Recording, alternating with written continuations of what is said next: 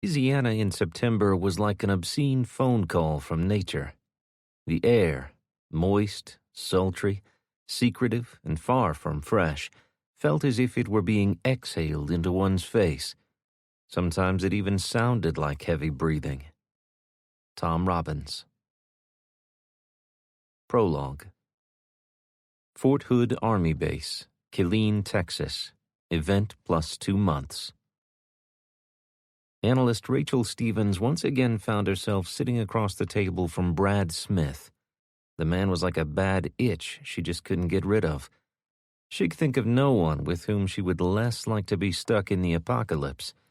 And this situation certainly felt apocalyptic. In the 2 months since enemies of the United States had unleashed their weapons of war upon the nation, Stevens had witnessed the absolute worst things imaginable. She was deeply disturbed by the depths men sank to when faced with starvation and desperation. When she'd first arrived at Fort Hood Army Base in Central Texas after fleeing Houston following the deadly attack on Ellington Field Joint Reserve Base, Stevens had attended every meeting she was allowed and consumed every briefing about the state of the nation with hopes of finding a way of stopping something, anything.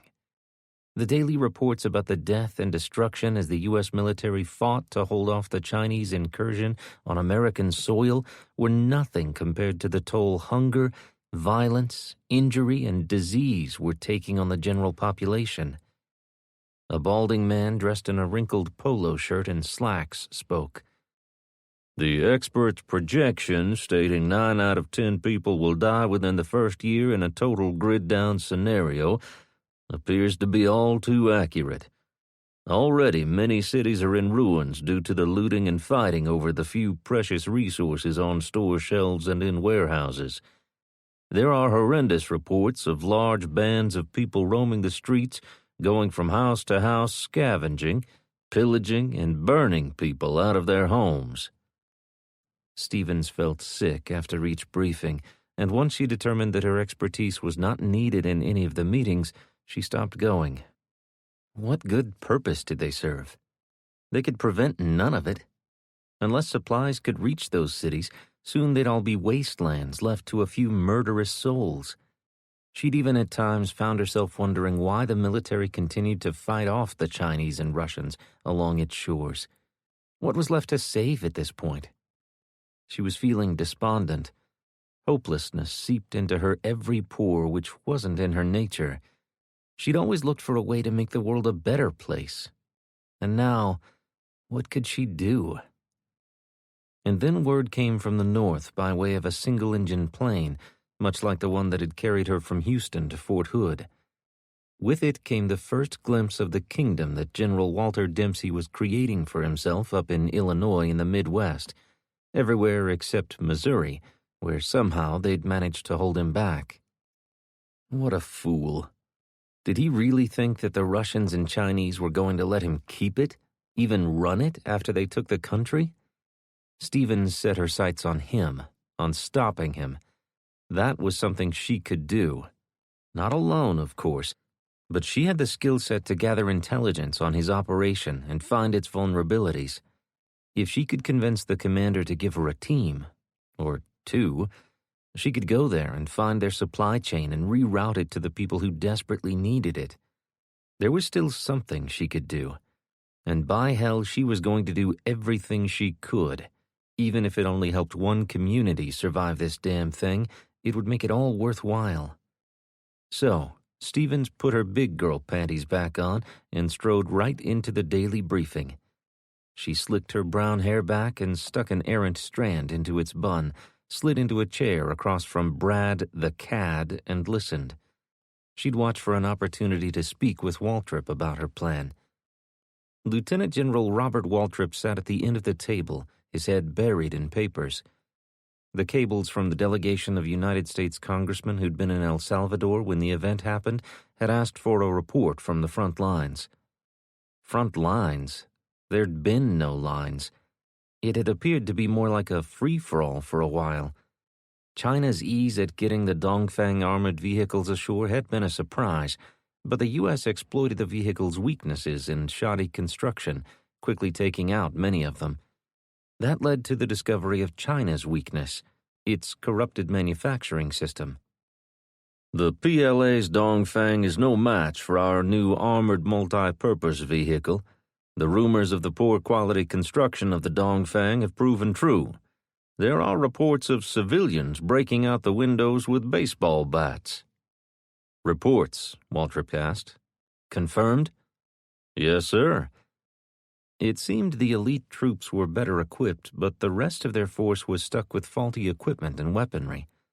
Though they did have the advantage of communication and coordination, which the U.S. lacked at the time. That imbalance left the U.S. at a significant disadvantage until the retaliatory strikes took out the power grids of both the Russian and Chinese and lessened their government's effectiveness, inhibiting their communications with their ships at sea. The nuclear strike seemed to have little effect, in Stevens' view. They would have expected it, prepared for it, but the attack on their satellites had done the trick, it seemed, thanks to the newly established Space Force and the secret missions outfitting civilian satellites with military capabilities. Now they were as hampered communicating with their forces as the U.S. was with its. Otherwise, there would be Russian and Chinese boots trampling on Dempsey's little kingdom by now. China had relied too heavily on their new naval fleet being able to penetrate and work effectively in and around the Gulf Coast and in the Atlantic. Now that communications had been cut off, the U.S. saw significant gains in repelling the invasion. After 2 months of holding off a complete invasion of the Gulf Coast, the U.S. military found itself short on fuel, supplies, ammunition, and, most importantly, personnel. They were just spread too thin. Getting supplies to the front lines took too long, and medical help was too far away. Waltrip ran a hand across the top of his freshly cut salt and pepper hair and glared around the table. Why are our recruitment goals continually not being met? No one wants to leave their families behind to starve or become victims to bandits, said a pretty petite woman seated in the middle of the long conference table. She was dressed in a uniform and surprisingly clean and well-groomed, considering their shower regime had been cut back to once per week. Without a way of assuring people that their kids will not be left orphans in the streets, we can forget about parents. What happened to the draft? Why aren't we gathering people up and sending them south? Asked the short, stocky man next to her. She twisted in her seat so that their eyes met. Her head turned slightly in a you've-got-to-be-kidding gesture. Stevens liked her. First, when they see Humvees and military transport vehicles rolling into town, they run. They hide. We'd have to expend countless hours and manpower going from door to door searching for them, and then wrenching them from their crying children's arms to throw them inside the transport trucks, guard them all the way there to make sure they didn't desert in order to get back to said children, and then threaten to shoot them if they did not fight for the country that had made their children destitute in the streets. She turned back to face the group. Is that the draft you were referring to? The man huffed as if he disagreed with her assessment of what was occurring. Why aren't these folks going to the shelters we've set up? A middle-aged man dressed in a dingy white button-down shirt asked. The woman pursed her lips. They're scared. People, especially young, strong, and capable men, have been disappearing from those same shelters, or so the rumors go. She turned her gaze toward the head of the table. Waltrip's aide looked up from the pile of papers on the desk in front of him. The woman raised one knowing eyebrow. She was in the know. She was someone Stevens needed to talk to about Dempsey. Stevens felt encouraged for the first time in weeks. This woman had contacts with people off the base. From her tone and attitude, Stevens felt reasonably confident that she shared her view on how this war could be won. If not, it was likely she could convince her. Dempsey was the key. Stevens was sure of that one thing. He had the supplies and manpower to turn this whole thing around. The report was clear. He'd taken control of all of the FEMA supplies in Region 5 and commandeered the military in those states to secure them. He'd used Department of Homeland Security personnel to seize food, fuel, medical supplies, and other vital resources from communities under the guise of redistributing it to those who needed it, but had instead stuck the supplies into underground warehouses for his own purposes. The news about work camps had disturbed Stevens the most. Citizens were being forced into labor camps to feed themselves and their families. The supplies originally intended for them were instead used to keep them captive. Although the news of forced labor camps where even small children were made to work rocked her to the core, but the thought of people still being alive gave her hope. Americans were a resilient and patriotic nation. Suppose she could somehow manage to get the resources to care for families. People would step up to fight to protect them, just as brave men and women had done during all significant conflicts throughout its history. The people of the United States would heed the call and defend their homeland. After, they'd work together to rebuild it. It was as simple and true as that. She just needed to get those resources and get them to the people. How hard could that be? Stevens sighed deeply. She'd need things like weapons, trucks, fuel. She'd also need people, trained and highly skilled people. She lifted her eyes to Waltrip and then to the woman. If it were possible, Stevens would find a way. She stood and stretched her neck as Waltrip ended the meeting. Brad, the cad, of course, rushed around the table toward her. She held him off with an upraised palm. "I need to catch her," she said, pointing to the woman, and she headed toward the door. "Ma'am," Stevens said as she approached her. She stopped, stepped to one side to let others behind her pass, and turned to face Stevens. She stood 5 feet nothing in her flat-soled shoes. Dynamite came in small packages, and Stevens hoped she could use this one to blow up Dempsey's operation. "I'm Analyst Rachel Stevens," she said with an outstretched hand. She glanced at the woman's name tape. Williams.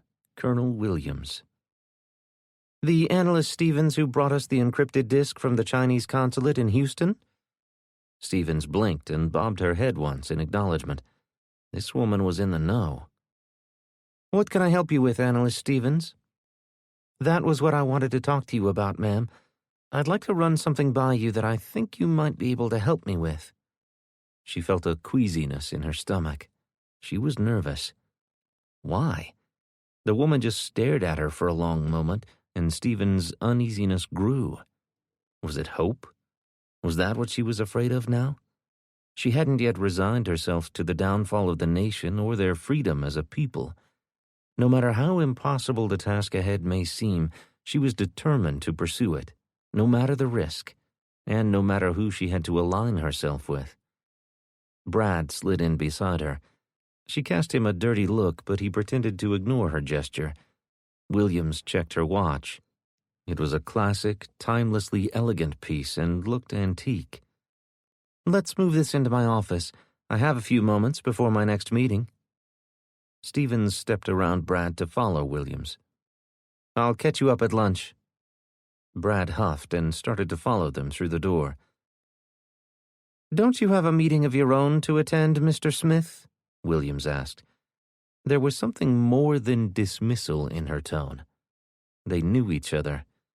It figured. Brad the cad strikes again. 1. Will. Calcasieu Parish, Louisiana. Event plus 2 months. In the relative silence created by the lack of man-made noise, Will could hear the roar of an engine for several minutes before the all-terrain vehicle and its rider came into view. Will aimed his rifle's sight on the rider's torso. His finger moved inside the trigger guard and he exhaled, ready to take the shot. "It's Corey," Isabella said, lowering the monocular she held to one eye. Will inhaled, taking in a deep breath, and blew it out. It was no small thing, taking another man's life. He was grateful he would be able to avoid it this time. In the weeks since arriving in Calcasieu Parish, he'd been forced to kill at least a half-dozen times. Any notion that he'd enjoy life at leisure once he arrived at his sister's place had quickly been set aside. The rider stopped the quad in the middle of the road, removed her helmet, and shook her head before pushing a mass of curls from her attractive face. Isabella stood and stepped out from their ground hunting blind. She'd raised her hand to wave Corey over when the shot rang out. Will dove for Isabella, knocking her to the ground, and the two crawled back to the blind and began scanning the woodline, trying to determine where the shooter was. "Where's Corey?" Isabella asked as she peered through the monocular. Will scanned the gully to the left of the quad. "She made it. She's in the gully." "Found them," Isabella said. "I've got one shooter at our 10 o'clock, about 600 yards. Will shifted and spotted the shooter right where Isabella had said he was, but he was too concealed for a clean shot, and Will was not about to waste ammunition. He turned his attention back to Corey. She was moving slowly north, doing her best to remain low. As she drew closer to their position and the point where she'd need to leave the ditch, Will called out to her. "Make it quick, Corey. I'll cover you." As Corey climbed out, he lifted his AR-15 and fired in the direction of the shooter. In seconds, Corey dove and rolled inside the well-concealed blind. "A little heads up would have been nice," Corey spat as she scrambled to her feet. "Heads up? We've been sitting here for hours and didn't know he was there," Isabella said, helping her brush weeds from her auburn hair. "Those bastards are like freaking cockroaches," Corey said. "I came up to tell you guys that the military is pulling back this way. We'd been hearing bombing for 2 days before the first convoy came through. There's heavy fighting not more than 10 miles from us." Isabella gasped, and her hand rose to her throat. "That close?" "The soldiers that I talked to said not to worry. They were just moving their headquarters and supplies. They were confident that they would be able to defeat them soon." "How many are there?" Isabella asked, her voice pitchy. "They wouldn't give us details, but Dad sent some guys down to see if we needed to prepare to bug out, and they said there were a shit ton of Chinese fighters and tanks just south of the airport. Somebody blew holes all along the runway. Ain't nobody landed any planes there." Isabella turned to Will. "They're too close." Tears glistened in her eyes. Her fear was understandable. They'd seen firsthand the damage a few hundred insurgents could do. An army with tanks and proper military weapons could be far worse. "What's your dad's plan?" Will asked Corey. "He left 2 guys down there. If they cross Highway 108, we're all heading this way." Isabella's forehead furrowed and she touched Will's arm. "How far away is that?" 20 or so miles. "God." She bent over at the waist and sucked in a deep breath. "They're moving really slow, and the military's still between them and us," Corey said.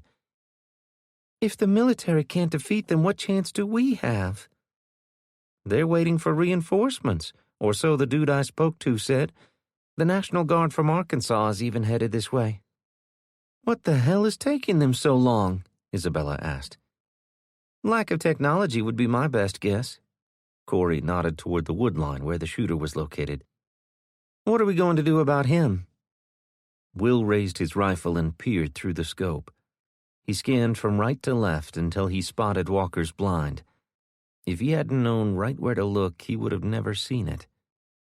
"Walker and Tank will take care of him."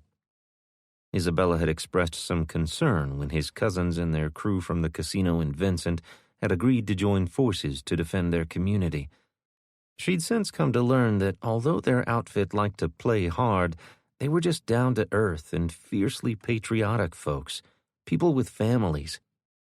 When they'd learned who was behind the EMP and that foreign invaders had dared step on Cajun soil, they'd immediately set to work devising a plan to secure the area. The well-concealed hunting blinds had been Troy's idea. Nearly 30 people now guarded their southern border along the various rain-swollen gullies and bayous at least 2 miles from their homes along Sugar Cove Road. Will continued scanning low to the ground. Walker and Tank were impossible to see in the brush. He waited for movement. A second later, the grass moved ever so slightly. "They're making their way there now." As the 3 of them waited for the sound of gunfire to tell them Walker and Tank had acquired their target, Will rehearsed their bug-out plan over and over in his mind. The group had grown since Will and the others had arrived. Savannah's pastures were now filled with tents and motorhomes, where, in addition to Tank's crew, some of the neighbors who'd been made aware of the battle raging 30 miles to their south had opted to move closer to the protection of the new Sugar Cove security force. Even with all the extra armed patrols, Will was still unable to relax. They wouldn't have much time to flee. Everyone had been instructed to have a go-bag packed with the barest of essentials ready to go at a moment's notice. They'd be going on foot.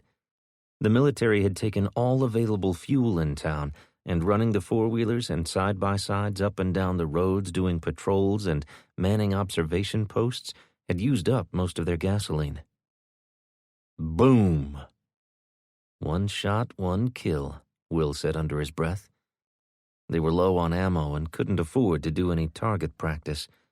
Walker had taken over responsibility for weapons training. 5 rounds were all a new shooter was afforded to practice with. Certainly not enough to be proficient. Hopefully they wouldn't need to be. Those that had never handled a weapon before were assigned to the rear, where they would be the last line of defense, if it came to that. Will was determined that it wouldn't, which meant that he'd taken double shifts and was operating on only a few hours of sleep a day. They were all running on empty. The Chinese weren't their only threat. The remaining Blanchards had been full of bluster in the days following the battle in Vincent that had left Buzz and his henchmen dead. After the military rolled through town, Valson had escaped, along with several of his relatives.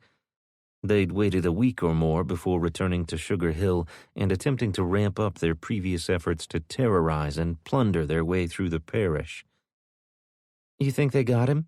Isabella said, pulling Will from his thoughts. "Yeah, there would have been a lot more shooting if they hadn't." Will hadn't wanted Isabella to join the watch teams. He'd tried to convince her to stay behind, to guard the farm and the children, but she'd have none of that. When Walker had tried to put her on a different shift from Will, she'd balked, even when Walker said he'd be her partner. She'd made out that it was the only time they had to be alone together, but Will suspected it was something more. He thought maybe she was concerned that he'd take unnecessary risks without her there to remind him that he was still Caden's only parent. He didn't need her to remind him of that. But things were different now. He had family there to rely on in case he didn't return. So maybe she was right, though. In some ways, it was harder having her there with him. His concern for her safety might put others at risk. He didn't want to make that mistake. A moment later, Tank appeared in the open field, holding his thumb into the air. "They got him," Will said. "I'll be right back." Will met Tank near the large row of blackberry bushes the shooter had been hiding behind. "Is he local?" Tank knew what he meant by that. The man was dressed in hunter's camouflage and his face was painted black and green. It was hard to tell his nationality. Will's eyes landed on his rifle, leaning against a nearby tree. Walker picked it up and stared through its scope. "That looks expensive." "It probably was," Walker replied. "He ain't Chinese. He could be local, but I don't know him. He was obviously waiting to take out our messengers, though. He fired as soon as Corey stopped," Tank said. "Did you check his pockets?" Isabella asked as she walked up behind them. "He could be carrying a wallet or some form of identification." Tank nodded toward the man on the ground. "Help yourself." Isabella approached the dead man and stood over his body. She studied him for a moment, before kneeling and rolling him onto his side. Will rushed over and held him as she reached into his back pocket. "He's not Chinese. His driver's license says he's from Bethesda, Maryland." Tank's eyebrows raised. "Maryland?" "That's a suburb of Washington, D.C., Will said. "What's he doing down here? And why is he shooting at our messengers?" Isabella asked. She pulled a business card from his wallet, stared at it for a moment, and handed it to Will, whose eyes grew wide. "Wasn't he Kim Yang's handler?" "Who's Kim Yang?" Corey asked as she approached them. "She was a Chinese spy we met in Houston," Isabella said. Corey held both hands up, palms out, and took a step back. "Wait a minute, what's going on here?" Will shook his head. "I have no idea." None of it made sense to him. How this shooter was related to Kim Yang and the men she worked with, Will didn't know, but his presence there sent up about 1,000,000 red flags. "We need to alert someone." "The military convoy should be through here in a few hours. Maybe you should tell them." "Maybe they were his target," Isabella said. "Then why the hell did they shoot at me? I don't look like a soldier," Corey said. "Probably just passing the time with a little target practice," Tank said, picking up the rifle and inspecting it for himself. When the military convoy rolled through on its way south toward the front lines, the lieutenant that Will spoke to didn't seem to understand the significance of finding the business card of a Chinese spy in the pocket of the dead shooter. "I'll pass this information on to my command," was the extent of the man's reply. He looked bone-weary. The fighting and the pressure to hold the enemy back from the interior of the country must have been an enormous weight on all the soldiers. "I have to get back. My dad will want to know what happened here today," Corey said, throwing a leg back over her quad and starting the machine. "We'll send word if they cross the highway." Will was determined to be ready to leave whether that occurred or not. He'd just have to convince the others that it was the wisest course of action. 2. Will. In the days since Corey had brought news that the fighting was nearing Highway 108, Will was always on edge, waiting for the day the war spilled over into their world. Will had been even more vigilant, pulling more and more watch shifts. He yawned as he slid his foot into his boot, pulled the laces tight, grabbed his pack and rifle, and walked toward the door. He glanced back at his sister, who was at the kitchen sink, still in her bathrobe. The sun had just peeked over the horizon, but the farm was already alive with activity. Isabella tilted her head to one side and placed a hand on her hip. "I thought all the guard shifts were already covered." They were, but even though weeks had passed since the visit from Corey and they'd heard nothing more about the battle along the coast, it had been a little over 2 months since the world went dark, and Will was yet to feel any more settled into his new life at the homestead in Calcasieu Parish, Louisiana. It seemed that the number of occupants kept growing as nearby residents either ran out of resources or fell victim to raiders. At some point in the last few weeks, Will had lost count of how many people had banded together on his sister's farm. They'd had to extend their borders to the Bertrands' property to accommodate all the RVs and hastily thrown together shacks that the refugees now called home. The Bertrands were happy to return to their farmhouse and open their doors to them. "I just need to go check on everyone, make sure they have all the ammo and supplies they need," Will said before shutting the door behind him. He didn't wait for another lecture from Isabella or Savannah about pushing himself too hard. They just didn't understand. The stakes were too high to trust all the details to strangers. Not when the safety of his family was at risk. He worried that they relied on old-world thinking, unaware of the magnitude of the dangers outside their community. As he walked up the drive toward Sugar Cove Road, he passed Jason and Blake coming in after their shifts had ended. They gave one another curt nods and continued on their way. Will pulled up his t-shirt and wiped the sweat from his brow. It was turning out to be rather warm for mid-November, and Will already felt drained from the heat. The day-to-day struggle to keep everyone fed and safe had taken its toll on them all.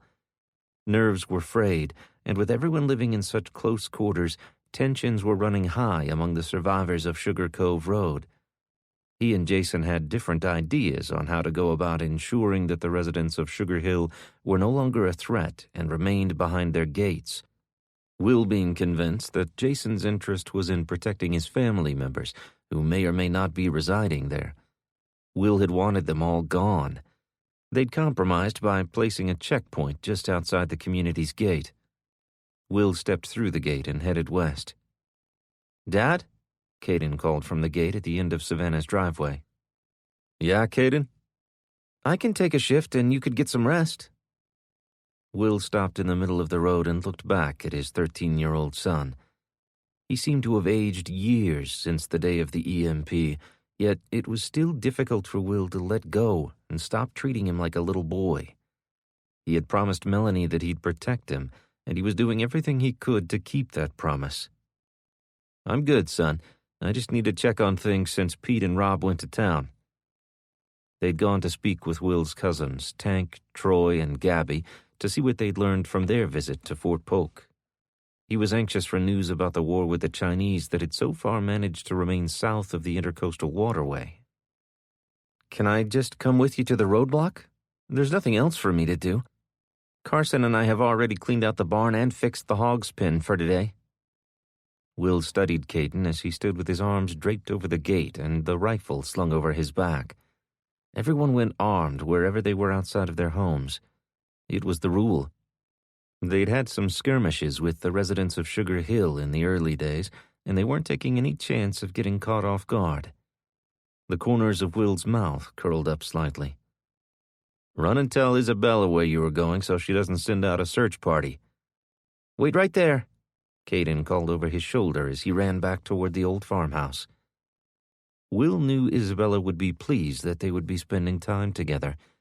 She'd chastised Will several times about making it a priority, even though there was so much to do. He and Isabella were growing closer every day. She loved Caden, and he adored her.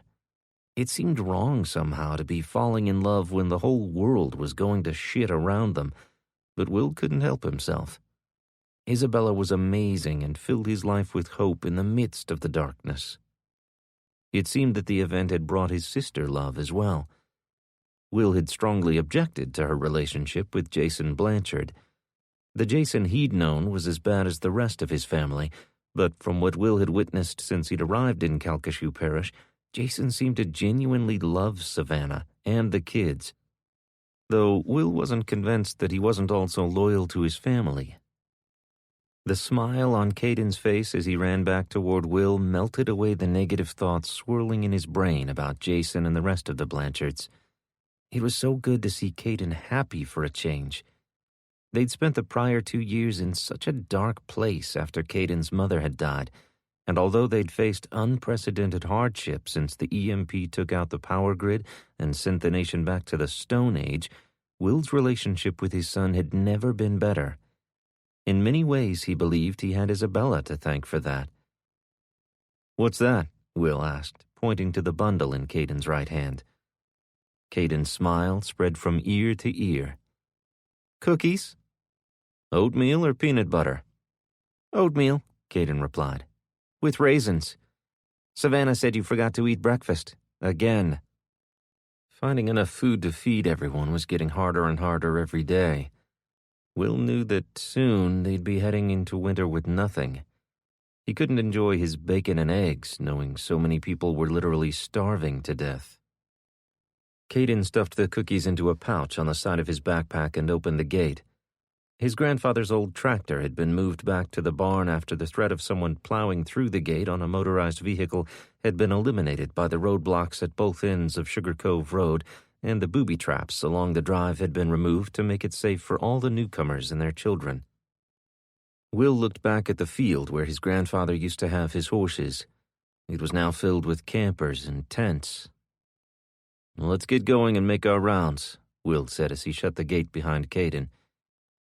As they walked toward the Sugar Hill roadblock, Caden asked, "When do you think Pete and Rob will get back and let us know what they're saying at the Army base?" It was all that had been on everyone's minds since Corey had described the fighting potentially crossing the Intercoastal Waterway. So far, the military from Fort Polk, along with National Guard units, had held their own against the invading Chinese army, but the word was that they were running low on supplies, and moving more to the front lines was difficult due to the lack of transportation. In addition to running low on munitions, they'd put a call out for all able-bodied residents to join the fight. That was when Will had known just how dire the situation was. He struggled with his decision to stay and protect his family over joining the battle and saving the nation. He struggled with it every day. His gaze fell upon his son. He'd promised Melanie he'd protect and care for him. They had been their last words to one another, and he couldn't break that promise. If he died, who would protect his family? As Will and Caden approached the line of cars, trucks, and tractors that blocked the intersection near Sugar Hill's gated community, he spotted Jane and Luca standing close together whispering. Jane glanced up, then quickly looked away. Whatever they were discussing was obviously personal and private. He wouldn't pry by asking. "What's wrong?" Caden asked as they approached the couple. "Wrong?" Luca said, avoiding their gaze. "Nothing's wrong. It's been very quiet in there for our entire shift." Caden looked up at Will with a questioning look. Will shook his head slightly, indicating that Caden shouldn't push the matter. "You have everything you need? Do you have enough water? You're keeping hydrated, right?" Will asked, turning to the reason for their visit to the roadblock. "Yep," Jane said, slinging her rifle around to the front and returning to her lawn chair near the edge of the roadway. The observation post had been situated 300 yards from the gate, and they'd placed their lawn chairs in such a way as to position the SUV's big engine between the chairs and the front gate. The wrought iron structure could be seen through the SUV's side glass and windshield. Others had positioned themselves in the beds of a few of the pickup trucks during their shifts. There was no hard and fast rules except to keep anyone from exiting that gate. Will was aware that the residents could leave the community via the back of the property. He was fine with that. They had someone hidden on that side as well, monitoring who was coming and going. As of yet, none of the Blanchards had been spotted, a fact that did little to ease Will's mind. They could be anywhere. He knew that family well, and they would not let the death of their patriarch and kin go unavenged. Sooner or later, they would attempt to exact their revenge. Will and the survivors at the farm could not afford to let their guards down. Besides, they weren't their only threat. In these desperate times, neighbors had turned on neighbors in the fight for food to feed their starving families. Other groups had formed, some better armed and trained than Will's. He knew it was only a matter of time before trouble reached them, either from bandits, the Blanchards, or the invaders along the coast. They were reasonably prepared for marauders and even the Blanchards, but there was no way to be prepared for an army with modern, sophisticated weaponry. Will glanced over at Luca, who still wore a guilty look. The kid had a terrible poker face. They'd been discussing leaving, Will imagined, but may have felt some sense of duty to their community to stay and help protect and defend it. Will nodded for Caden to stand behind the big truck and approached Luca. "You and Jane thinking of going out on the next run?" Luca stiffened and stuffed his hands into the front pockets of his skinny jeans. He looked surprised and then relieved. "Yeah, we were thinking we might want to see for ourselves how things were out there. We haven't left the community since the lights went out. We thought we'd go with August's group when they go again." "That would be good. We need a fresh pair of eyes on the situation regarding the refugees heading to Shreveport. I've heard rumors. I know that Savannah would feel better having fresh intelligence just in case we have to bug out that way." Luca's shoulders relaxed, and he removed his hands from his pockets, then looked at Jane. "She's concerned about her family. She wants to find a way to get word to them that she's all right." "I can understand that. What about your family?" "My folks and brother are in Seattle. I doubt word would reach that far." "I hear the West Coast was spared. They say they even still have electricity." "That's what Pete said. That came from some private at the base, though, so who knows. Rumors are rampant these days."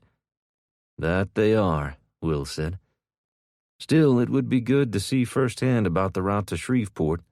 August said he was going to move north and stay close to our proposed route looking for supplies. He plans to go as far as he can on the fuel he has left in that old truck Pete found last week." The truck had been found in an old barn covered in moving blankets. Someone had once been attempting to lovingly restore it. Pete was able to get it running by replacing the battery, and everyone had been thrilled to learn it had a full tank of gas. They'd been saving it for the trip north, but there was no way it would carry everyone in their growing community. So it had been decided that August would use it to find supplies and do reconnaissance on alternative routes to Shreveport, those less traveled and less likely to have bandits waiting to ambush them. "Hopefully we'll come back with good news," Lucas said. Will nodded. His gaze turned to Caden, who was scanning the Sugar Hill community's fence line through the scope of his rifle. The trip from Houston to Calcasieu Parish had almost cost them their lives multiple times. He did not want to be forced to take his son back out on the road regardless of the news the team brought back, but he needed to consider all their options and leave everything on the table. 3. Will. "Hey, Will." Walker had appeared out of nowhere. Will chastised himself for not being more alert. The Texas Ranger could just as easily have been a foe rather than a friend. The lawman still wore his white Western hat and white shirt and tie, and Will wondered if he still carried his gold star and a wheel badge. The nickname that Monty had given him had stuck, even after Monty had left to find his family down south along the Louisiana coast. "Here," he said, holding out a thermos. "Isabella sent it. It's the real deal. That's one special girl you got there." Will smiled. He agreed. He felt blessed, but worried he might blow it with her. It was hard to balance everything. "Any sign of you-know-who?" Walker asked, pointing toward the wrought iron gate locking in the residence of Sugar Hill. "Not yet. Tank and Troy think Valson and what was left of the Blanchards took off toward the east after their skirmish with the military. They have family living in Starks." Walker leaned against a brand-new Jeep Grand Cherokee. Will admired the vehicle and lamented that the shiny red SUV was no more use than a hunk of metal and plastic. "You're not convinced?" Walker asked. "Jason isn't, and he knows them better than anyone. If he is still looking for them, then they are still around here somewhere." Walker adjusted his hat, revealing more of his face. "Maybe it's just wishful thinking. Maybe he wants the closure of knowing whether his kin is dead or alive. Either way, we need to stay on guard. We can't afford to be blindsided by his vengeful relatives." "Don't you think they'd go after your cousins and that outfit at the casino first? After all, he's the one that came to rescue you." Will ran a hand across his stubbled chin. "They're all cowards when you get right down to it. They'll go after the easiest targets. Troy and Tank held them off for weeks before we arrived and upset their truce. The only way that happened was the Blanchards didn't want a bloodbath. They wanted easy victims like the elderly and unprepared residents out here." "I agree that we should remain cautious, but there are other threats to guard against," Walker said. Will unscrewed the lid to the thermos and took a drink. As the caffeine hit his bloodstream, he sighed in pleasure. It was a horrible addiction, caffeine, one that he'd be forced to abandon soon. He didn't imagine they'd be getting any shipments of coffee beans from Colombia for a very long time. "We have to be ready for anything. It sucks that we can't do live-fire training so that folks can at least learn how to hit what they aim at." "We just can't afford to use up the ammunition right now." "I know." Will shifted from one foot to the other and looked south. "I just hope the military doesn't run out before they push General Yuen and his army back to China." "They're doing all they can to keep the supply chain open. Insurgents blew up the railroad bridge at Lake Charles, but they were ready for them at the one on De Ritter. Oh, by the way, I forgot to tell you, I heard from Monty." "What? When?" Will asked, turning to face Walker as he stroked his chiseled jawline. "Late yesterday evening. One of the lookouts from Shupik sent word that they were heading this direction on their way to Shreveport. He finally convinced his wife's family to leave their camps and head to the refugee facility to wait this out." "That's a relief. That they will be out from behind enemy lines, I mean." "You don't think much of the refugee facilities?" "I don't know. I think my opinion of government-run facilities is jaded by how they handled Hurricane Katrina and other natural disasters. They were even less prepared for the magnitude of the crisis at the Mexican border. I just think we need a solution that doesn't rely on the government. A long-term solution, because things aren't going back to normal anytime soon, even after we defeat the Chinese. All the infrastructure that has been destroyed will take many months, if not years, to rebuild. In the meantime, we have to find a way to survive. Your sister's homestead is pretty good, but I know, it's not sustainable. We need to be able to hunt and fish in addition to growing crops. There are just too many people vying for too few resources here.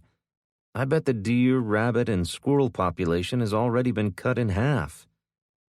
It sounds like you've been thinking a lot about the long term.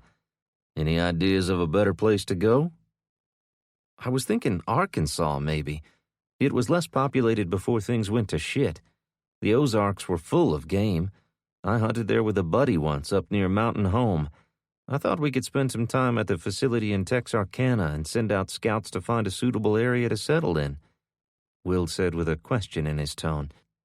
He hadn't told anyone else about his idea yet, as they seemed so set on staying at the homestead. It sounds like a viable plan. I like the idea of having the FEMA facility as a safe base for everyone while we look. It would give us time to properly evaluate and investigate instead of feeling like we had to be in a hurry to pick a spot. That's what I was thinking too.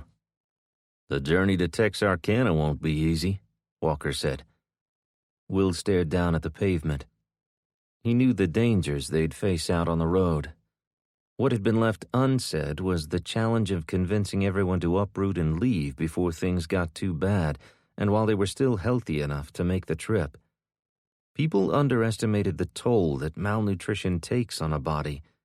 Will could feel it. He already moved slower and planned his activities during the day for when he had the most energy. The adults were sacrificing meals to make sure the children were well fed. He understood. He did the same with Caden, but was it the wisest move? Who would take care of the little ones when the adults were too emaciated to find food or defend the homestead? When do you plan on having this conversation with the others? Walker asked. Will looked up. I was hoping you'd join me in that one. Maybe sit everyone down tomorrow after the midday meal? Walker removed his hat and wiped the sweat from his brow with a white handkerchief. I can do that. Are you prepared for the pushback? Will glanced over at Luca and Jane and then to Caden. There isn't any other option. We'll just have to make everyone see that. I suspect that there are others thinking something similar, but since we haven't had a meeting in weeks, no one has addressed it. Walker stuffed his handkerchief into his back pocket and adjusted the hat back on his head. He lifted one eyebrow. You ready to leave your family and go without them if they choose to stay? Will knew who he was talking about. He'd gone back and forth about it for weeks. Could he leave his sister and her children behind to save Isabella and Caden? Truth be told, Savannah was the only reason Will was still in Calcasieu Parish. He just had to find a way to convince her that leaving was their only option, even if it meant leaving Jason behind. He prayed she'd see reason, unable to bear the alternative. 4. Savannah, Calcasieu Parish, Louisiana. Event plus 2 months. Mom, Kylie has my tractor and won't give it back, Keegan yelled as he chased his sister through the outdoor kitchen where Savannah had once created her herbal teas and candles. Now it was where the community prepared meals for the 40 or so people that now called her farm home. Mrs. B stepped in front of Kylie and grabbed the toy. How about you come to help me grind the wheat? Oh, it's too hot inside. Jason said he'd take me swimming in the pond this afternoon, Kylie said, stomping her foot. Kylie, Savannah said. Kylie turned and Keegan stuck out his tongue at her. Mom, she whined. Go inside and help Mrs. B. Jason will come for you when he's ready for a swim. Kylie frowned and stomped off toward the house as Savannah continued. She's right, Mrs. B. It is too hot to be inside today. I'm not going to stay in very long. I'm going to try to get her down for a nap. She'll be a lot less cranky, and I could use one myself. Thanks, Mrs. B, for everything. Mrs. B smiled. She reminded Savannah so much of her grandmother. They were close in age and had the same kind and generous disposition. She was blessed to have Mrs. B as part of their new family. "It's been a blessing being useful again," Mrs. B said as she turned to follow Kylie. "Keegan, would you tell Luca that we're almost out of wood for the stove? We have another hour or so to go on dinner." "Okay, Mama. Can I go play with my friends after dinner?" He and Kylie had been thrilled to have other children with whom to play. Some of their older neighbors had volunteered to corral and watch over them, while the parents worked to keep the community safe and fed. But some of the kids still managed to find ways to get underfoot, mostly Kylie and Keegan. Carson had become Jason's shadow. Savannah nodded, and Keegan ran off toward what had, just weeks before, been their back pasture. Now it was Lot C in their RV park. Jason, Luca, and her cousin Troy had been hauling porta-johns in from a construction site near town. 4 of them between the 30 or so people camping there wasn't enough, but it was something. After Jane and Luca finished their shifts at the checkpoint, she'd come to help Savannah prepare dinner. Savannah was grateful for the help. "Jane, you mind stirring the stew? I want to check on Myrtle. She didn't eat when I fed the pig this morning." Jane cut the greens from the top of a turnip and placed them in a bowl before standing. As she stepped toward the wood-fired stove, her hand flew up to cover her mouth, and she ran out the door. Savannah followed her, holding Jane's braids back as she vomited in the dirt. "Are you all right?" Jane wiped her mouth with the back of her hand and straightened. She was sweaty and pale. Savannah felt her forehead with the back of her hand. "You don't seem to have a fever." "I don't think it's viral, Savannah." The corners of her lips curled up, and Savannah's eyes widened. "Are you?" Jane nodded as the color began returning to her cheeks. "I know it's awful timing. That's why Luca and I haven't said anything. With all that's going on and all." Savannah placed her palm on Jane's flat stomach. "Are you kidding? This is wonderful news. In the midst of all this mess, a new life being brought into the world signals hope." She hadn't known Jane but a few weeks, but they'd grown as close as sisters in that time. Having a baby in the group added a new dynamic, especially if they were forced to flee, but they'd all seen so much death and destruction that they needed to be reminded that the cycle of life continued, and they were fighting to make a better life not only for themselves, but for future generations. "You should get out of this heat and get some rest. Why don't you go on over to the pond and sit under the willow trees?" Jane smiled. "Maybe for just a few minutes. I'll come back and get the rest of the turnips cut up in a bit." "No, don't worry about that. Rob's wife is coming to make some fancy dish with roasted turnip with wilted greens. She'll finish up for you." "Thanks for being so understanding, Savannah. I promise to still pull my weight around here." She glanced down at her stomach, then looked up and scrunched her face. "I am not looking forward to getting as big as a house. Luca's mother said he weighed over 11 pounds when he was born." "Ouch." "I know. I'm kind of scared about it." "Don't worry. It's bad for the baby," Savannah said. Savannah would do the worrying for both of them. Giving birth without modern technology and medicine could prove fatal for Jane and the baby. Before the advancement of maternity and neonatal care, infant mortality was fairly high, and the fact that someone could once again die from an infected cut due to the lack of antibiotics was always on her mind. They would have to make sure Jane received proper nutrition and monitor her closely to ensure a safe delivery and healthy baby. As Savannah watched Jane head down to the pond, she worried again about the health of the rest of the community. They'd already used up most of her herbal remedies and store-bought medical supplies. What they really needed was a doctor and a fully stocked pharmacy. With the amount of manual labor involved in securing the farm, keeping people fed, and the dozens of other daily tasks, they'd seen an increasing number of injuries. Most were minor, but some were potentially life-threatening. It was just one of the million things that kept her awake at night. "Keegan said you were out of wood," Jason called as he dropped an armload of wood into the box just outside the door. Thanks. My pleasure, Jason said, leaning in and giving her a peck on the cheek. She half smiled and turned her gaze toward the pond. In the weeks following the shootout in town that had ended in his father's death, along with many other relatives, she and Jason had grown close. His father had taken her brother hostage and been killed by their cousin Tank. That fact should have complicated their relationship, but it hadn't. They'd spoken at length about their families, and in the end, they'd both agreed that you couldn't choose your parents. Will was finally beginning to accept the relationship. After spending time with Jason on guard duty and working to secure the farm, they seemed to have put their differences aside. Savannah hoped that they would develop a friendship. She'd had no difficulty accepting Isabella, and Savannah thought it was great that they'd found each other despite the chaos all their lives had become. And Caden adored Isabella. It would all be so perfect if it weren't for the apocalypse and war.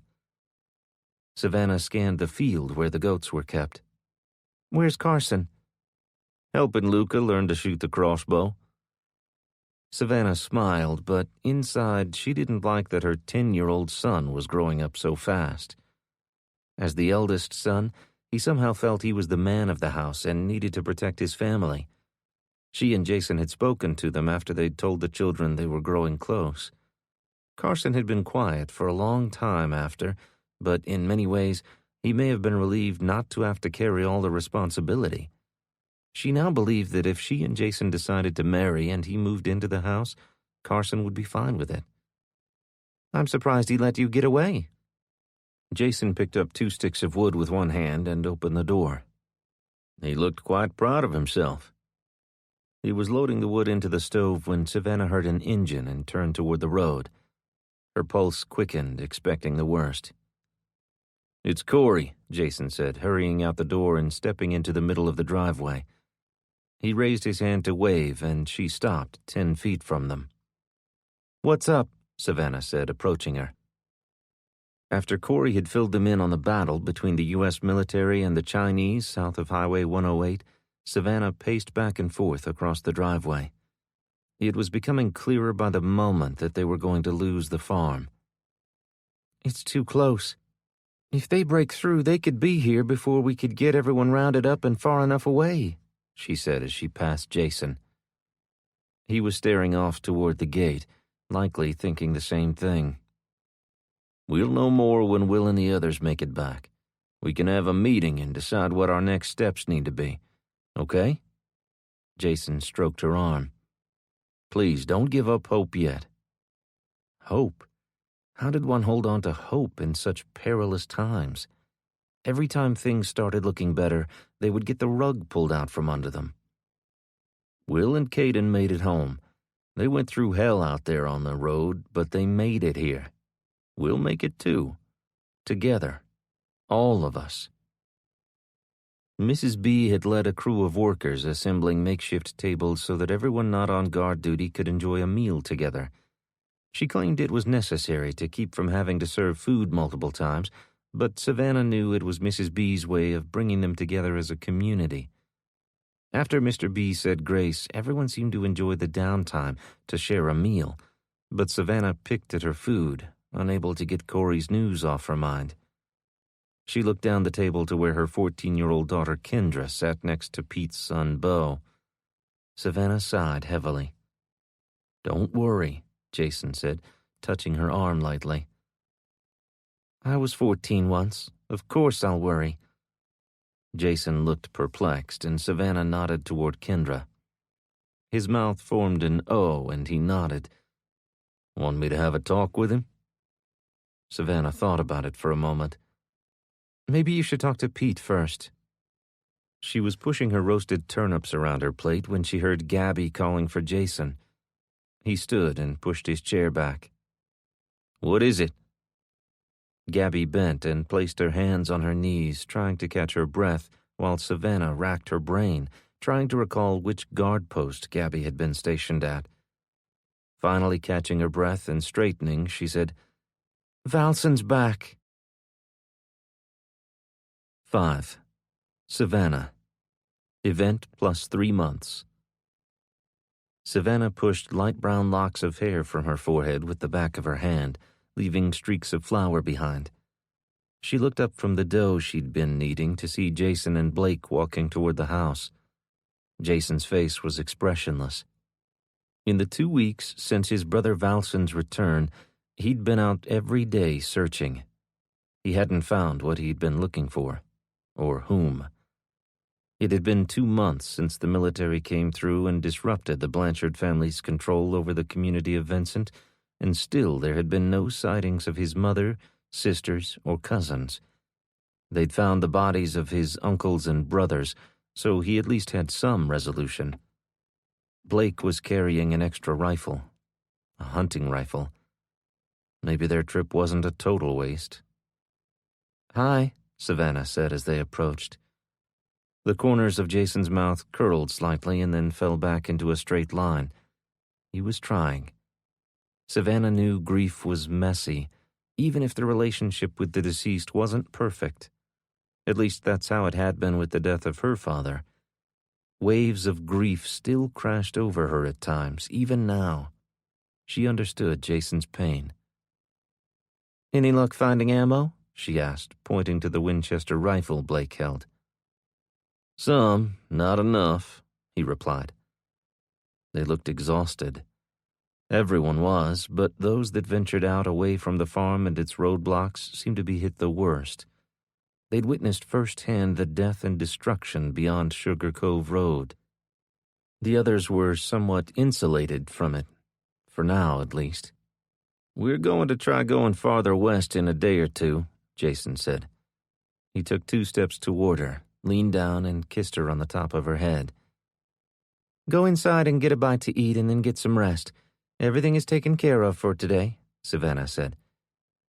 He reached down and cupped her chin in the palm of his right hand, raised it and studied her face. The intensity of his gaze was too much. She wanted to look away and didn't understand why.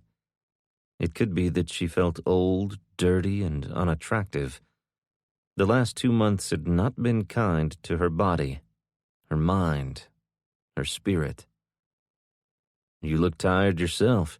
You should ask for help more," Jason said. "Kendra is coming to help me right after she gets back from Mrs. B's." "How's she doing today?" "The same," Savannah said, her tone flat. Mrs. Bertrand had fallen ill 2 weeks before. It had started with a headache, and then the chills and body aches began the next day. Mr. Bertrand was down a few days, though he was able to bounce back, but none of Savannah's herbal remedies seemed to be working for Mrs. B. Her cough was worse, and she was so weak. Kendra had been taking her over some bone broth and a hibiscus and rosehip tea. "Maybe Pete and Rob will bring antibiotics back with them," Jason said. "Hopefully." "How are your in-laws?" Savannah asked, directing her question to Blake. Blake's gaze turned toward the ground. "It's not looking good. They both have pretty high fevers. My wife is just beside herself." "I'm sorry." Savannah said that a lot lately. She was sick of saying and hearing it. Everyone seemed to be sorry. She just wanted this whole nightmare to end, but there was no end in sight. She forced a smile. "Pete and Rob will bring antibiotics from the army base. They'll be fine in a few days." She knew it was a lie. Blake knew it too. There was no way the military would give up valuable antibiotics or other medications when their soldiers needed them to continue fighting this damn war.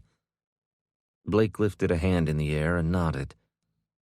"I better get on home," he said weakly. Savannah watched him walk toward the gate to the pasture. As he lifted the latch, she said, "Thank you, Blake. Thank you for continuing to try."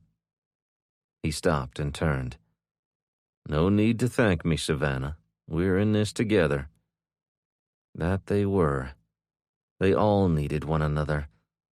Just 2 months earlier, they'd all gone about their separate lives, and now they must depend on one another for security and sustenance.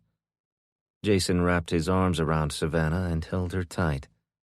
She melted into him, tears stinging her eyes. She feared that if she let go, they would be like a tsunami, overtaking and drowning her.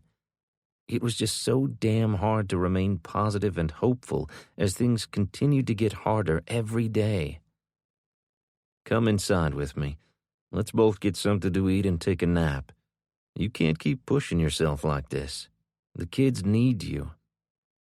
That last part was like a knife to the heart.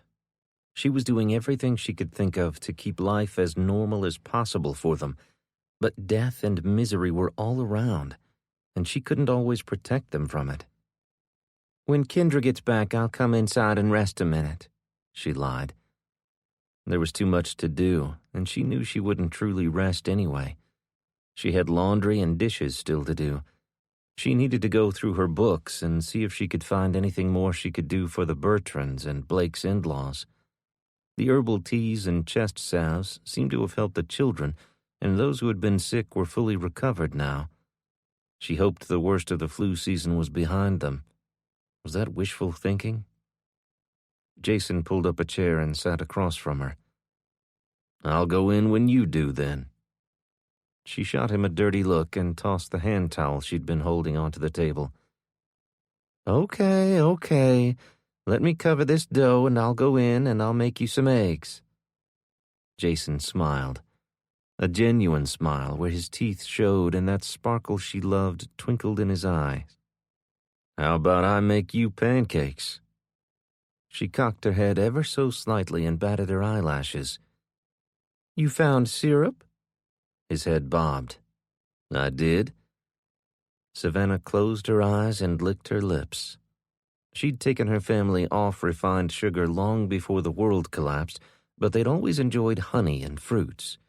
It had been at least 6 weeks since she'd tasted anything sweet. "What do you say?" Jason said, his strong chin jutting out. He looked so damn handsome. She was tempted. "You'll have to make enough for the kids." She could see Jason deflate somewhat, and then his lips curled up. "Awesome." Even though she knew he was disappointed that she'd put him off again, Savannah knew Jason understood. She was a good Catholic girl, and raising her children the same way her grandmother had raised her. She wasn't going to set all that aside just because the world had changed. When the time was right, they'd go into town and see the priest. Until then, she'd make sure she and Jason never ate pancakes alone. The pancakes were amazing, and the kids were ecstatic. Keegan, being the kind little soul that he was, saved some of his to share with his friend Jeremy. He and his parents had arrived just a few days earlier. Savannah and Jason left Kendra and Carson in charge of the dishes and moved into the living room to discuss what he and Blake had seen on their journey outside the community. "No sign of your family?" Savannah asked as she lowered herself onto her grandmother's old armchair, running her hand along the arm and feeling her calming presence. "No." "Were there many survivors east of town?" "There aren't many left. The ones who've stayed said most had headed to Shreveport or Texarkana to the shelters there." "I wonder if anyone's made it there," Savannah asked, more to herself than Jason. They had no way of knowing and had all heard rumors of the bandits preying on the refugees along those routes. The tales of the robbing, rape, and murders were just one of the reasons Savannah and the others hadn't considered leaving. Life inside some government-run camp didn't sound much better than what they were experiencing on their own. The only thing the government might offer that was better was some measure of safety. But as long as they had armed guards, they would be able to continue to provide what little they had to the survivors who'd taken refuge there with them on Sugar Cove Road. Savannah couldn't think about any other scenario. She prayed that whatever came against them, they'd be stronger and faster, and that their luck would hold out until the military could defeat the Chinese and put the country back together. 6. Isabella, Calcasieu Parish, Louisiana. Event plus 3 months. Isabella stood at the kitchen sink, staring out at the children who were playing a game of tag in the backyard.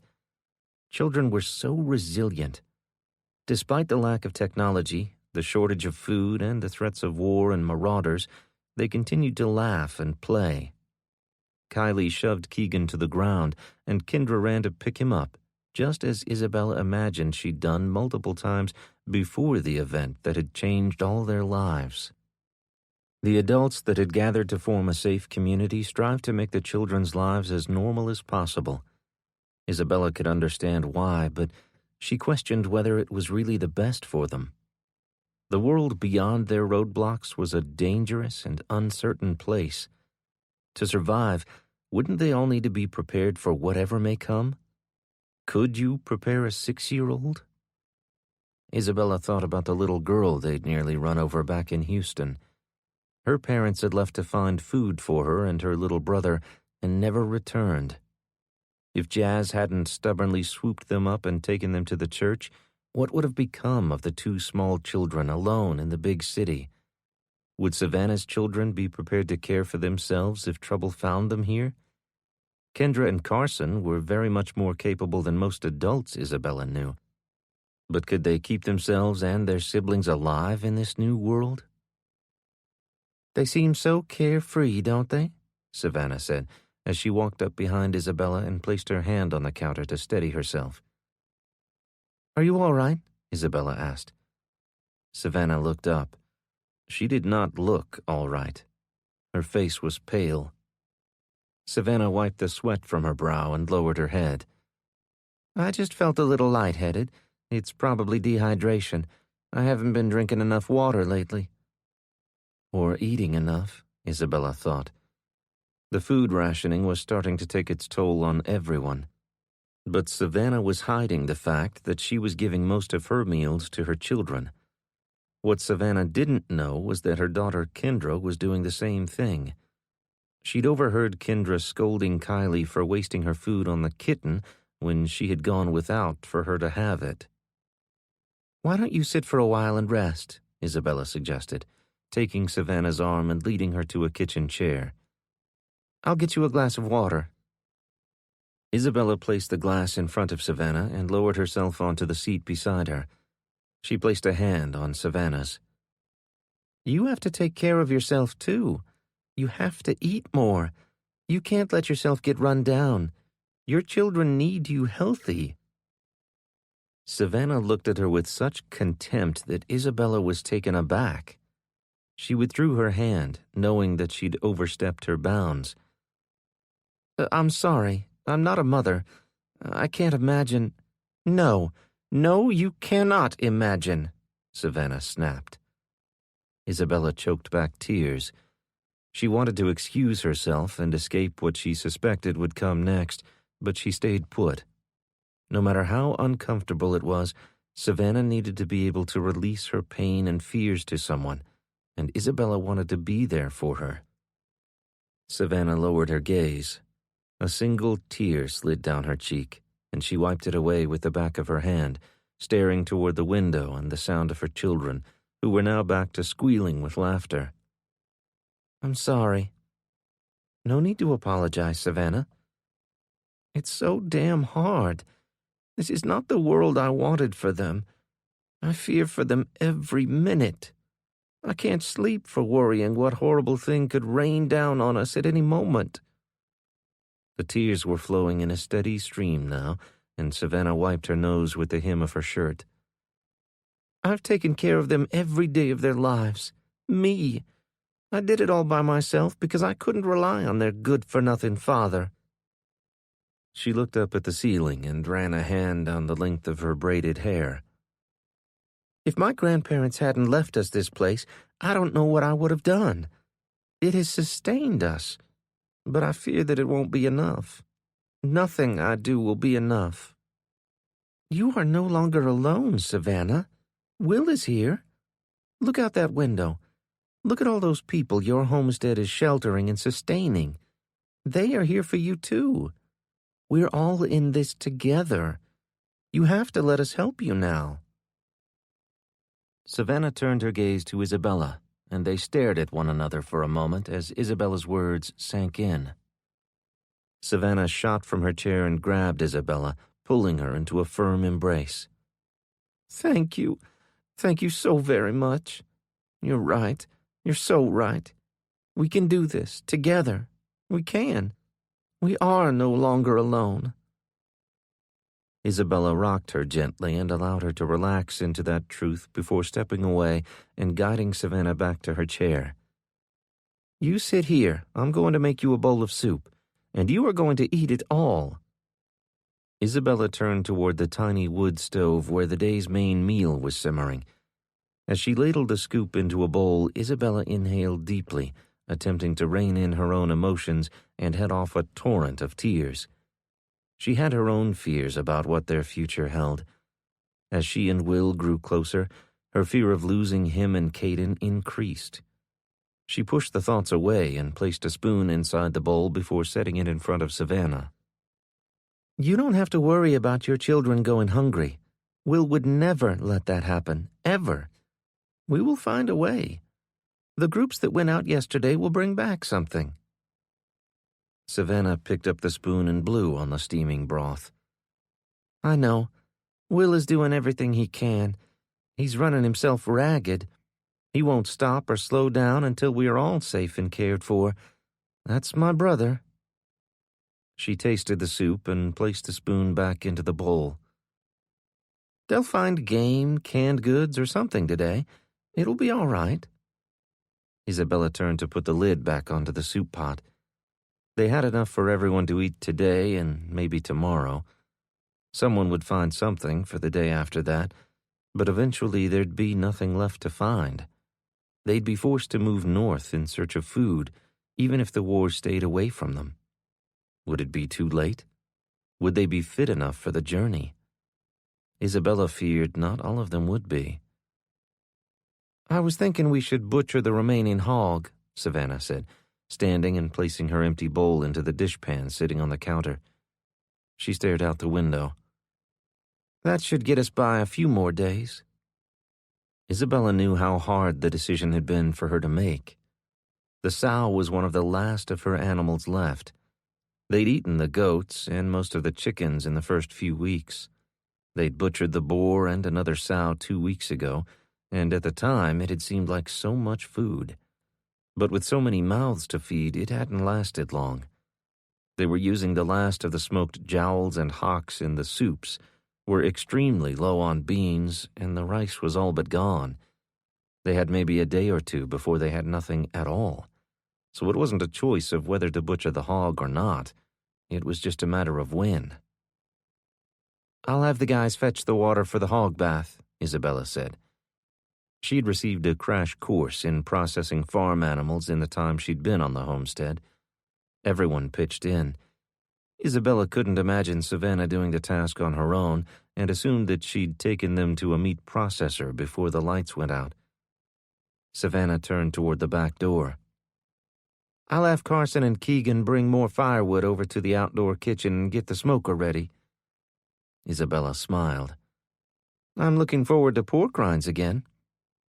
Savannah placed her hand on the doorknob and looked back. The corners of her mouth turned up in a forced smile, but her eyes displayed her true emotions. "Me too. I know Carson and Keegan will be thrilled. They love cracklings." They wouldn't have time to cure the pork belly for bacon. That would take days just for the salt to pull the liquid out of the meat. They'd likely just roast the whole hog and feed everyone. Anything left would be put in the smoker. "I'll take some soup over to Mr. and Mrs. B and then come help process it with you," Isabella said. "Here." Savannah reached for a jar on the counter. "I found echinacea and golden seal to help with the congestion." Isabella took the jar from her and stuffed it into the backpack with the thermos of soup. "They'll get better," she said, forcing a smile. The last time she'd seen Mrs. B, she'd wondered if the elderly woman would make it through the night, and been surprised when Kendra had sent word back that she was awake. Isabella pulled the neck gaiter down over her head in preparation for covering her mouth and nose when she reached the Bertrands' home. The last thing she wanted was to come down with the flu as well. There were too many sick people to take care of as it was, and Will didn't need any more to worry about. Savannah pointed to the neck gaiter face mask. Wear the surgical mask underneath it. We'll have the search team look for more to replace it. We should take all the precautions we can." Isabella nodded and pulled a mask from the box on the shelf above the sink. The number of things they'd taken for granted before the lights went out struck her. Before, she'd hardly thought anything of entering a home where someone had the flu. She'd just keep her distance and remember to wash her hands. If she still managed to get sick, her doctor would prescribe something, and it would resolve without complication in a few days. Not anymore. All their bodies were worn down, and immunity so fragile that something like that could take even the strongest person out. 7. Will. Event plus 3 months. Will barely touched his soup at the group's midday meal. A knot formed in the pit of his stomach as everyone was finishing up. He stood and cleared his throat. "Everyone, I have something that I'd like to discuss." Heads bobbed as Will described the scarcity of food, the ever-present danger from the marauders roaming the countryside in search of the same resources as they needed, and the looming reality of the war being waged along the Louisiana coastline. As he spoke, Will paid particular attention to Savannah's body language. She was the main person he was interested in persuading. "We are all well aware of the challenges we currently face, Will. What's your point?" Savannah asked, standing with her bowl in her hand. She was a very intelligent woman. She knew where Will was going with this. "I've been giving it a lot of thought." Will glanced over at Walker and then at Isabella.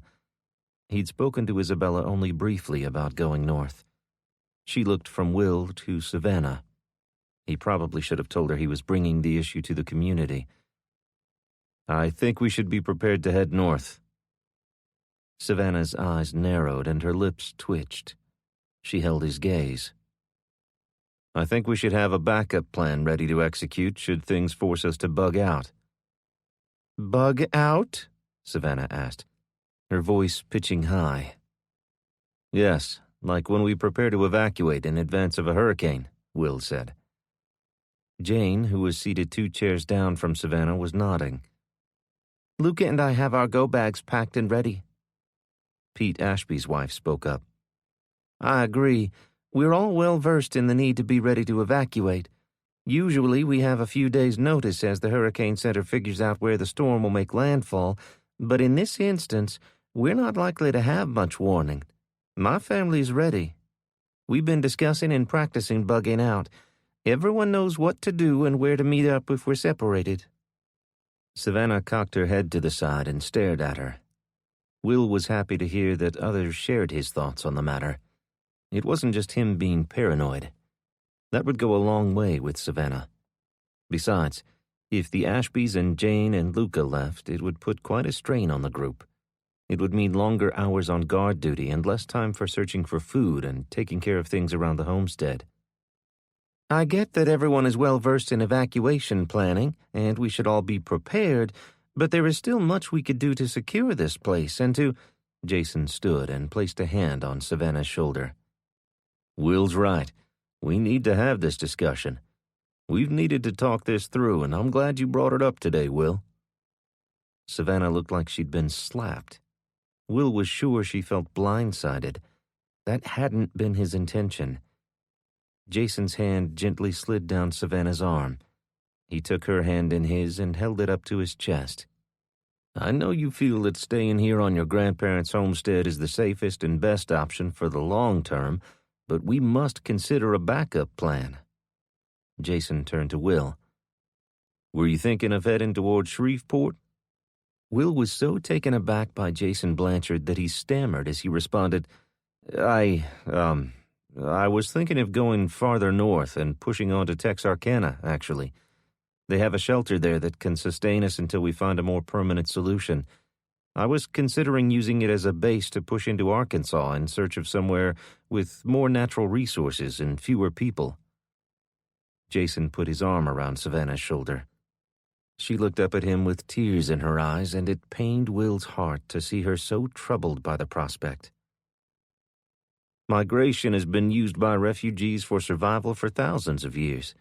It would be difficult, I'm sure, but it might be our best option, Jason said. Will was relieved that Jason was on his side in the matter. He'd misjudged the man. It was clear now that he truly cared for Savannah and the kids. If she wouldn't listen to Will, maybe she'd listen to Jason. Savannah's head dropped and her shoulders slumped. She wiped a tear from her cheek and then nodded. Okay. We can discuss a plan and prepare ourselves in case it comes to that. Savannah? Jason turned her toward him and took her face in the palms of his hands. Sweetheart, it has come to that. If we don't leave now, we won't have the ability or strength to go later. We can't wait until we're all sick and malnourished to go. We have to be smart here. Look at you. You've lost at least 20 pounds since the lights went out, and you were thin to start with. You can't keep giving all your food to the children and expect to walk 250 miles to Texarkana. You wouldn't make it 10 miles before I'd be carrying you. I'm sorry, Savannah said. She turned back toward Will. It's just all the stories I've heard about your journey here and about how the refugees are being attacked as they head north. I'm scared as hell. She swallowed hard before continuing. For the children. Walker stood and made his way around the table to stand next to Will. I can assure you that I, for one, will do everything within my power to protect those kids. We've been scouting alternative routes, ones not so traveled and hopefully not so attractive to the raiders. I feel confident that we can make it to Texarkana safely. Savannah wiped tears from her eyes with the back of her hand. I appreciate that, Walker. I know you're all correct. We need to do something. I just hate to give up on this place. Her eyes scanned the house and the now nearly empty barn. Will stepped toward his sister and touched her shoulder. Maybe it's not forever. When things get back to normal, we'll come back, and I'll help you rebuild. She smiled, and then her head bobbed slightly. Maybe. We'll make it. Together we'll all make it, Will said, hoping he sounded convincing. In all honesty, he knew the odds of that were slim, but they had to try. What choice did they have? I'll finish getting the kids' go bags ready, Savannah said, wiping another tear from the corner of her eye. Isabella pushed herself away from the table. Will's heart nearly skipped a beat as she flipped her burnt, umber-colored hair over her shoulder. I'll help you, Savannah. I'll help Kylie pick her favorite toy. A smile tugged at the corners of Will's lips. He felt so very blessed to have her in his life, especially in these brutal days. Her kindness and giving nature was like a salve to his wounded soul, not just his, but Caden's as well. And now she extended her generous nature toward his sister and her kids. She glanced his way and nodded slightly, her way of reassuring him that everything was going to be all right. Somehow, he felt that it would. She gave him hope. Not just that they'd all make it safely to Texarkana, but that they'd find a way not just to survive, but truly live. I'm going to check on Mr. and Mrs. Bertrand. I found some books that Mrs. B might like, Jane said, picking up a stack of paperbacks. She walked closer and leaned in. You know there's no way they'd make it even a mile, right? Will drew in a deep breath and let it out. He'd tried very hard not to think about them, and at that moment he resented Jane for bringing it up and spoiling his positive mood. His head bobbed twice, and then he turned away from her. What could he say? They couldn't wait for the older couple to recover and grow stronger.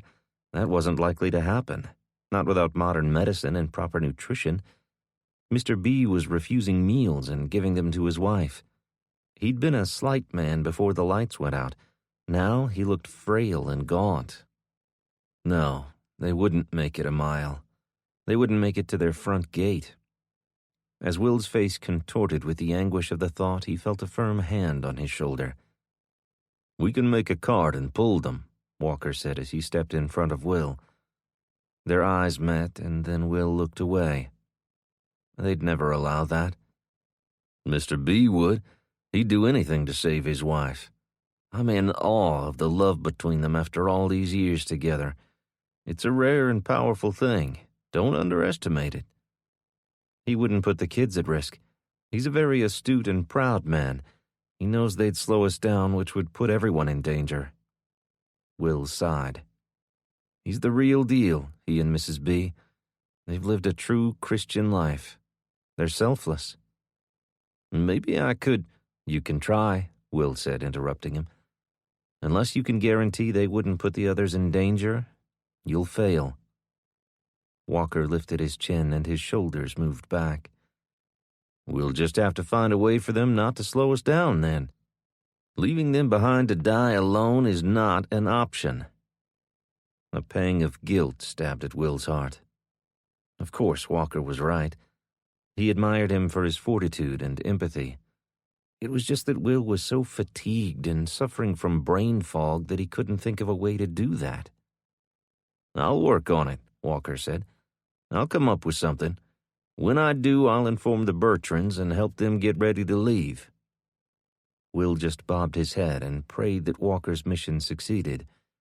How would he explain leaving them behind to his son? He'd grown so close to them since they'd arrived and considered them as grandparents.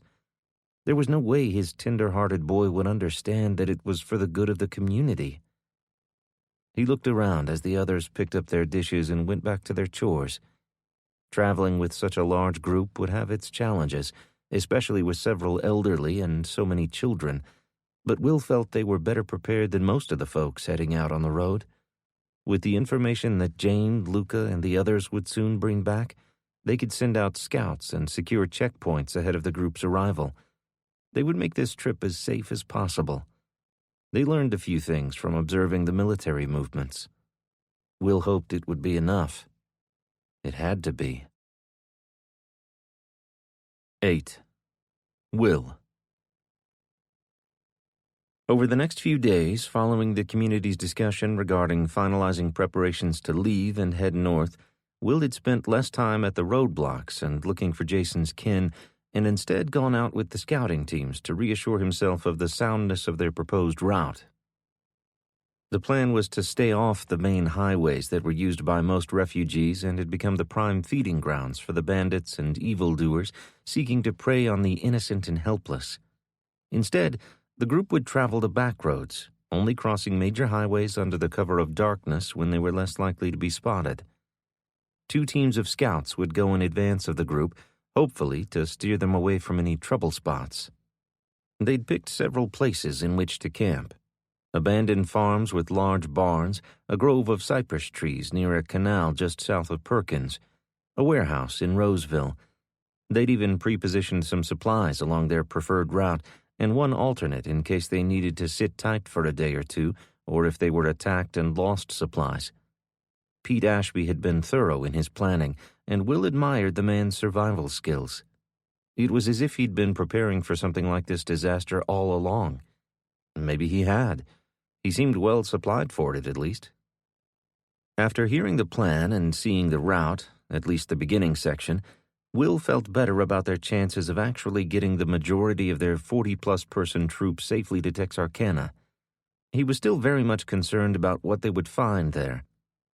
The idea of entering an overcrowded government-run camp was not ideal.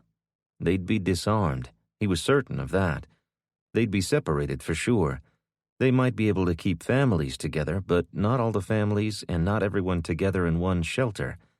It would make coordinating their planned scouting missions outside of the FEMA-run camp more difficult. Would they even allow them to leave? Once they did, could they return to their families? There were just too many unknowns for Will to feel okay with that part of his plan. Finding somewhere for the group to go after the shelter was imperative to their long-term survival, though. It absolutely had to happen, so they'd have to make it work somehow. Even if the whole group had to leave the safety of the shelter to push farther north into the wilds of Arkansas, Will was certain that life at the shelter would be unsustainable, if not physically, mentally. The 2-man team ahead stopped. One of Pete's brothers turned and flashed hand signals, which led Pete to signal the rest of the 6 men and women following him on this scouting mission to stop in their tracks. Luca ran up to Pete's position. The 2 men spoke in hushed voices before Luca ran back to the group. Team Alpha spotted movement on the road. 6 men, 2 women, all heavily armed and carrying large packs. It could be marauders or well-stocked travelers. In any case, Pete wants to let them pass before pushing on. Jane nodded. Copy that. Will glanced over at her.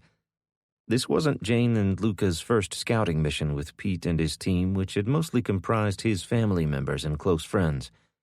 It appeared that Jane had picked up on their lingo, and Luca seemed to understand the hand signals. They were motivated. Will could understand why. They had a child to think about. The baby growing inside Jane propelled them to find a route to Texarkana that would present the least risk to the unborn child and lead them to the safety of a camp with a doctor and supplies for a baby. Will wanted to see his family out of harm's way as well. He wouldn't rest until he had, but he was a pragmatist. He knew the road ahead would not be easy, not by a long shot, no matter how much they planned. Jane relocated to a well-shaded spot beneath a tree and leaned against its trunk, pulled out a protein bar, just one of the supplies Pete had shared with the team before they headed out, and unwrapped it. She ate while they waited. Will was saving his bar for when he really needed a pick-me-up. So far, pure adrenaline had sustained him. Within 15 minutes, the group on the road had passed, and the advance team had signaled for them to continue forward. They crossed the highway and into a gully before reaching an open field. Will searched the faces of those who'd traveled this section of the route before, looking for any sign of concern. They seemed relaxed. Pete and his son Beau were ever vigilant as usual, with their rifles scanning the woodline and the way ahead. Will pulled his rifle closer to his chest as they walked through knee-high grass. It wasn't just people that concerned him. Who knew what kind of threat crawled the ground concealed in the weeds? It would so suck to get bitten by a snake.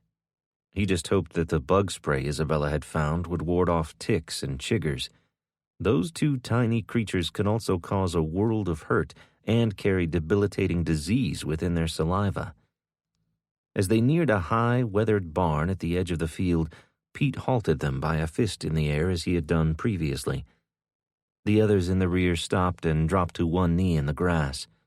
Will reluctantly followed suit. He watched as the lead team approached the barn and entered through a side door. A minute later, one of the men ran back to have a conversation with Pete. Something was wrong. Will could sense it. Pete made hand motions, waving the rest of them back toward the trees. Jane sucked in a deep breath. "What is it?" Will whispered.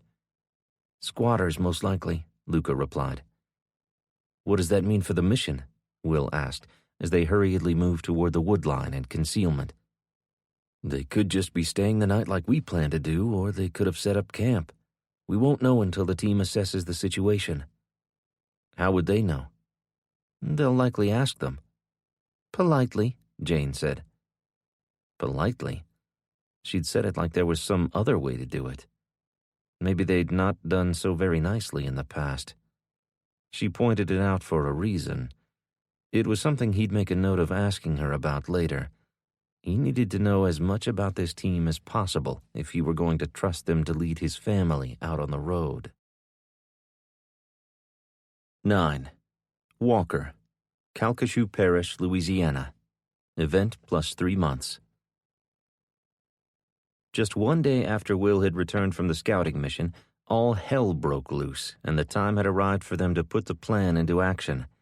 They had no choice. It was now or never. Walker was oiling the springs on an old pony cart he'd found in a barn about 3 miles from the homestead. He'd searched every barn for miles, and it was the best he could find. It was rusty and the footboards rotted out, but he'd been working on it as he looked for an animal capable of pulling it.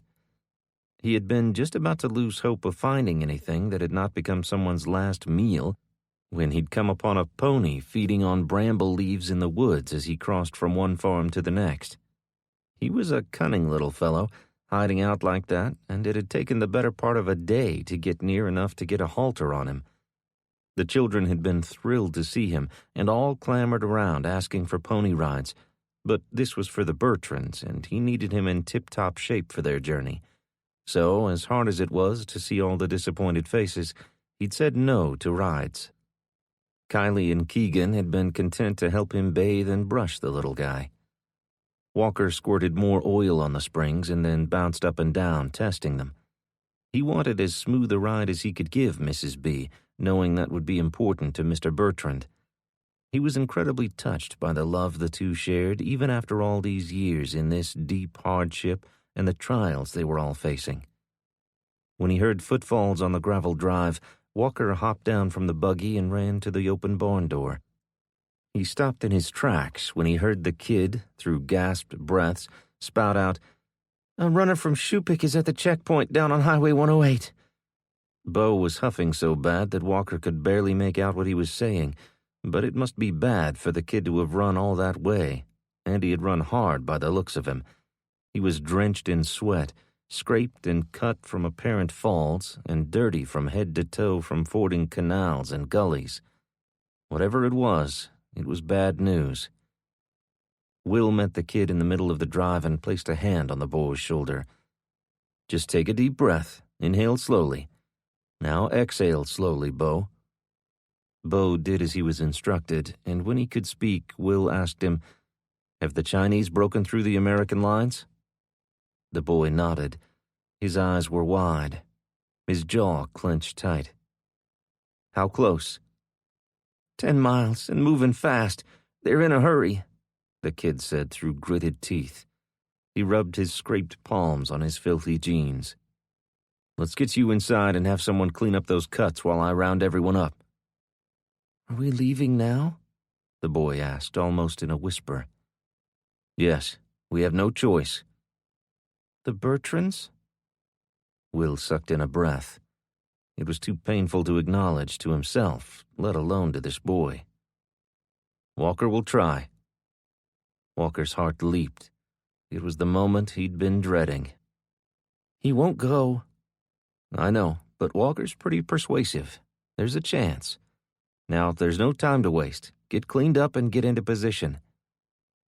Walker choked up upon hearing the confidence Will placed in him. It only increased the pressure to succeed.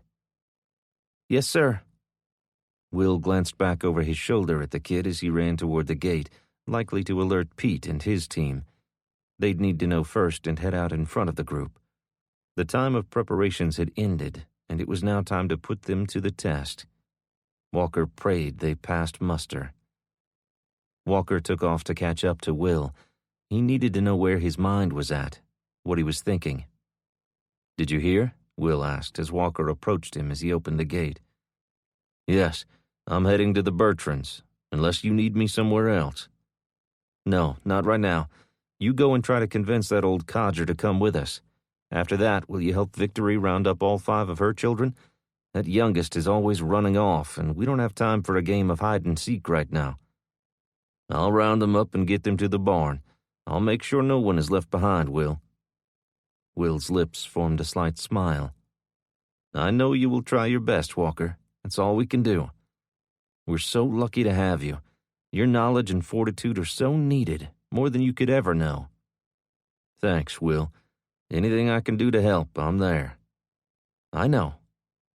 Will stepped through the gate, stopped, and turned to face Walker. "That is what I admire about you most, I think." Walker looked away. "You're selfless, Walker. These people are practically strangers to you, but here you are." "It's my duty," Walker mumbled. "Before you go to the Bertrands, will you find Isabella and tell her where I've gone and why?" Walker nodded. He knew that it really should come from Will, but he understood the urgency of the moment. There just wasn't time. They'd run out of time. He'd run out of time. His task was at hand. He couldn't afford to fail. He couldn't live with that on his conscience. The Bertrands deserved a chance as much as anyone else. He wanted to give that to the elderly couple. He felt compelled, yet didn't know why. Maybe it was the memories of his grandfather and the helplessness he'd seen on his face as he watched Walker's grandmother wither away under Alzheimer's. Mr. B reminded him of his grandfather, but it was more than that. It went against his humanity to consider abandoning the old couple to what would come if they were left behind. Savannah was in the kitchen when Walker burst through the door. She drew in a breath and held it. "It's time," Walker said. "Where's Will?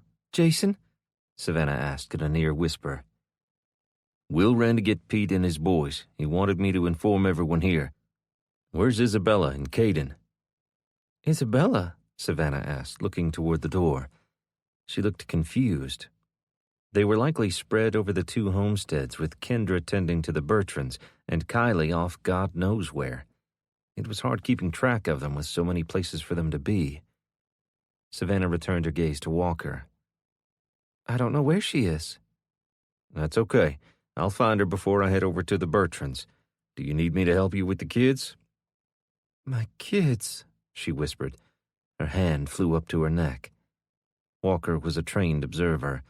His law enforcement experience had alerted him to her panicked state. He walked over, placed a hand on her now trembling shoulder, and spoke softly. "It's going to be all right. We've practiced this over and over.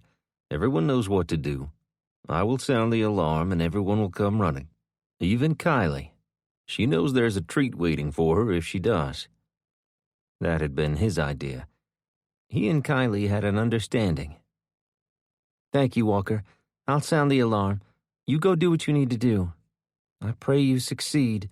Mr. B is a stubborn old cuss." He straightened and removed his hand from hers. "You sure?" "I'm sure. You're right. When everyone hears the alarm, they'll all come running. I'll have more help than I know what to do with." "Okay. I'll be back in a jiffy with the Bertrands. We're going to make it in time, Savannah. Have faith." Faith was something in short supply these days. It seemed that every day only brought more sorrow with no possible end in sight. "Thanks," she said. Walker found Isabella in one of the RVs helping care for a sick child. She took a deep breath as Walker explained the news the kid had brought and where Will had run off to. She stiffened her spine and gathered herself with grace, but took it seemingly in stride. Walker watched her go through the process of acceptance and move into action. She gave him a curt nod. "All right, it's go time. We all have lots to do, Walker. Godspeed with the Bertrands." "Thanks, Isabella. I may well need God's intervention on this one." Walker wasted no time rushing back to the barn to hook the pony to the cart. He threw the blankets into the back of the short wagon and yanked on the pony's reins. He jerked his head a few times, but Walker was firm and insistent. The animal yielded to the tug and moved through the barn door, down the drive, and out onto the pavement. As Walker pulled the pony and cart toward the Bertrands' house, he saw their front door open, and Mr. B stepped out onto the porch, shutting the door behind him. "Walker," Mr. Bertrand said, stuffing his hands into the front pockets of his blue Dickies work pants. "We received news from down south. It's time," Walker blurted out. It wasn't how the conversation had gone in his head. He'd rehearsed a different approach, but he could tell from Mr. B's tone that the soft approach wasn't going to work. "And the cart?" "For Mrs. B." "Come on inside." The smell of Savannah's herbs brewing on the stove filled the house. Mr. B led Walker to the master bedroom where Mrs. Bertrand lay covered to her chin with blankets. The sight of her wrenched Walker's heart. She looked so frail. Her hair had been lovingly combed and a braid pulled to one side. Her eyes opened as they entered the room. She turned toward the door, and Walker could see her struggle to focus. "Good afternoon, Mrs. B. I'm sorry." "Don't be.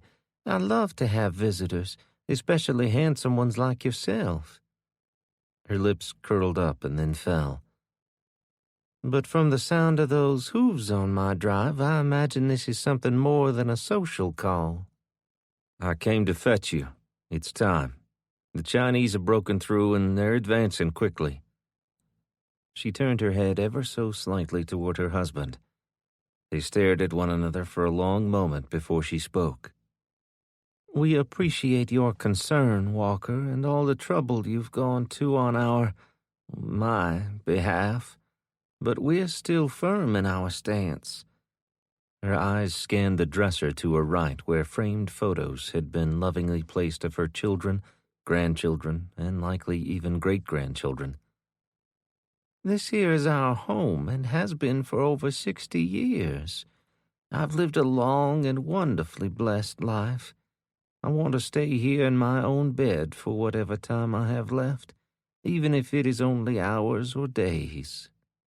She turned and their eyes met. You might not understand that, Walker, but I pray that you live long enough that you see your golden days, and then you will. Mrs. B, this doesn't have to be. It's my decision.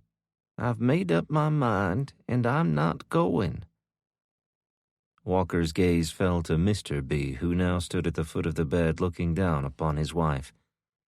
Walker was immediately taken back to the scene of his grandfather, but he didn't see that same helpless and hopeless look. They had resigned themselves to their fate. They seemed so calm in the face of it all. How could they be? How did one lose that innate sense of self-preservation? You're a leader, Walker. They need you. Will and Jason have families to protect and look out for. You can see the bigger picture and take care of the whole group. Pete and his boys will be concerned with completing the mission with success, but ultimately they too will make their families their top priority. The community needs you as the leader to look out for everyone's well-being. You're up to the task. Don't doubt yourself. God will go before you. He will strengthen and guide you. You'll know the right things to do. You'll be instrumental in getting everyone there safely. It may mean making tough calls and being stern when the others need it. You're up to that as well. Your training will carry you through, I'm sure. You are the man for this job, Walker. You won't fail, and God won't fail you. A lump had formed in Walker's throat. It meant so much coming from a man like Mr. Bertrand. Having his vote of self-confidence was uplifting, even though Walker didn't see himself in that light. He'd do whatever it took. That was the truth. But the leadership role would remain with Will, Jason, and Pete. He was fine with that. They need you too, Mr. B. They need your guidance and godly wisdom. It's the one absolutely necessary thing that the community lacks. I appreciate that, son, but we've made up our minds. Mr. Bertrand lowered himself into the club chair beside his wife's bed, picked up the shotgun, and placed it in his lap.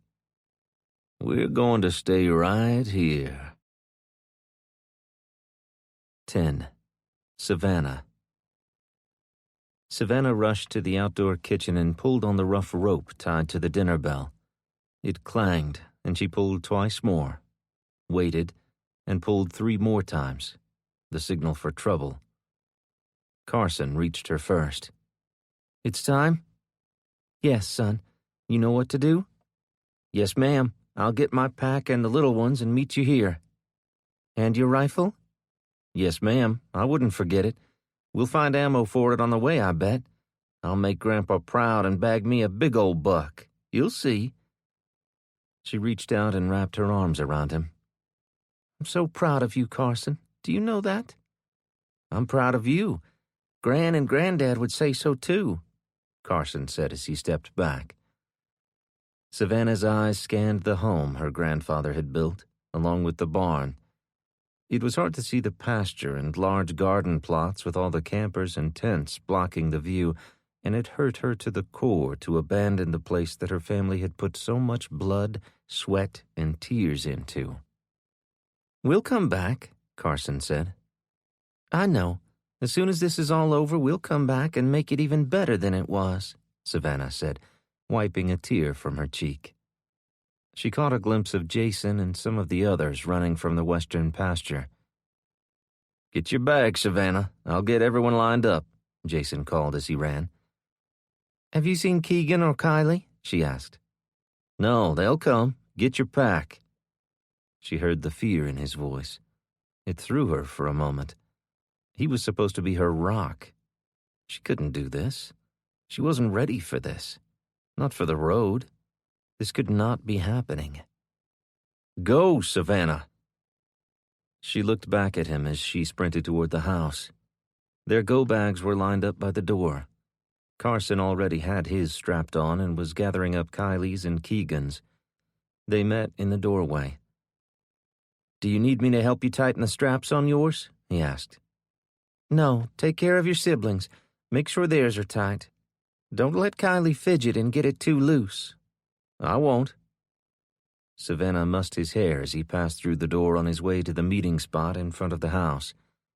As she stepped inside, she caught a glimpse of people gathering there through the lace curtains on the front window. She scooped up her pack and plunged her arms through the straps, jumped a few times while pulling down tight on them to make sure they were secure, and turned back towards the door. She stopped, spun around for one last look, and spotted the framed photos lined up on a side table by the far wall. All those baby pictures, vacation photos, and photographs of her parents and grandparents. How could she just leave them behind? How could she leave all this behind? "Savannah!" Jason called through the front window. "Let's go!" She ran to the front door and flung it open, expecting to see all 4 of her children standing in the line next to Jason. All she saw were Carson and Keegan. "Where's Kylie?" Panic laced her voice. She reached into her pocket and found the piece of butterscotch candy that Walker had promised Kylie. It should have worked. No kid had a sweet tooth like her daughter. "Kendra is looking for her at the Bertrands. She thought she might have seen Walker heading that way." Savannah's feet could not move fast enough. She pumped her arms harder and took bigger strides, but her energy level was low. She felt like she was moving in slow motion. Her heart drummed in her ears, drowning out the calls from Jason and Carson to wait. She just kept running. "Damn it, Kylie, come out from under there. You cannot take those dumb kittens. You know you can't carry them. Let's go," Kendra was saying as Savannah ran toward them. She was yelling, loudly. She was scared. She was also mad as hell. Kendra was normally a kind and patient child. It took a lot to get her mad, but when she did, she'd let you have it. "Kylie, stop being a little brat and get out from under that shed. You heard the bell. We have to go. You're going to get us all killed." "Go away. I'm not going," Kylie yelled. Savannah stopped about 100 feet from the Bertrands' shed. She was drained and out of breath. She bent at the waist and gulped some air, feeling lightheaded. This was not good. Suddenly things got dark. Savannah fought to stay upright and not pass out. "Get the hell out here now, Kylie. Do not make me crawl under that filthy, bug-infested shed to get you. If I do, you are going to be so damn sorry." "You're cussing me. I'm telling Mom." "I don't freaking care what you tell her. You better get your freaking little butt headed to the house so we can get the freaking hell out of here before the Chinese soldiers kill us all." "Kendra," Savannah tried to yell. It came out as a mere squeak. She didn't want her frightening Kylie any more than she already was. "I want my daddy," Kylie cried. "I'm waiting here for Daddy. I'm not leaving." Savannah straightened. Her head swam and vision blurred, yet she pushed on, one step at a time, more feeling her way across the rough sod than seeing. Derek wasn't coming. He'd been killed after Will had been captured and the military rolled through Vincent. She hadn't yet told Kylie that. There just never seemed to be the right time. Now it appeared they all run out of time. She needed to get to her girls. Things were getting out of control. Kylie could slip out the back and run off into the woods behind the Bertrands' house. It could take hours to find her. "Kendra, stop. Let me go," Kylie screamed at the top of her lungs. Kendra had hold of her. Savannah prayed she had a tight grip. Kylie was so strong for her age, and if she were fighting to get away, most of the time she could. "You're not doing this to Mom. You hear me, brat? You are not going to stress her out like this and hurt her feelings on the day she has to leave our home. She has enough to... Ouch! You bit me!" "Oh, no," Savannah said. "God, no." 11. Will. When he'd arrived at the rally point on the front lawn of the homestead, Carson had told him about Kylie. He'd run straight for the Bertrands, passing Isabella and Caden exiting one of the campers, both with their arms full of small children. "I have to help Savannah find Kylie. I'll meet you," he said, pointing back over his shoulder. Isabella's eyes grew wide. "They won't leave without us," he called over his shoulder. He found Savannah seated on the ground 50 feet from the Bertrand's shed. Kendra was standing next to the door with one of Kylie's shoes in her hand and a stunned look on her face. She stared down at her mother with her mouth open wide. "Which way?" Will yelled. Kendra looked up but didn't seem to register the question. "Kendra, which way did Kylie run?" Savannah turned her head in his direction. "Will," she whimpered. "Are you all right? Are you hurt?" He stopped briefly by her side. "No, and no. I'm lightheaded. I'm not hurt," she said. "Will, find my baby." "I'll get her," he assured her. "Kendra, help your mom back to the house. I'll get Kylie and meet everyone there." Will didn't wait for a reply. He rounded the shed and took off as fast as he could run toward the canal. That's where she'd have headed. He'd seen her playing there earlier in the day. She had to be there. The weakness in his legs concerned him. He was using a lot of energy, the energy he needed for the road march on which they were all about to embark. They would need to move quickly in order to outpace the advancing enemy army. He spotted the clearing where he'd seen Kylie earlier and pushed himself harder. His breaths came in gasps as he took them with his mouth wide open, trying to draw as much oxygen into his lungs as possible. He spotted movement through the undergrowth, and his heart lifted. And then... Kylie's scream pierced his heart like a dagger. He saw her being lifted into the air but couldn't make out by whom. He wanted with all his heart to believe it was someone from their group, but everyone was already gathered on the lawn, ready to go. Everyone but Walker and the Bertrands. For a moment, he relaxed, convinced it was Walker. But Kylie would not have screamed like that. Not with Walker. They were buddies. It was the muffled cries that convinced Will that Kylie was indeed in trouble. She was still struggling and fighting to free herself from the man's grasp as Will broke through the brush. The dark-haired man, dressed in blue uniform fatigues, narrowed his eyes at Will as he clenched her tighter to his chest, a knife pressed against her tiny throat. "No!" Will screamed. He held out his hands, palm out, showing he had no weapons. "No, don't hurt her. You don't have to do that. I'm not armed. You can just put her down and let her run away. Nothing is going to happen here. Nothing has to happen." Will pleaded with the man, but could tell by his hard stare that he wasn't going to give her up easily. Will racked his brain. He had a knife. It was in his front pocket. There was no way he could pull it out, open it, and attack the man before he sliced his niece's throat with his own very large tactical knife. Will's eyes focused on the man's blade. A trickle of blood seeped out underneath it. "Please, I beg you. She's just a little girl." His black eyes were cold and hard. Will took a quick glance around to see if the soldier was alone.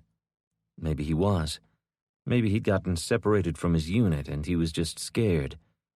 Will thought he could work with that scenario. He could promise him safe passage in exchange for Kylie. "Are you alone? Do you need help? We can help you. I have a vehicle up at the house. You could take it and get to where you need to go." Will lied through his teeth. He hoped, he prayed, the man somehow believed him. The soldier shifted and looked towards the Bertrand's house. "Yes. It's in the barn. It's old. It'll run. It has plenty of fuel in it, too. Will stepped back, pointing in that direction. Come on, I'll take you to it. The man took a step forward, bent slightly to get a better look through the low-hanging branches, and then straightened suddenly. He stiffened and Kylie cried out. "Will!" Walker yelled as he ran. "Walker, stop!" Will turned to the soldier. "No, it's okay. He's a friend. He won't hurt you. He's just concerned for the child. It's okay. We can still go get the vehicle and you can be on your way."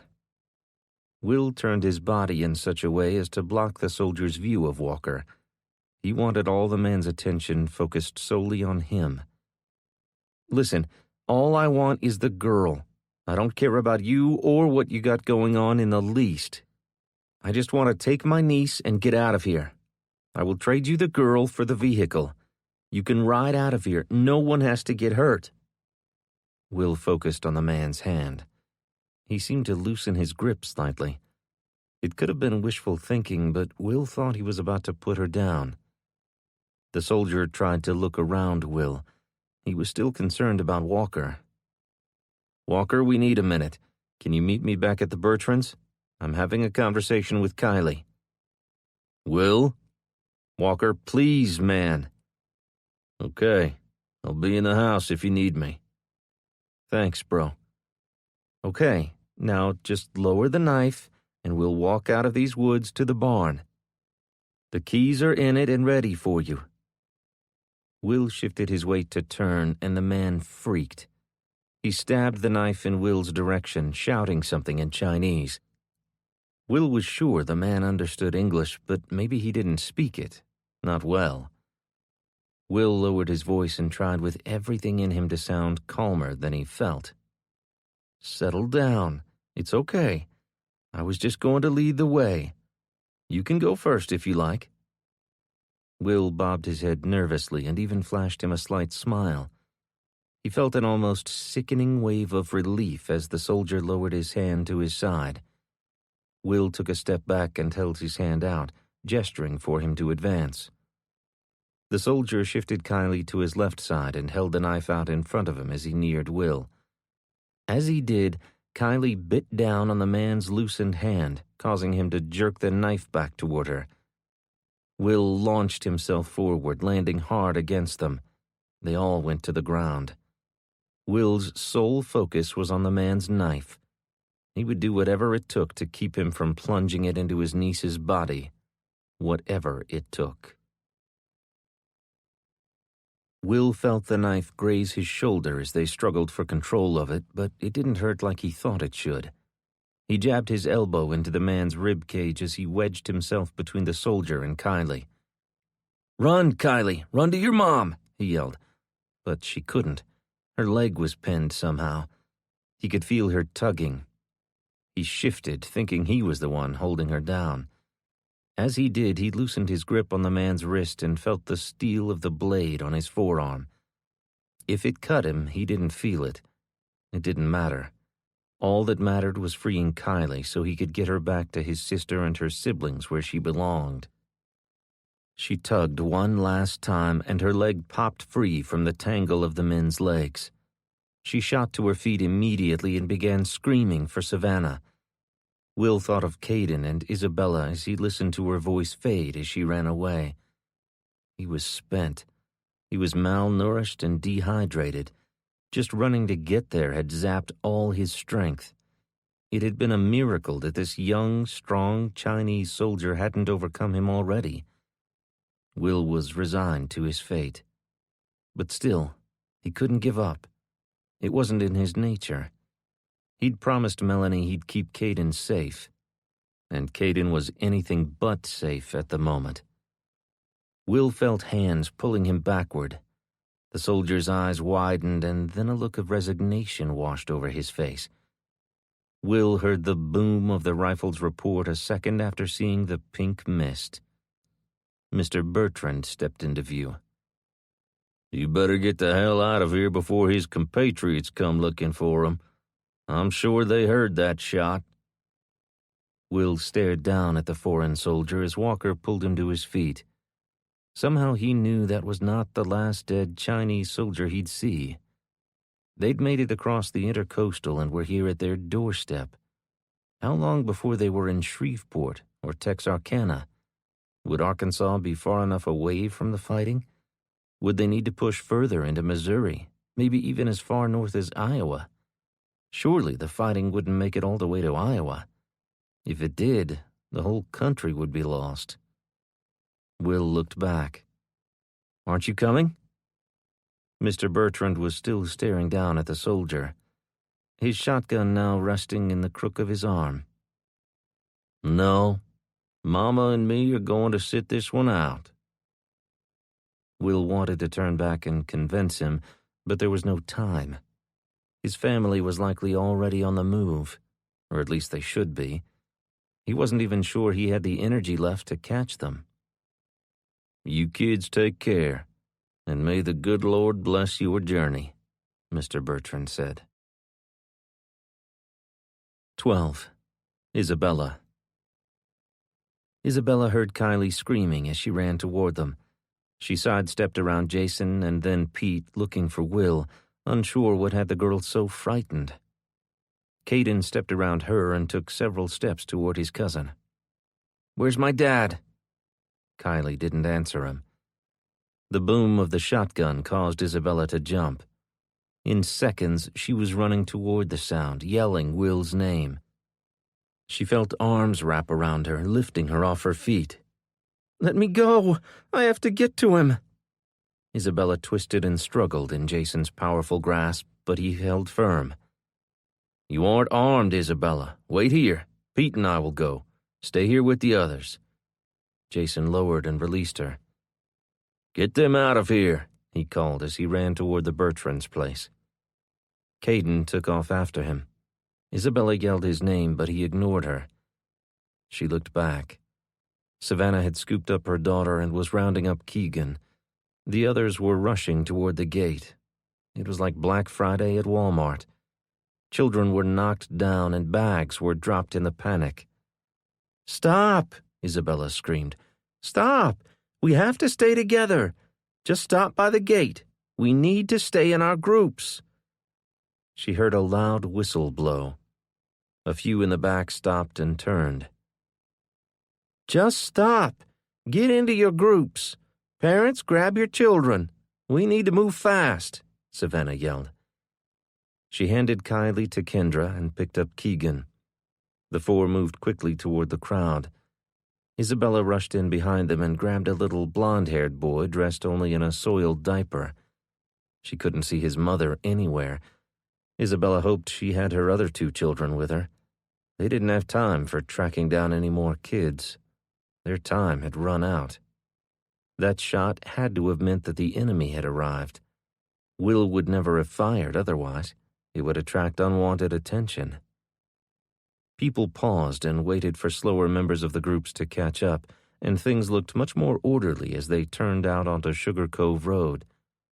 The sun was high overhead, and their shadows were short on the pavement as they quick-walked west toward the Sugar Hill community. They'd turned before reaching it and crossed Jeremiah Guidry's field, a shortcut that would take half a mile off their trip. It wasn't much, but with the number of miles they would need to cover each day, every step saved would add up. Savannah had pushed herself to the front of the pack and was setting the pace for the groups. That would have been Pete's son's job. Pete's wife, daughter, and grandchildren were among the families in the front of the group. Bo wasn't with them. Isabella hadn't seen him take off after Pete and Jason. Where was he? Where was Rob? The whole plan seemed to be falling apart. They'd practiced for weeks. Everyone knew what to do. But the plan relied on certain members to be there to lead the way and to scout ahead to secure safe resting places. Was that where August and Rob were? Had they gone out to survey the route ahead of the community?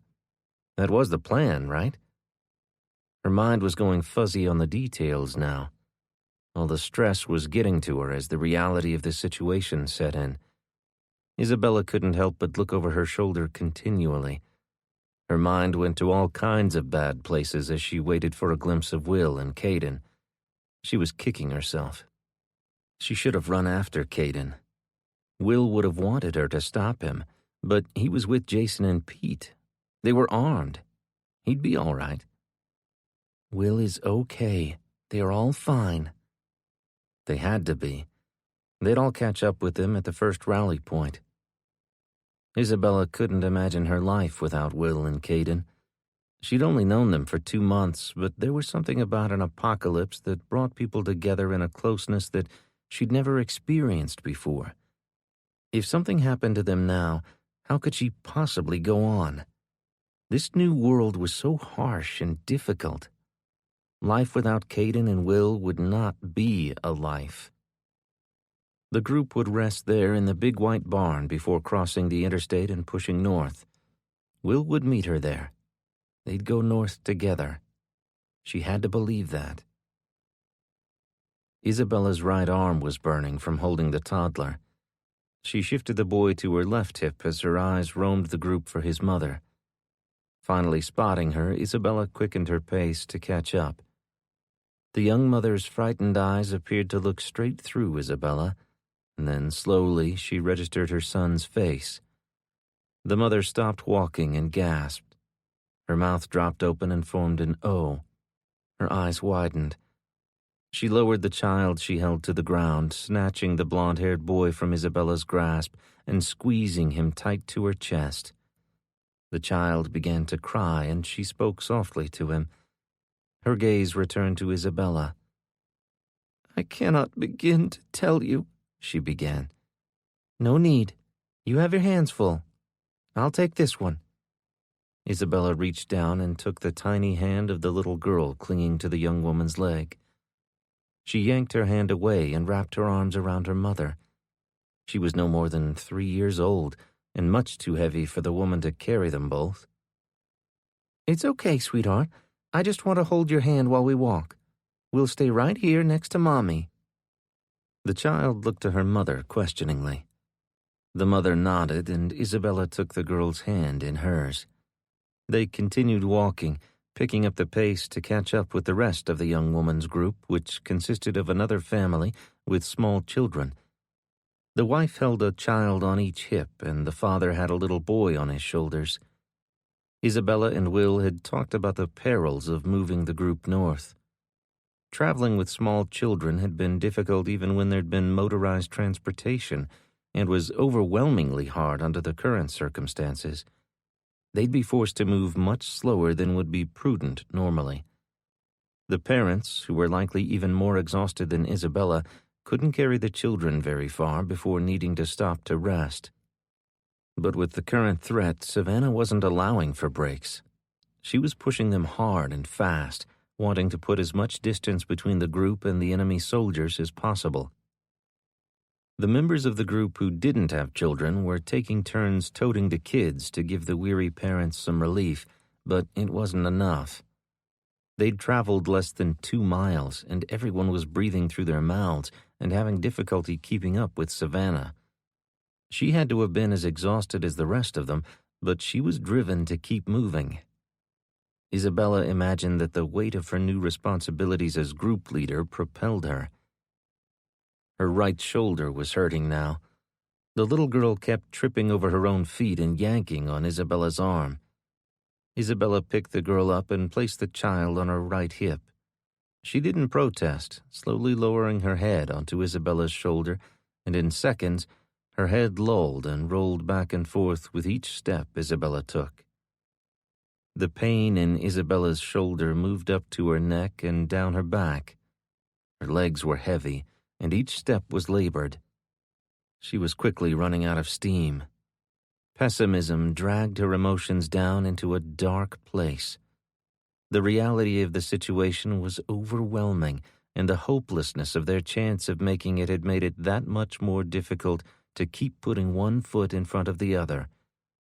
She felt the sweet child's warm breath on her neck and felt a pang of guilt. She couldn't give up already. The children needed her. The parents needed her. Will and Caden needed her to be strong. "This is a mind game, Izzy," she could hear Jazz saying. They'd been workout partners. Jazz had helped her to push through the pain many times. "It's won or lost in your head, girlie." Oh, how she missed the fiery girl now.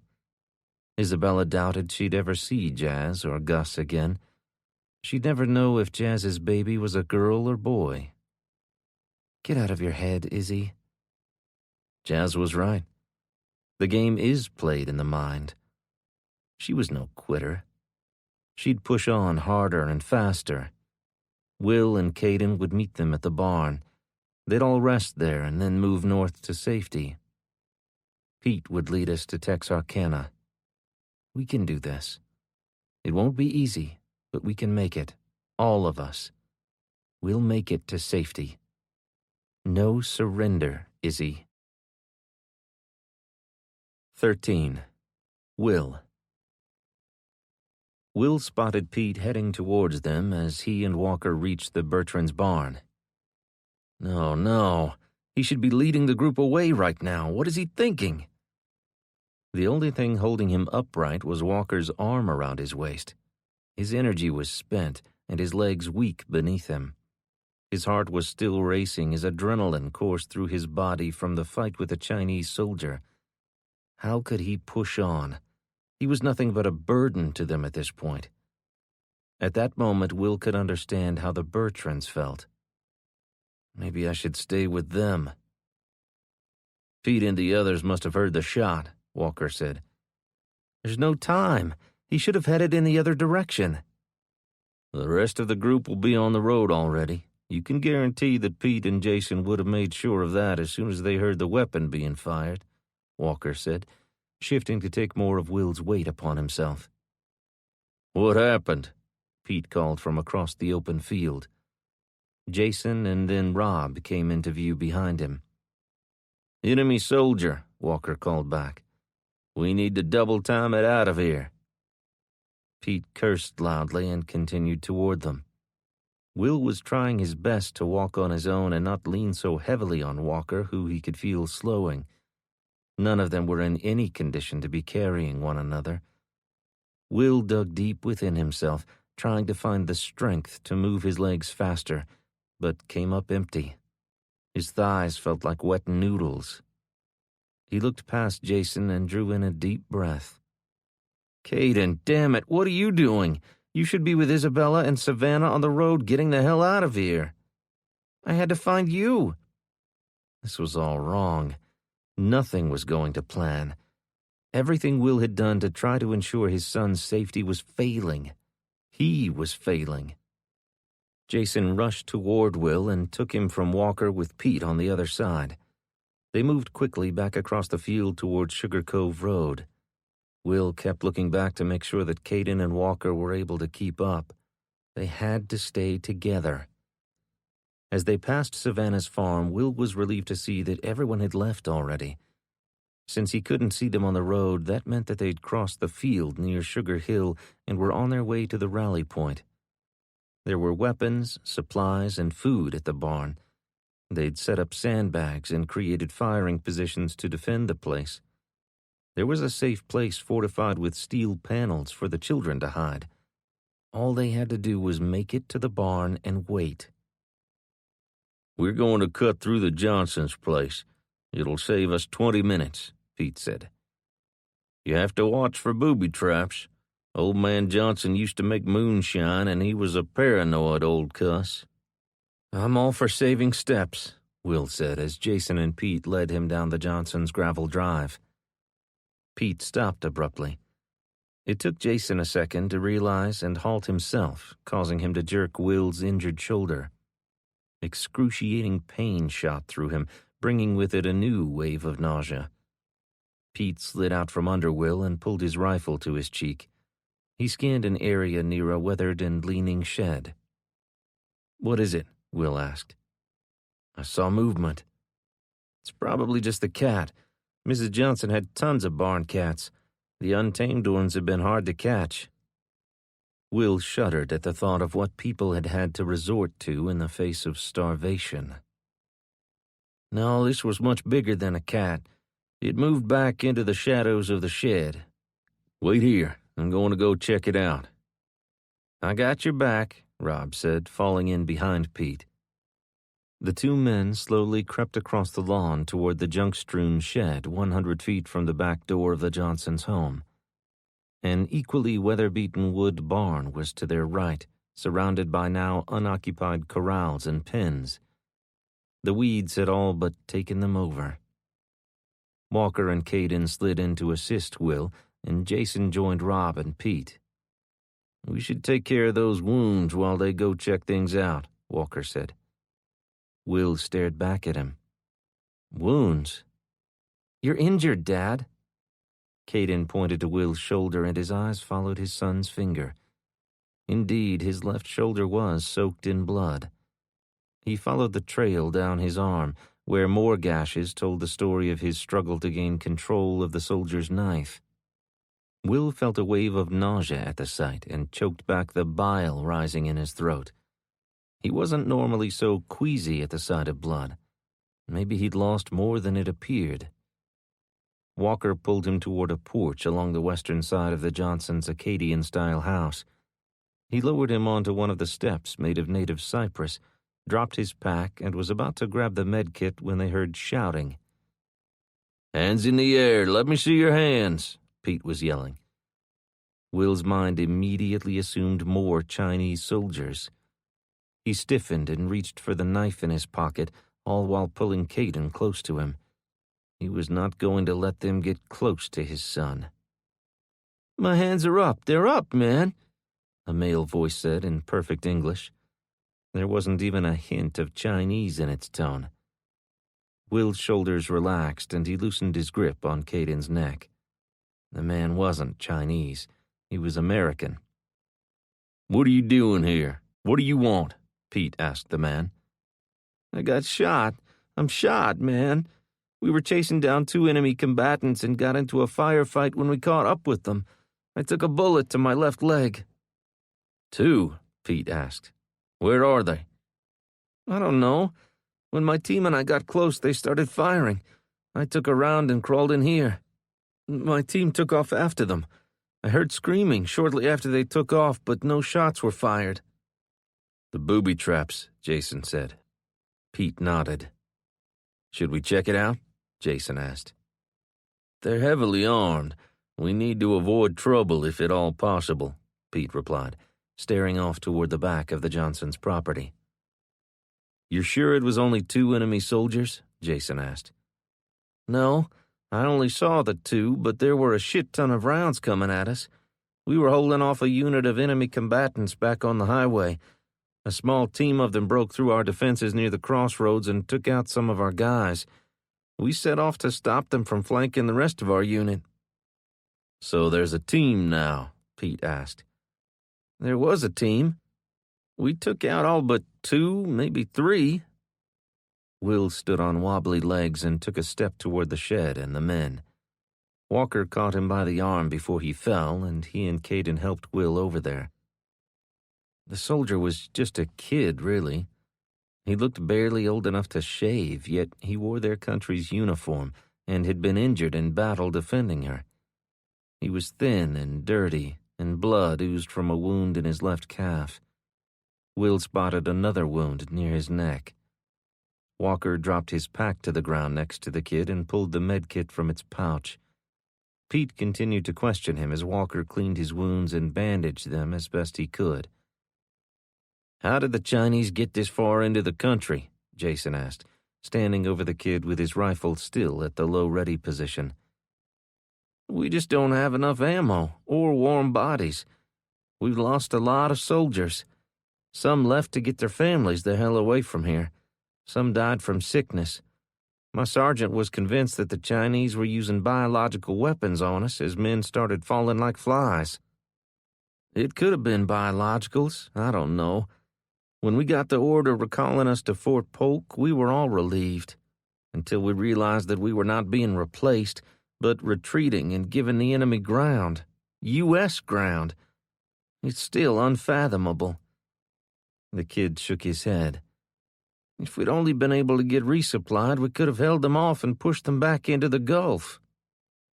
"What's the plan now?" Jason asked. "Plan? I don't think the brass has one. The Chinese are on our heels. Even if we were able to make it back to the base and get resupplied, we'd be fighting them there within a day." "How many?" Will asked. "A shit ton," the kid said, his expression grim. "A battalion, at least. We heard that another was moving up Highway 87 toward Shreveport to cut off our resupply from Texarkana." "Are there troops in Texarkana?" Will asked. "That's the rear operating base for Fort Hood's command. They're reinforcing the refugee shelter. It's all screwed up. Nothing is being done according to regulation. I'm not even sure who the hell is in command anymore. There have been very limited communications." "That's messed up," Pete said, rubbing his salt and pepper goatee. "Why Texarkana? What's strategic about there that the military would set up a command center there?" "The rail lines and Red River Army Depot. Also, it's close to the Red River," the soldier replied. Pete bobbed his head and then glanced back at Will. "I can see that." "You guys live around here?" the kid asked. "We live along this road," Jason said. "I'd be getting my family out of here if I were you." "We are. They're on their way to Shreveport and then Texarkana, though," Pete said. "Shit," the kid cursed. "We have to stop them," Will said. "Where else are we going to go, Will?" Pete said, turning to face him. "I don't know, but it's not safe now." "Nowhere's safe, man. The Chinese are coming in like locusts, and there's very little we can do to stop them. All we can hope for is to slow them down and allow residents time to evacuate north." "North Arkansas, or north as in Canada?" Will asked. "Canada's under the control of the Russians, so that's out," the kid said flatly. Will's heart leaped into his throat. "Russians?" "Yeah, it was a coordinated attack. The Russians, North Koreans, Iran, and China worked together to pull this off.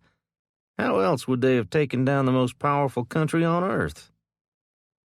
All Will's optimism about finding a safe place to stay and survive this mess evaporated in an instant. How could they possibly survive this? He reached out and pulled Kate in close. Melanie's voice whispered in his ear. "While there is breath in your body, protect our son." "We'll find a place, somewhere," he whispered. He wouldn't give up. They would never surrender. 14. Will. Will's mind raced as they left the young soldier back at Johnson's farm and hurried to catch up with their families as they pushed north to escape the advancing enemy. No longer was he under the illusion that they could quietly make their way to the safety of the refugee camp in Texarkana. Gone was the idea that they could take their time finding a place in which the group could set up a new camp of their own in the woods of Arkansas and live off the land. He could see how foolish the plan was now. Even without the advancing army, living off the land was nearly impossible. How could they possibly feed 40 people by roughing it in the woods and hunting? What a fool he'd been to think they could. He'd trusted Pete and believed that whatever skills were necessary for survival could be taught before leaving Texarkana. What alternative had there been? He needed to hold on to any shred of hope. What hope could he find now? If the young American soldier was right, the middle of the country would soon fall under communist China's rule. They'd be forced into work camps, barely fed, and tortured. Was that their fate? How could this have happened? If they hadn't been so busy killing each other off and fighting over what little resources they had, the average American citizen would have been a mighty force against the Chinese. It wasn't like there was a shortage of guns and ammunition around. There were still plenty of weapons, and though ammunition was a problem, crates and boxes full were likely sat in warehouses and on trucks somewhere out there. But that did them no good right now. "We need to fight back," Jason said, breaking the silence that the group had fallen into on their trek. "We're retreating when we should be standing our ground and fighting." Rob stopped in front of them and turned back. "We have families. What do you want to do? Put children on the front lines with sticks and slingshots? We can't protect them by running either. It's only a matter of time before they control everything. Do you want to see your little ones in some concentration camp learning Chinese? Would they be fed? Rob's stare was hard. Will couldn't believe he'd even consider it. They may not want children. They may only want able-bodied workers, Will replied coldly. Rob's mouth parted as if he was going to speak, and then he turned to look away. What are we supposed to do? We aren't soldiers. We don't have weapons for war. We barely have enough bullets to hunt, let alone fight an army. He choked on the last part as if he were about to break into tears. We'll have to use guerrilla tactics, Pete said, pulling his rifle closer to his chest and allowing it to rest in the crook of his arms. We'll have to set ambushes and use what we can find to slow them down, take out as many as we can. A smile tugged at the corners of Pete's mouth. Will had learned that Pete had been practicing for something like this for years, and hoped he wasn't itching for a fight just to prove something. We have to form our own army, Jason said. We have to convince people that they must fight or die. Maybe we should join with the regular military. I bet they'd give us weapons, Caden said. Will considered it for a moment. They'd no doubt be recruiting. The kid soldier had said they'd lost a lot of men and lacked warm bodies to do the fighting, but they didn't have supplies or ammunition. Will shifted his weight onto his left foot and faced Jason. Are you thinking about Tank and the others back in Vincent? Jason nodded. And Valson and the folks of Sugar Hill. Will bristled at the mention of Valson, recalling with vivid detail the scene when Jason's family had held him hostage. You've seen him then? Will asked. I know where he's holed up. He could convince Sugar Hill to join us. Why would they? Because they have families in there to protect too. We have a common enemy. What about our families? Will asked. Savannah's is no longer safe. The enemy is crawling all over there by now. We could stay at the rally point near Perkins for a week at least. We have enough supplies. We could head to Leesville and cut off the advancing Chinese. Find a way to stop them. When it's safe, we can have our families push on to the next rally point near there. The grocery store at Roseville would do for a few weeks, maybe even a month. There's good deer hunting within 10 or 15 miles of there. If we got a few of them, we could hold out there while we pick off as many of the enemy as possible. You talking Red Dawn type tactics? Will asked. He'd seen the original movie with Patrick Swayze. A ragtag bunch of kids taking on the Russian army made for good fiction, but the Chinese carried real weapons. And it didn't end that well for Patrick Swayze's character in the end anyway. It could work, Pete said. Will tried to picture how it could succeed. In the end, he determined that they didn't really have a choice. Will and the others reached the barn that acted as their first rally point just before sunset. The group was there and safe for the moment. The relief Will felt at seeing Isabella's smiling face was palpable. Savannah looked like she'd aged a decade in the few hours since he'd last seen her as she stroked her braids and paced as Keegan ran to greet Jason. She should have been relieved to see them, but her stress level remained high. After a long hug and kiss, he pointed to his sister. Is she okay, Izzy? No, not really. She did fine all the way here. She led the group and kept everyone moving, but as soon as we arrived, the reality of the situation hit her. She didn't want to stop. She urged everyone to keep going and put more distance between us and the Chinese, but the parents refused. They just couldn't keep on carrying the heavy packs and their children. I'm glad they didn't. We've sort of had a change in plans. Isabella's eyes grew wide and she stepped back and crossed her arms. She looked down and then back toward Pete and the others. What happened back there? Kylie didn't tell you? She said a bad man grabbed her and that you knocked him down. We heard the gunshots and Pete said to get moving. It was a Chinese soldier. Our military was chasing 3 scouts. He got separated from the other 2. Are you all right? She touched his blood-soaked sleeve. "Just a graze," he said. It was more of a gash, but he didn't need to worry her about it. What about the other 2 Chinese fighters? We ran across one of our soldiers. He was wounded. He filled us in. The rest of his team went after the other 2. That was when the plan changed. He took her hand and pulled her close, then placed her hand on his chest and looked into her eyes. "We aren't going to be able to outrun them." She gasped and held her breath. "Our military's depleted and can't hold out much longer. The Chinese are running up the border with Texas on their way to Shreveport. We might already be behind enemy lines right here at this barn." Tears pooled in her eyes, and his heart broke at having to tell her the bad news. Looking up, he surveyed the group and found Savannah. She was bending over, rummaging through her pack. How would he possibly make her understand? She had 4 children to protect. All she wanted in the world was to get them to safety. She wasn't easily going to accept that they'd need to stay put, make a stand, and use every opportunity to thwart the enemy's plan to run up the middle of the country. No, she would never understand that. He wasn't sure he did himself. Isabella placed her head on his chest and squeezed him tight. "Are you sure? Really sure?" "We're going to have a look for ourselves, but the soldier had no reason to lie." "We can't fight an army. We don't even have ammunition." Her voice was pitchy. She was about to cry. He'd give anything to prevent that, but the reality was they were in serious trouble. "Pete has some ideas, and Jason plans to involve my cousins and the people at Sugar Hill. We need every able-bodied adult to resist this, or we could all end up in Chinese camps." "No," Isabella said.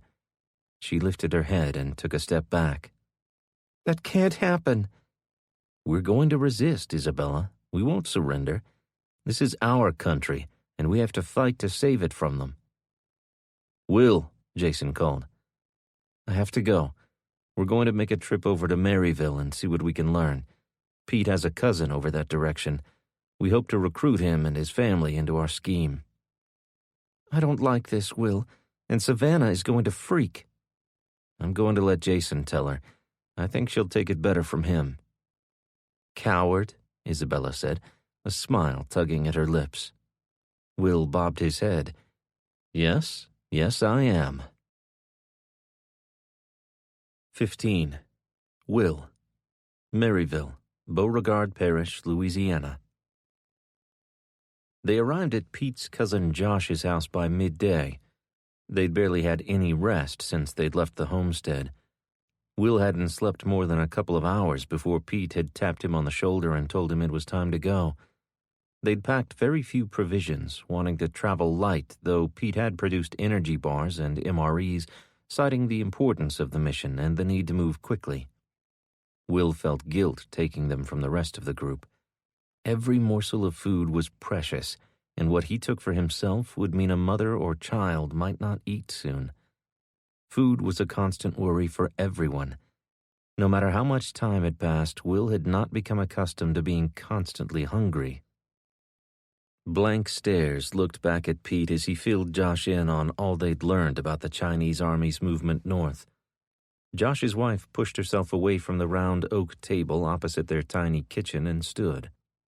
She steadied herself for a second and then ran from the room down a short hall. Will heard her vomiting. That was exactly how he'd felt when he'd learned about it. It was a hard thing to grasp. Even though they'd known for a couple of months that this could happen, that it actually was happening didn't seem real. "You didn't come all this way just to tell us this," Josh said. "We can't run from them. It's too late for that. I thought we'd have more time, that we'd hear that they had broken through down by the intercoastal and would have time to bug out, but that didn't happen. And they are up here already and pushing north rapidly." "So what's your plan?" "We have to fight. We have to make a stand and stop them if we can," Pete said with conviction in his voice. "How do you propose we do that, Pete?" Josh's wife asked from the doorway. Just the way we trained, Lorraine. She scoffed. That was play acting, Pete. We were preparing to defend homes from a few marauders, not an army. We aren't going to take on a whole army. We're going to disrupt them and pick them off one by one. Remember the divide and conquer strategy we trained on? Diversion and subversion. She shook her head. That's crazy talk. They have modern weapons of war. You aren't going to sneak up on them. You'll never get close enough to use that big old tactical knife you carry.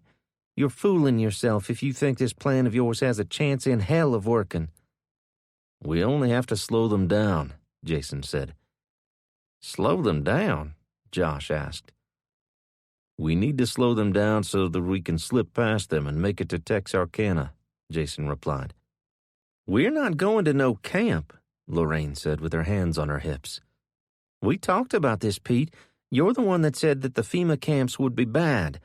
We'd have to give up our guns and might even be separated. Do you have ammo for your guns? Will asked. A shot of hope coursed through him. If they had even a few boxes, it could help. Not much. We have some shotgun shells and rounds for the 30-30 for hunting small game, Josh said. Will's hope faded. A shotgun would only be useful to them up close. It would make a good defensive weapon if they were cornered by the enemy, but they needed ammo for their rifles so they could pick off bad guys from a distance and race away. The goal was to figure out who their top-ranking soldiers were and take them out, and to take out any communications equipment they had. They also needed to get their hands on enemy weapons. Explosives were their main goal. They could do a lot of damage to the Chinese army's movement if they had just a few explosives. A knot formed in Will's gut. The more they talked, the more his stomach churned. The plan did sound crazy. They'd all likely be killed, but someone had to try to stop them. Someone had to make a stand. Could they sit back and allow them to just roll through the country and not fight back? The answer was no for him. Each person would have to come to that conclusion on their own, but for him, he would not surrender his life and freedom to an enemy occupier. He was willing to do whatever it took to make sure his family didn't have to either. Who's left around these parts? Pete asked. Josh glanced over at Lorraine. Kane and his family left last week. Lorraine's brother is still here. His wife's family is about 3 miles north of here. Really. He paused and turned back to Pete, then took a deep breath and exhaled. Most folks around here are dead already. Those who weren't killed in the initial days and weeks after the lights went out have died of hunger or suicide. He swallowed hard and then continued. Those damn Chinese won't find many people to resist them. In my mind, that was their plan all along. They just waited for us to all die off so they could roll on in and take the land for themselves. Will agreed with him. Even those that had tried to flee had been cut down by marauders and road warriors. He had no way of knowing how many residents had actually made it to Texarkana. They may get there and find a nearly empty camp. So what are you going to do now? Pete said.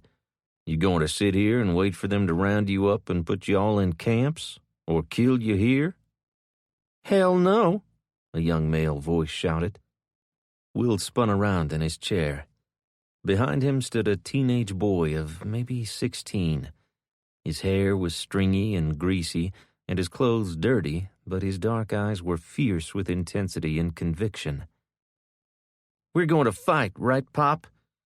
He moved around the table and took a stand behind his father. We ain't cowards, Uncle Pete. We ain't going to let no foreigner steal our country. Will's eyes dropped to Josh. He was expressionless. Will couldn't tell what he was thinking, but he was sure that he was proud of his son. Tears welled in Josh's eyes, and he stood. Right, son.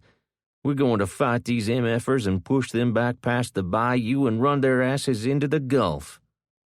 Now you're talking, cousin, Pete said, moving around the table and smacking Josh on the back. He held out his hand to the boy, and they shook vigorously. All right, now let's round up the rest of the folks around here and go make them pay for invading America. The kid picked up his red MAGA hat and placed it on his greasy head, wiped the sweat from his brow, and hitched up his baggy jeans. A smile spread from ear to ear. I'm ready. I know my friends are too. We've been sick of sitting around and doing nothing. Will envied the youngsters who had gathered in Josh's shop to talk strategy with Pete. He counted 12, 7 boys and 5 girls, all between the ages of 14 and 20. They looked better fed than the adults. 4 of the boys had Armalite-style rifles slung over their backs. 2 of the girls wore pistols in holsters at the hips. They looked like sisters. The adults that Josh and Pete had rounded up sat around the fire pit in the backyard. Jason was working hard to convince them of the soundness of the plan. Will didn't blame them for their apprehension. He had a teenage son, and there was no way he'd want him taking up arms against an army. He knew it would come to that eventually, though. He couldn't see a way to avoid it. Everyone would have to fight if they were to defeat the enemy. Roadblocks? Really? That's the best you can come up with? One of the men asked. We want to funnel them into an ambush, Jason replied. Why wouldn't they just use some of that heavy equipment they have to push the cars and tractors out of their way? They likely haven't had time to move equipment like that through the bayou. Our army blew up all the bridges across the intercoastal before they were able to move much more than their troop carriers across. How do you know that? Our contacts down at Lake Charles. They sent word when the military blew the remaining bridges. We thought that would be the end of it, but they'd already sent some troops across, Jason said. Will hadn't thought about the bridges in weeks. It would take time for the Chinese to move equipment north now, and what about their resupply? Would they have the same issue that the American army was having with supplies reaching them? How long could they hold out? Will moved from the doorway of the shop toward the group gathered around the fire pit. We need to cause them to use up all their ammo and find a way to steal or destroy their food and water. They won't have a way to resupply. They can't just go out and get more. It's not available for them to find. They will be as defenseless as we are. That would give our army time to resupply and get here to wipe them out. That's what I was planning for, Pete said behind him. Will turned. I'm not thinking clearly. I missed the part about them not getting resupplied. It's okay, Will. We're all running on empty. We need to fuel our bodies and stay hydrated. We have to be fit and ready for battle. Will knew he was right. He needed to eat as much as his body required and stop feeling such overwhelming guilt about it. It was as necessary as putting fuel in a car. Without it, it would not operate. His head felt fuzzy. Even a few calories would help clear that up. He reached up with his left hand to wipe sweat from his eyes, and pain shot through his shoulder. The image of the Chinese soldier's expression as his knife sliced Will's arm flashed before him. So we just need to cause them as much trouble as possible and wait for their supplies to run out, Will said, lowering himself into the lawn chair next to Jason. It will be a little more complicated than that, but pretty much, Jason said. Scenes from the movie Red Dawn played in his mind as he prayed their story had a happier ending. 16. Savannah. Perkins, Calcasieu Parish, Louisiana. The 30-foot by 50-foot metal building near the barn was filled with tools, equipment, and worn-out furniture that looked to have been taken from someone's elderly parents' home, complete with the doilies left on top of one of the chests of drawers. If they were going to remain there for very long, they would need room to spread out. The old, weathered wood barn wasn't big enough for living in. Families were tucked away in every corner. Every stall was occupied by parents and their small children. The single men occupied the loft, also acting as lookouts. Everyone was taking turns on watch. Tensions were running high, and nerves were frayed beyond anyone's ability to cope. Jane had even snapped at Kylie, who'd looked as if she'd been slapped. Savannah understood perfectly. Jane was pregnant, and between the morning sickness, the mood swings, and the overcrowded conditions, her patience had run out. "What are you thinking?" Jane asked from the doorway of the metal shop building. "I'm thinking we need to have everyone grab something and move it out so we can make room for people in here. Some of the furniture could stay. It would give you and the other mothers a place to rest comfortably. Maybe I could even get Keegan and Kylie down for regular naps." "That would be something," Jane said, forcing a smile. "This is tough on everyone. The kids are pushing boundaries because they're stressed too." "I know, but they're fine. They're tough, like their mom. They'll do fine." Jane turned. "I'll go round everyone up. We'll have this space livable before the guys get back." Savannah sighed. I keep hoping that they'll come back with good news so we can get back on the road to Texarkana." "I know, me too. I don't want to have my baby in a barn. They'll have doctors and maybe even drugs at the shelter." Savannah just nodded. She doubted seriously that they would have either. Not with a war waging to their south. All available medical personnel and pain medications would be needed on the front lines. Mothers had delivered babies since time began without either, but Savannah understood Jane's concerns. It took the better part of the afternoon on their third day there to remove enough stuff from the shop building to begin making decent living quarters for the group. The single men remained in the loft of the barn, and any items from the group's packs and bags that they didn't need right away stayed behind in the barn. Savannah spread out Keegan's and Kylie's sleeping pads and bags between hers and Kendra's. Carson's was placed to block them in so they couldn't go wandering off in the night. Everyone's mood seemed to be improved with the extra room. Luca and another man hauled water in 5-gallon buckets from a nearby pond to flush the toilet, which was a wonderful luxury after days of using the woods behind the barn. "Mom, Jane found a large pot in that junk we hauled out of here. She's wondering if it would be all right to start a fire and boil some rice for everyone," Kendra said, poking her head through the large roll-up door. Savannah chewed on her bottom lip as she replayed Pete's instruction in her mind. No fire was at the top of the list. The smoke can be seen and smelled for long distances. It could alert people to their presence. "No, I'm sorry, no fire. The smoke will give us away." "Even a little one, just enough to boil water?" Kendra questioned. "Even a little one. It just isn't worth the risk. We can soak the rice. It never gets soft that way. Put it in the sun. It should warm the water some." It was a fairly warm day for December. They'd left the roller door and the walk-through door open to allow a breeze to blow through the shop, but Savannah was still sweating. "Okay, I'll tell her. She's not going to be happy." "I know, but we have these rules to keep everyone safe." "I wish we didn't have to stay here. Why can't we just move at night when we can't be seen?" Kendra asked.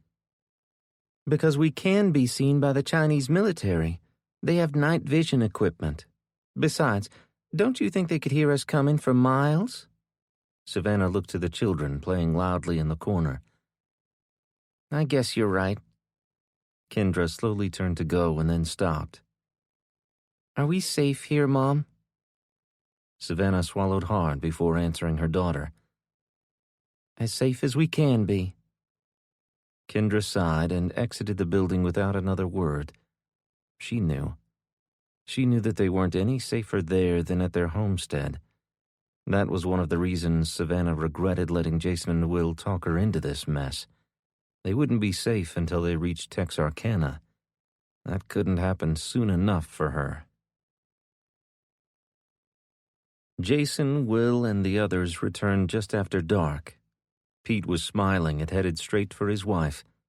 Jason was expressionless. Savannah couldn't read him. Will, he looked sick, like all the air had been sucked out of his lungs. Savannah was afraid to ask what they'd discovered. After the string of bad news they'd received lately, she was sure this was the worst kind. She greeted Jason with a kiss, and he took her hand in his. "Are you okay, Will?" she asked, her tone low. Caden and Isabella arrived as Jason began to tell her what they'd discovered on the scouting mission near the Texas-Louisiana border. There was a steady stream of military vehicles moving north along Highway 111. It would take a sizable army to stop them. We talked to Pete's cousin in hopes of at least slowing them down, and we have a plan. Josh and his family are implementing a critical part of it now. We wanted to come back and let you guys know. We're going to move to our secondary location at the store in Roseville. Does that mean we are staying put for a while? Isabella asked. Jason's head bobbed and Savannah's heart sank. The grocery store had been cleaned out in the first few days after the lights went out. The owner had placed 3/4-inch thick plywood over the windows, but thieves had somehow smashed down the door and broken in. The shelves were completely bare, but it was big enough for the group to remain together. What about the town? Savannah asked. We didn't see anyone the last time we checked.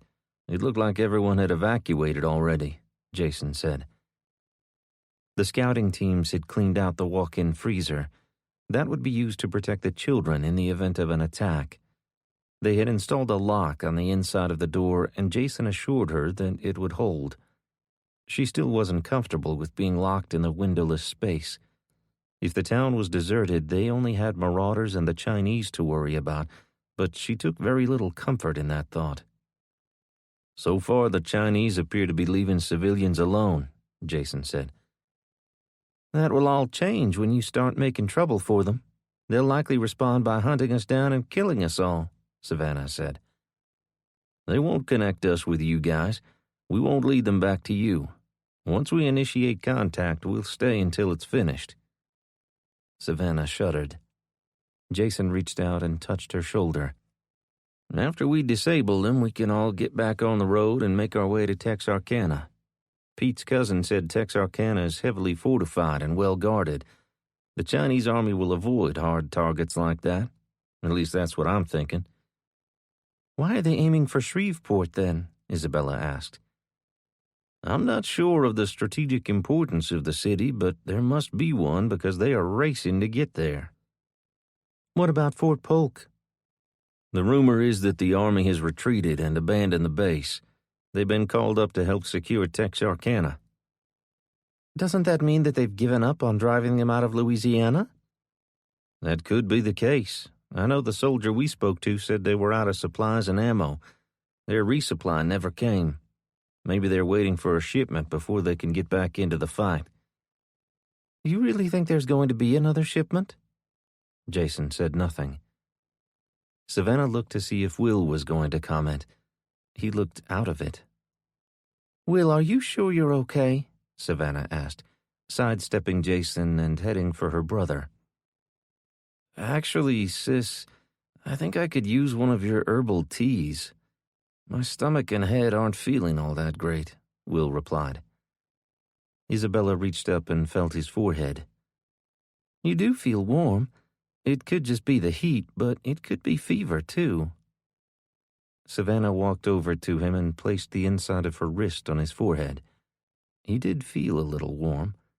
She hadn't brought many herbs with her, thinking she'd find what they'd need along the way, but she did have some echinacea and rose hips. That might help boost his immune system. Dad, how's the cut to your shoulder healing? Savannah looked sideways at her brother, then peeled up his left sleeve to reveal an angry-looking gash. Damn it, Will, this is infected. Why didn't you let me clean it when it happened? We had enough to worry about. It was just a small gash, he said defensively. And now that small gash is oozing pus, and you're going to need antibiotics. She was steaming. It was irresponsible of him. They needed to reserve the antibiotics for as long as possible. Savannah stormed off toward the field behind the barn where she'd seen some comfrey and had planned on cutting it to take with them. She'd need it now to make a poultice for her dumb brother's stupid arm. I'll come with you, Isabella said. I need some air. She sounded as pissed off as Savannah was. She was sure Will was going to get an earful later when they were alone. I can't believe he let that happen again, Isabella said. Again? We've both dealt with infected wounds. Things were quite nasty in Houston after the hurricane. We had battle wounds that got infected. He should have known better than to ignore a cut. I think the lack of food is causing us to make mistakes, potentially deadly mistakes, Savannah said. You think we should return to your homestead, don't you? Isabella said as they picked the comfrey leaves. I've thought an awful lot about it, Isabella. It just seems senseless to wait here. We aren't any safer. In fact, we're less safe. Even at the store with the sandbags and steel bars Pete installed inside the freezer to hide the children. We have to believe that this new plan will work, Isabella said. Do we? It was a crazy plan. They could all get killed. What would they do if Will, Jason, and the others never came back? No one had an answer for that. This was new territory for all of them. None of them had ever had to navigate a world where their homeland had been infiltrated by a foreign power. She knew that Jason, Will, Pete, and the others were doing their best, but what if their best just wasn't good enough? How would she keep her children safe? You ladies need some help? Savannah turned as Walker approached. Yes, I could use some help to convince Jason and the others that we need to return to the farm. I think they have their minds made up on that point, Savannah. I know Pete is preparing to go after the Chinese and put a monkey wrench in their strategy to cruise through the midsection of the country, and he isn't going to be persuaded to set aside his plan. Not now. Not when he's got people willing to fight back. I understand you're concerned about the children. We're all going to do our very best. No matter how hard everyone tries, you can't stop bullets, and we can't outrun an army. Savannah fought back the tears. No, we can't. But that army makes a lot of noise, and it's difficult for them to move without attracting attention. If Pete and the others can keep them tied down long enough, this plan of theirs might just work. At the very least, it will put a hurting on them and decrease their numbers. Savannah didn't believe that for a moment. She shook her head, turned, and walked away without a word. 17. Will, Maryville, Beauregard Parish, Louisiana. Will wasn't feeling 100% yet, but Savannah's treatments seemed to be working to curb the infection in his left arm. When Will and the others arrived back at Pete's cousins', Josh, Lorraine, and the others had the roadblock ready to be set up. 2 tractors had been found with enough fuel to move vehicles onto the roadway along the enemy's route. The U.S. military had managed to delay them south of Ragley. According to the scouts sent that way, a few Chinese units had broken through and would arrive at the roadblock by dark. Would they move after sunset? Will guessed that would depend on how much of a hurry they were in to get to Shreveport. It was still a mystery to him why they would be heading there. Maybe they could capture one of them and find out. "Is everyone in their places?" Pete called out. Each 2-person team relayed that they were. Josh and 2 other teams had crossbows and arrows trained on the road. Pete and his son were the only ones with rifles, so they covered the rear. They would take out anyone trying to retreat. Will felt useless with his shotgun and 2 shells. He had to continually dismiss the fact that what they were attempting was downright crazy based on the reality that they had to try. How could they do nothing? This was their country. If they didn't stop the enemy, who would? The convoy of 5 Chinese Dongfang armored military vehicles arrived an hour before sunset. The Communist Army hadn't been expecting resistance. If they had, they would have sent out a patrol to make sure there weren't any roadblocks. They rounded a bend in the road and halted abruptly 200 feet in front of the 10 or so cars and trucks blocking both lanes of Highway 111. They just sat there for a moment before soldiers in the rear vehicle dismounted and made their way along the ditch toward the roadblock. Will heard the tractor start. A second later, he heard a rifle's report echo through the trees. There was no way to tell if it came from Pete or the enemy. Then more gunfire erupted. Pete was returning fire. Will could tell it was him by the sound of the 3-round bursts instead of the steady rounds of the automatic rifles. The gunner in the last vehicle began firing. Rounds tore through the trees, splintering wood and kicking up dirt.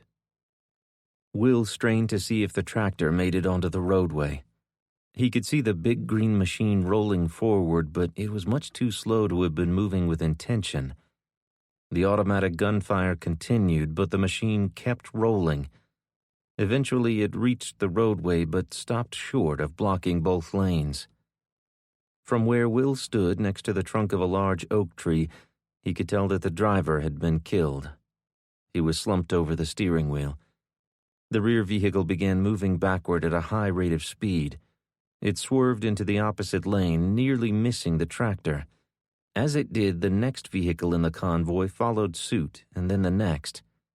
They fired into the woods on both sides of the road as they backed away. All Will could do was press his body as close to the ground as possible and pray.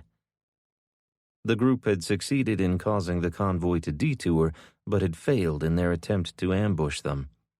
There was only one road for them to take to head north. They'd have to go west for a couple of miles. Before they reached their turn, they would encounter another roadblock and another attempt at an ambush. Jason, Rob, and the teens would be waiting for them there. After the last vehicle disappeared from view, Will rushed toward the tractor. Pete was already there, along with Josh and Lorraine, who was cradling an elderly man's head in her arms and sobbing uncontrollably. Josh was rubbing her back and attempting to console his wife. It was a heart-wrenching scene and stirred up emotions in Will as he recalled losing his wife. He pushed through the grief that tried to pull him down and walked past the couple to where Pete and Bo were standing. On the ground at their feet was a soldier. Will looked into the man's eyes as he stood over him. He was so young. Fear framed his face. Here he was, bleeding out on a highway in America, far from his homeland and his family. He was likely only following orders. At another time, he could have been a tourist here to enjoy Mardi Gras. They could have sat down and had a beer together and talked about baseball. Now, they were enemies because his communist ruler said so. It was so pointless. "He's not talking," Bo said. The soldier coughed and blood spurted onto his chin and ran down his neck. It looked like a round had struck him under his armpit. It likely went through his right lung. With Pete and Bo being positioned in the trees above the road, the bullet would have traveled toward the ground and injured vital organs. Will knelt beside him. He picked up the kid's hand and squeezed, then leaned down and whispered, "I'm sorry this happened to you. We did not want this. We are fighting for our lives here." The kid's eyes shifted toward Will. He understood. Maybe not the words, but the tone in which they were spoken. "I can't help you with your wounds, but I can stop your suffering. It can take a long, long time to die and be very, very painful." He left the words to linger. The kid closed his eyes slowly and then opened them. "I can help you if you help me." The kid's eyes shifted to the right, away from Will. He was rejecting betraying his country. "I say we leave his ass here to die a slow and painful death," Bo said. He took 2 steps forward and nudged the soldier with the toe of his boot. "I wouldn't spit on him if he was on fire." He spat a few curse words and walked away. Will released the kid's hand and let it fall to the pavement. "Have it your way." He started to stand and felt a hand brush his arm. "Knife," the young soldier managed to get out. "You want your knife?" He moved his knife up and then down slowly. "I want to know why your military's rushing to Shreveport. What is there that you're so interested in?" The kid moved his head from side to side. Will stood and backed away. "You got nothing for me, then I can't help you." A few seconds passed, and then Will heard the kid whispering. Air base, the soldier said softly. Air base. An air base? What about it? Planes aren't flying, are they? Doomsday, the kid said before going into a coughing fit. Will knelt beside him once again and wiped the blood from his cheek. He gently rolled him onto his side slightly to help clear his mouth and throat. Doomsday? What the hell is that? Pete stepped closer. Are you talking about the president's doomsday plane? Will's eyes shot up at Pete. The president? The fleet of E-4Bs are called doomsday planes due to their function as a survivable airborne command post for the president. He can initiate a nuclear strike from the plane. Could the president's doomsday plane be in Shreveport? Will asked. It's possible, Pete said. They both stared down at the soldier. The PLA sure was in a hurry to get there. If that was the case, they had to do everything in their power to stop the Chinese from getting to Shreveport. It could be the country's only chance to come back from this thing. We need to go help Jason and the others. We have to stop the convoy at all costs, Will said, rising to his feet. As the two men walked away from the soldier, Pete nodded over his shoulder. What about him? He's not going anywhere, Will said. It was a long night as Will stared at the back of the Dongfang, stopped at the second roadblock. The other team had stopped the convoy by blocking them in with a road grader and dump truck. The Chinese soldiers hadn't attempted to dismount their vehicles or ram the heavy equipment. They occasionally fired rounds from their turrets, but seemed to be just popping off warning shots. Will hadn't seen movement for hours. Were they waiting for reinforcements? How long would they wait inside their vehicles? It had to be obvious to the occupants of the vehicles that his group didn't have the means to force them out. Will wasn't sure if even an RPG would do the trick. The People's Liberation Army's version of the Humvee was likely as heavily armored as the U.S. version. Sometime before daybreak, a runner came bearing news from the battlefield to their south. Another convoy with 10 vehicles was heading in their direction. Did the soldiers here have a way of communicating with the rest of their unit? Probably. We need to send folks back to the main roadblock to intercept them. We can't let them break through the roadblock or reach this team here. We need a way to blow them up, one of the teens said. Like an IED? Another kid said. Yeah. Anyone know how to make one? My cousin does, a lanky teen with long, greasy hair replied. Wait, what? Will asked. My cousin makes IEDs, pipe bombs. Will turned to the kid next to him. Go get Pete. He's going to want to hear this. While the teen repeated what he'd told Will, Pete's eyes brightened and a smile spread across his face. All righty then. Let's get him up here. He's on his way to Texarkana. Well, that's not helpful, Pete said, turning to leave. He's got pipe bombs in his shed, though. Pete whipped around and rapidly approached the kid. What? Yeah, he showed me. It freaked me the hell out. I wasn't sure if they were safe. He said they didn't have the detonators and showed me where they hooked in the wires on the bombs. You know how to activate them then? Will asked. Well, I don't know. He just showed me that one time. You're sure he still has them in his shed? Where does he live? Pete asked. About a mile from here, the boy said. You're sure the bombs are still at your cousin's house? Will didn't want to go off on some wild goose chase. He was exhausted already and barely had the energy to stand. I'm sure. I asked him about them a couple of weeks ago. He said he was afraid someone would go rummaging through the shed looking for food or valuables and find them, but he didn't want to move them. He didn't want his parents to find out. We need to get a team and go check this out, Pete said. The lanky teen led them through the business section of a small town to a residential area of older homes. It appeared that the town had been evacuated. No one came out to investigate them. "Which one, Levi?" Pete asked as they stood in the intersection staring down a tree-lined street.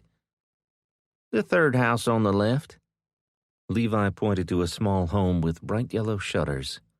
It looked like the homeowners had tried to plant a garden in the front yard, but whatever food might have grown there was long gone now. Will's stomach growled at the thought of a lovely ripe tomato or perfectly delicious carrot. He could almost taste them. He shrugged off the thought of food and followed Pete and Levi toward the side of the home. In the backyard was a portable shed secured by a keyed lock. "Do we need bolt cutters?" Will asked. "We don't have time to track a pair down. We'll kick in the door," Pete replied. A moment later, Pete did his best to get into the shed via the door. After 2 kicks, he had to rest. Levi took a turn, and within a minute he'd made a hole in the plywood door big enough to crawl through. "Be careful picking up the pipes. We have no idea what's inside them," Pete admonished. Will's butt puckered every time the kid appeared in the hole with one of the short sections of steel water pipe containing some explosive mixture that could potentially blow them all up. Pete gingerly took the pipe bombs from Levi and placed them on the grass next to the shed. Will couldn't help but wonder what in the world the kid had been thinking to make bombs like that. What had he intended to do with them? Blow up his school? He'd likely got the plans on the internet. Will hoped that he'd closely followed the instructions, or they could be the ones blown up by them. "We need something to carry these in. Will, look around for a crate or something," Pete said as he took their future IEDs from the boy. Will looked around the sides and back of the shed but found nothing. After a search of the rest of the yard, he ventured into the neighboring yard and found a milk crate. He stopped near a pile of trash and retrieved a discarded towel to provide some cushioning for the bombs. Pete then placed the pipe bombs down into the crate and covered them with the towel. "How are we going to detonate these?" Will asked. Pete pulled back the towel and lifted one end of the pipe. "See that small hole?" Will nodded. "The fuse is inserted there." He picked up a small plastic grocery sack, rummaged inside, and retrieved a bundle of wires. He reached in again and pulled out a switch. "Bridge wire detonators." "Seriously?" Will asked. "This kid was seriously deranged," Pete said. "How did his parents not know?" Pete stuffed the items back into the bag and handed them to Levi. "His folks were high most of the time. They couldn't care less what he was doing as long as he wasn't bothering them," Levi explained. Will shook his head. "Sad." "Let's get these back and kick some ass," Pete said. "You think these will work against those armored vehicles?" "Your guess is as good as mine. It's the best shot we have, so I sure hope so. Something has to end our Mexican standoff. We'll have to give them something to shoot at to coax their gunners out. If we can get their gunners to expose themselves, we'll have a shot at taking them out. Without their heavy machine guns, we can get close enough to place these devices." "We should put some on the road leading to the roadblock," Levi said. "No, we don't want to take the chance of them going off-roading and bypassing our roadblock altogether, but pre-positioning them within the kill box in front of the roadblock is an excellent idea." Will couldn't stop thinking about Caden and Isabella back in the town they'd left them in. He knew that Savannah would be doing her best to make a comfortable place for everyone, and hoped that all their preparations had made it a safe one as well. With Pete, Jason, Rob, and the others here fighting the Chinese, their families would be forced to fend for themselves if trouble found them. It had been a difficult decision, but Will was sure that going to fight was the right one. With the new information he'd gained from the wounded Chinese soldier, he was even more sure that anything they could do to interrupt the PLA's plans would make a difference. He was also anxious to get to Shreveport and find out for himself if indeed the U.S. president was there, and if there was some semblance of government left in the country. "What did you make of the information about the Doomsday plane?" Will asked as they made their way back to the roadblock. Pete stopped and leaned against a tree by the edge of the road.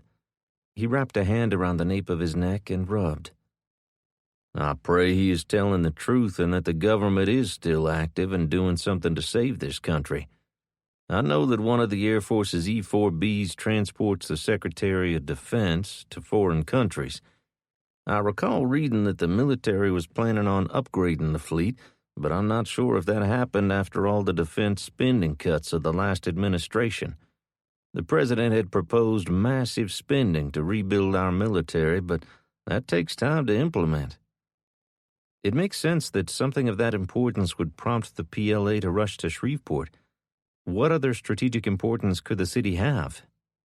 We likely will never know, but we can do our part and hold them here as long as possible. My hope is that our military will show up and finish the job for us. I'm not sure how many of these things will actually work, to be honest. He nodded to the crate of pipe bombs on the ground next to his feet. So, if the president or some member of the government is on a plane and heading to Shreveport, what does that mean? Is D.C. gone? My guess is it does. Retaliatory strikes would have been made on the country suspected of taking out our power grid. Nukes could even have been employed. Nukes? Levi asked, his voice pitching. Almost certainly. We have ships out at sea capable of launching if we are attacked.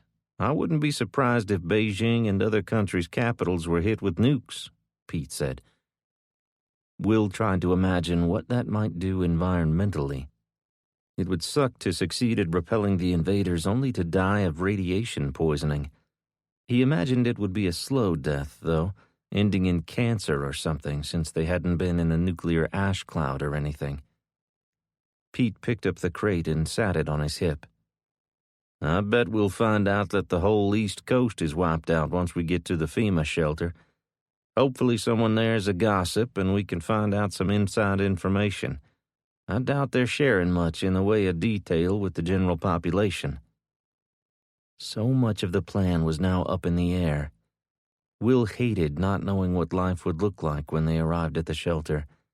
Life might be totally different in other parts of the country. They could learn that the Midwest was spared, or the West Coast. They could be evacuated to some place with electricity and running water.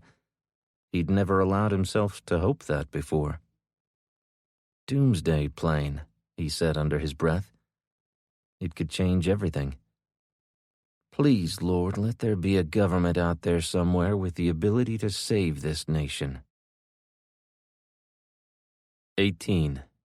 Isabella, Roseville, Vernon Parish, Louisiana.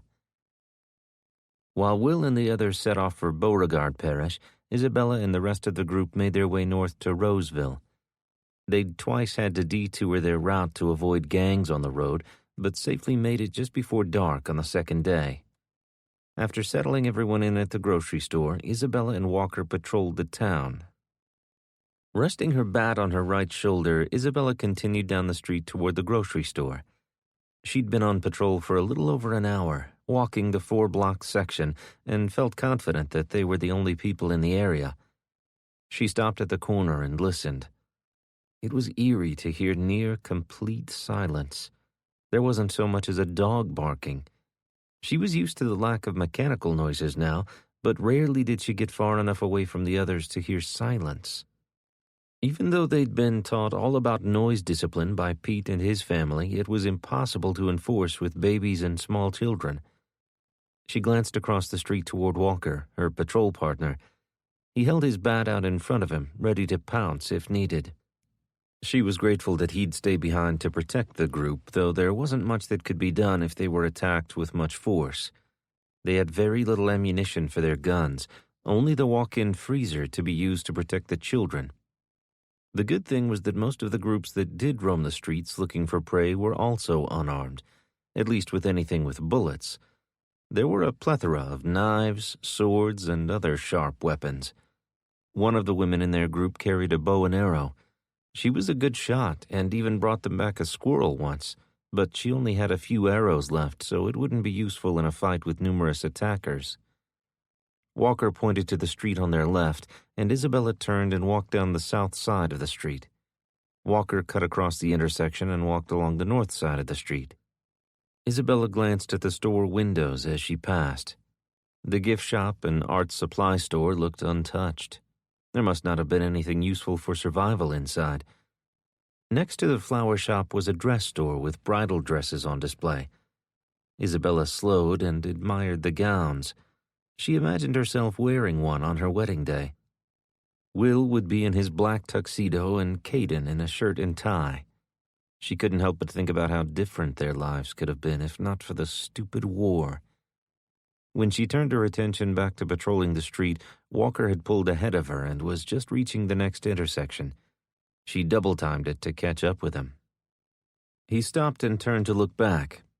A shot rang out and Isabella jumped, barely recognizing the sound. When she did, she dropped to the ground and crawled to a space between two buildings.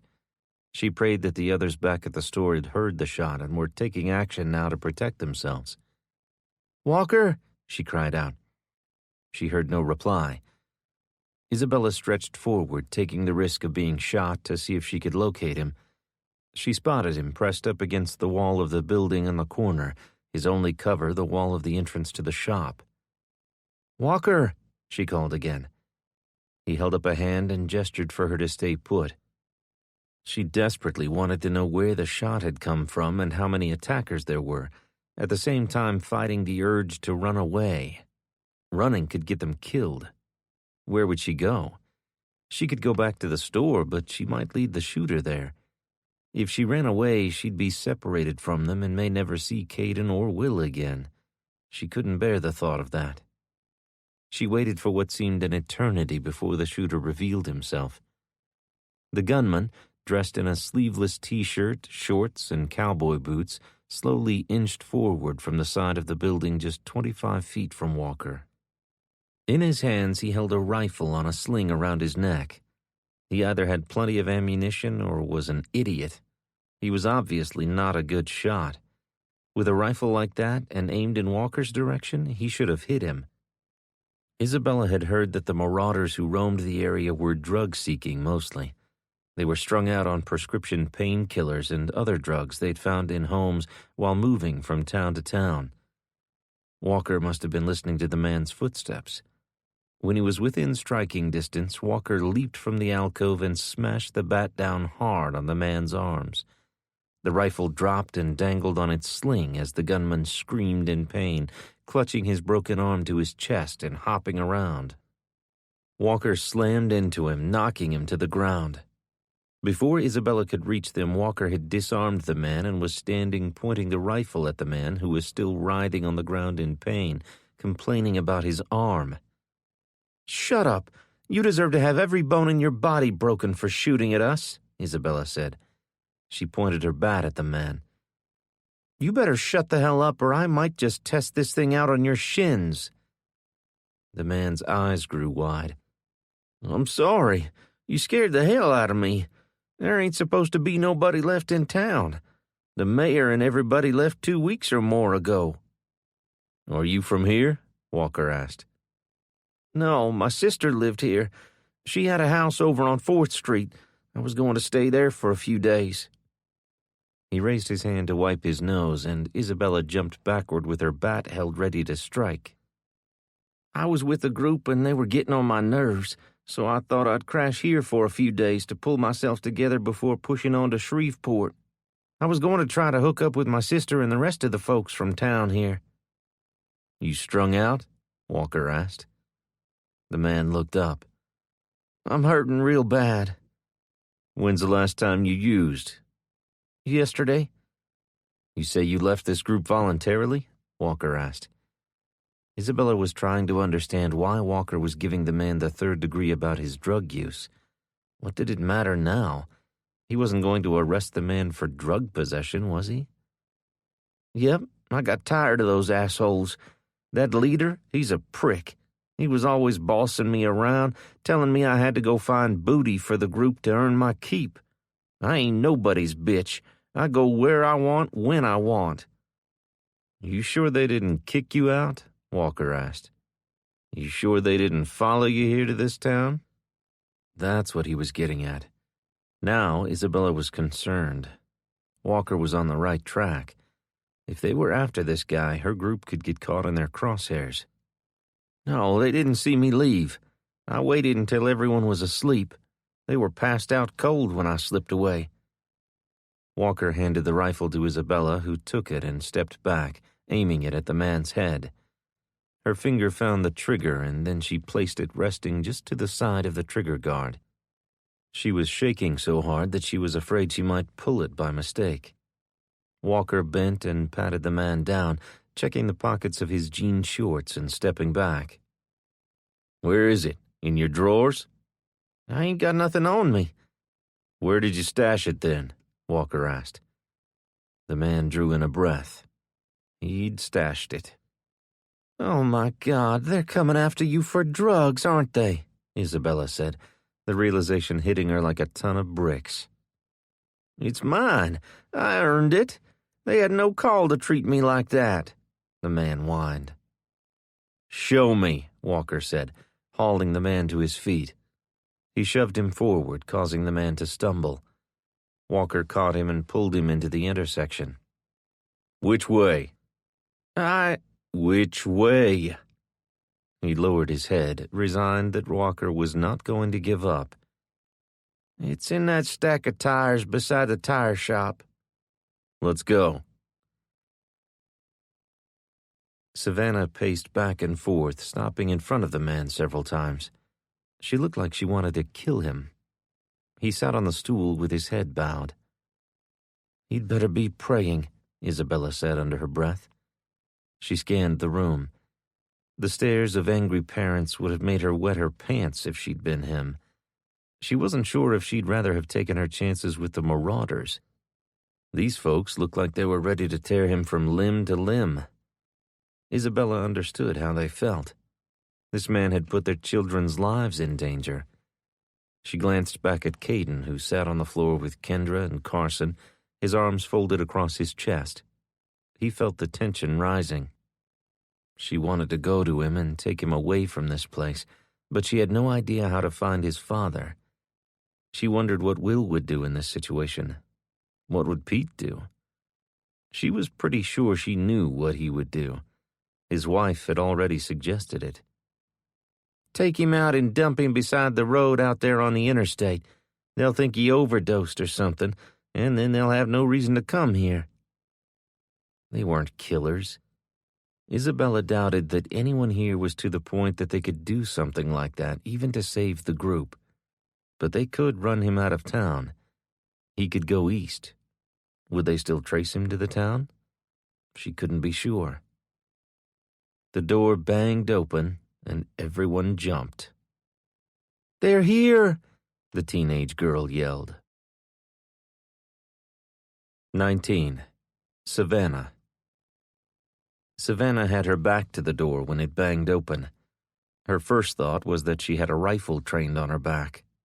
She spun around, searching for her children. Kendra and Carson were sitting with Caden. "Where are Kylie and Keegan?" And then she remembered. They were with Jane and Luca inside the walk-in freezer. The door was latched tight, and they were both armed. The little ones were safe. She barely registered the words from Rebecca. Pete's daughter had been one of those sent to watch the road into town. She was breathless and sweating. She'd run all the way. How much time did they have? Minutes? Could they hide from the vile group heading into town? "What about him?" Jack asked. Jack had only recently moved to Sugar Cove Road. Savannah hadn't known him all that long, but from what she knew of the man, he was an honest and hard-working sort. Her grandfather would have liked him. Jack had been injured in a fight defending his family, and his broken leg had healed badly. He walked with a limp and was in constant pain. He couldn't run. None of them could. They'd have to hide. They would fight, but only if forced to. "Tie him up. We can't have him alerting them. If they search for him and don't find him, maybe they'll think he carried on through without stopping," Walker said. Walker and Jack gagged and restrained the man, placing him in a closet in a back room. With the boards on the window, the gangsters wouldn't be able to see in, but Savannah wasn't taking any chances. She moved everyone to the back stockroom. Everyone held their clubs and bats. Some held knives and others machetes. Walker stood in the doorway with the man's rifle. "How many rounds are left in it?" Savannah asked. 2. "That's 2 more than we had this morning," she said, trying to be optimistic. Walker smiled. She drew in a deep breath, attempting to calm herself. It didn't work, not at all. She could hear the children crying through the walls of the freezer. If she could hear them, could the bad guys outside? In the corner, a mother and teenage daughter prayed, holding on to one another. Her teenage son was still out there. He was on the lookout 2 blocks away. The drug gang hadn't made it that far yet. Once they reached the boy's position, there would be no other option for him but to stay put. Savannah prayed the gang would turn and head east or west before reaching town. It wasn't likely. There was a chance they wouldn't search the store. If they found it locked, would they assume that the drug addict wasn't inside? She was grasping at straws now. The waiting was torture. She felt like a trapped animal as she took her place between Kendra and Carson. Caden was next to Isabella. They were holding one another. Savannah thanked God for her. Isabella loved Caden like her own. It was plain to see she'd defend him with her life. Will was so blessed to have found her. "We need to quiet the children," someone whispered. Savannah turned. It was Francis. He joined the group only a week before they left the homestead. Will had found him barely breathing and dehydrated while out on one of his patrols. Savannah hadn't had much interaction with him, but what she'd had wasn't all that positive. He wasn't a big fan of children. The boy had hooked up with the wrong group, but he was right. The crying could alert the bandits to their position. "I'll see what I can do," Savannah said, releasing her daughter's hand. As she drew near to the door of the freezer, she recognized the child's cry immediately.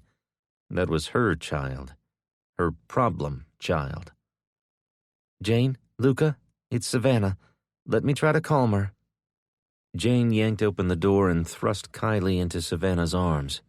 Kylie cried louder when she realized it was her mother.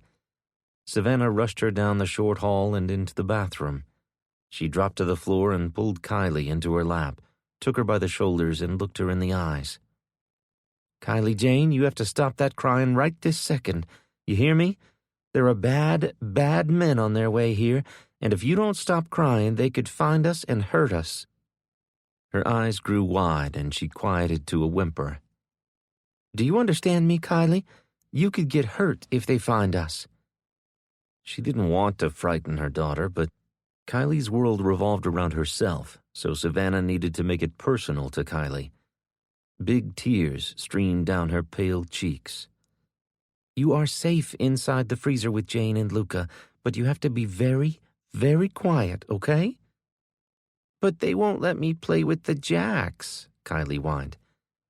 She was 7 and very bright, therefore intelligent enough to grasp the seriousness of the situation. Savannah couldn't understand why the child could not control herself.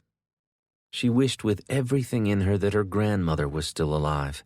She would know what to do with Kylie. Savannah was nearing the end of her patience. Nothing she did seemed to make any difference to Kylie's outbursts or behavior. Before, it was just her. She could deal with it, but now it was putting the whole group at risk. She sighed heavily, stood, then took Kylie's hand and led her out into the manager's office. "Sit." Savannah pointed to the office chair. Savannah opened several drawers before finding what she was looking for. She held it up. "What's that for, Mommy?" Savannah handed the roll of duct tape to Kylie. "You are going back inside the freezer, and if you cannot control yourself—" Kylie took it and jumped up from the chair. "Okay," she said, heading back toward the freezer. Jane looked shocked when Savannah explained. "If she makes any more noise, use the tape." They waited in the back room for 10 or 15 more minutes before a knock on the back door came. The last 2 lookouts had spotted the marauders. They were heading straight for downtown. Savannah's gaze fell to the man who'd brought them there. She narrowed her eyes. A part of her wished they'd taken Pete's wife's suggestion and left him dead in a ditch. Guilt pricked her heart, and she asked for forgiveness, but if anything happened to the children, the man was as good as dead. The parents would see to it. They could hear glass breaking in nearby buildings, both at the front and the rear of the store. It sounded like they were just being destructive for the fun of it. A loud thud came from the front of the store, and then another. Savannah's heart leaped in her chest, and she felt Kendra squeeze her hand. It's okay. They can't break through the plywood. What about the doors? You sure the steel bars will hold? Kendra asked. Jason was sure. Kendra's grip softened. Oh, how Savannah wished he was there now. She hated that he was so far away and there was no way to communicate with him. Before, just months ago, everyone took for granted that you could pick up a phone and call practically anyone in the world. Another thud sounded, this one louder and sounding like boots on metal. Someone was kicking the door. Walker moved into the hall where he had a clear line of sight of the door. He raised the rifle to his cheek and aimed. Savannah moved into the doorway, holding her bat ready to defend the others. They would have to go through her to get to them. She prayed the bars on the door held. She prayed with all her might for her children's protection. "Smoke!" What? Savannah said, whipping around to face the room. "I smell smoke," Jack said. Oh my God, someone yelled. Savannah rushed past Walker toward the rear service door. Watch them. I'm going to check the back. The steel bars were still in place, but the smoke was seeping in under the door and around the sides. Someone had set a fire outside the building. They were going to be smoked out. Savannah felt the steel door. It was cold. She ran her hand along the wall. It was cool to the touch. She rushed back and pulled the door to the storeroom shut. "Wait, what about the fire?" Jack asked. It's just smoke. I don't think the building is on fire. I'm shutting the door to keep the smoke out. Stay put. I'm going to check out the front of the building. "I'm coming with you," Walker said. As they ran toward the front of the store, Savannah could already tell that the gangsters had set fire to the front of the building. Heavy black smoke hovered near the ceiling. Savannah covered her mouth and nose with her shirt and ran toward the door. She placed her hand on it, then yanked it away. The front of the building was burning. How long did they have? She looked at the ceiling. Not long. The smoke would get them before the flames. Panic seized her throat. She tried to swallow, but couldn't. She couldn't think straight. She had to get her fear under control. She had to figure out how to get everyone out without being seen. Walker felt the glass windows.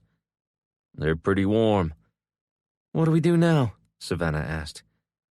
"We need to know where they are. We'll have to find a way out without them seeing us." Walker ran to the back service door and began removing the steel bar across the door. Savannah ran back and felt her way to the manager's office. There was a small window near the ceiling that wasn't covered in plywood. Maybe she could see out and discover where the attackers were. She pushed and shoved, finally moving the desk under the window. She climbed on top of it and stood on the tips of her toes to look outside. "See anything?" Walker asked as he entered the room. All she could see was the building across the alley. The warehouse's doors are partially open. If we could slip out the back doors, maybe, just maybe, we could go through the warehouse and escape on the opposite street. She strained to see if anyone was near the doors, then thought she heard talking outside. She moved to the side of the window and listened. "They'll have to come out eventually," a gruff male voice said.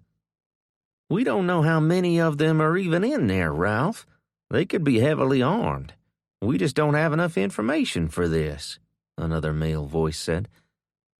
"Walt said to get them out of there. You gonna go questioning his orders?" No, the other man said. But I don't like risking my life just to capture some teen chick. Savannah gasped and her hand flew up to her mouth. They'd spotted the girl she'd had on lookout and followed her here. Damn it. She'd screwed up. She should have just hunkered down here. She had no idea what the hell she was doing. She was a homesteader and a mother. She sold herbal teas and candles for a living. She was no soldier. She wasn't a fighter, but she needed to become one, and quick. "Can you tell how many are back there?" Walker asked. "It sounds like just the 2 men." "We can take on 2. If we can do it quietly, we could get everyone into the warehouse," Walker said. She climbed down from the desk and made her way to the storeroom. The others needed to know. They couldn't make this decision on their own. "The front of the building is on fire. The flames have not breached the walls, but the store is filling with smoke." There were gasps and groans. "Shh," she said. "We have to be quiet. We can't let them know where we are in the building." "They're going to kill us all," one of the women cried. "At least 2 men are waiting out back here. We may have to fight our way out." More crying erupted from the group. Savannah held up her hand to quiet them. "Savannah and I are going to attempt to take out the 2 men while you all get the children and get out," Walker said. "There's a warehouse across the alley. The doors are open." Some were shaking their heads. They were frightened. Savannah understood that. "We have to do this. We have to get the kids out." "Find your way out to the side street. I think it's 8th Street. Run as fast as you can west. Turn north on Pine, and there's a community center on the corner of Pine and 11th Street. The side door on the north side of the building is unlocked. I checked it yesterday. Go there. Wait as long as you can for us," Walker said. Savannah's eyes searched for her children. Kendra and Carson were holding hands. Isabella was holding Caden and Kendra's hands. Her eyes met Isabella's. Isabella nodded. She knew what was on Savannah's mind, and she acknowledged it. Isabella would take care of her children if she didn't make it to the community center. She'd find a way to get them to Will and Jason. She was a strong and capable woman. Walker motioned toward the door. "Everyone line up. We're going to tell Jane and Luca. Everyone needs to grab a kid." When the door to the freezer opened, Kylie ran to her mother. Savannah felt to make sure the tape was secured across her daughter's mouth, then thrust her into Isabella's arms. "You need to hold on to that child for dear life. Do not let her make a sound." She knew the child that posed the greatest risk of exposing them was her own. She closed her eyes and prayed that Kylie would behave. "Just this one time, Lord. Please let Kylie not be defiant." "I'm going to throw open the door. We're going to jump out and confront the 2 men. When we do, you race across the alley," Walker said. It sounded so simple when he explained it, but nothing ever was. The men were likely armed, maybe with pistols or rifles, at the very least knives. The chances of taking them out quietly were next to 0. Despite the odds, they had no choice. She would not hand over the girls to those perverts. They would likely kill the children and men. The fate of the women and girls would be worse than death. She would never let that happen to Kendra, and shuddered at the thought of those vile men touching Kylie. 20. Will. All Will could think about on their trek back to the roadblock where the rest of their team were waiting for the communist military to arrive were the 2 words they had gotten out of the Chinese soldier. His urgency to get to Shreveport was intensified 100-fold since learning that the presidential doomsday plane could be there. If it was, that meant that some form of the government was still operational. He wanted to know what was being done to win this war and return the nation to its former condition. He needed to know. The toll this mess was taking on the citizens was enormous and would require strong leadership to bring it back from the brink. Pete was ahead of him by a few paces. He stopped and slowly lowered the pipe bomb-filled crate to the ground. "You really think those pipe bombs will explode?" Will asked. "Right now, I'm not taking any chances. When we get them there, I pray at least one does." The plan was as weak as his legs felt. They were playing a game of Russian roulette. With every step Will took, that fact became clearer in his mind. He just hoped that by slowing the invaders down, they would be giving the government, or what was left of it, time to complete their mission in Shreveport or to secure that plane and its occupants, if indeed it still existed and was in Shreveport. There was just so much unknown. Would anything they did make any difference? Absent any other news, all they could do was try. It was mid-morning when Will, Pete, and Levi arrived back at the roadblock.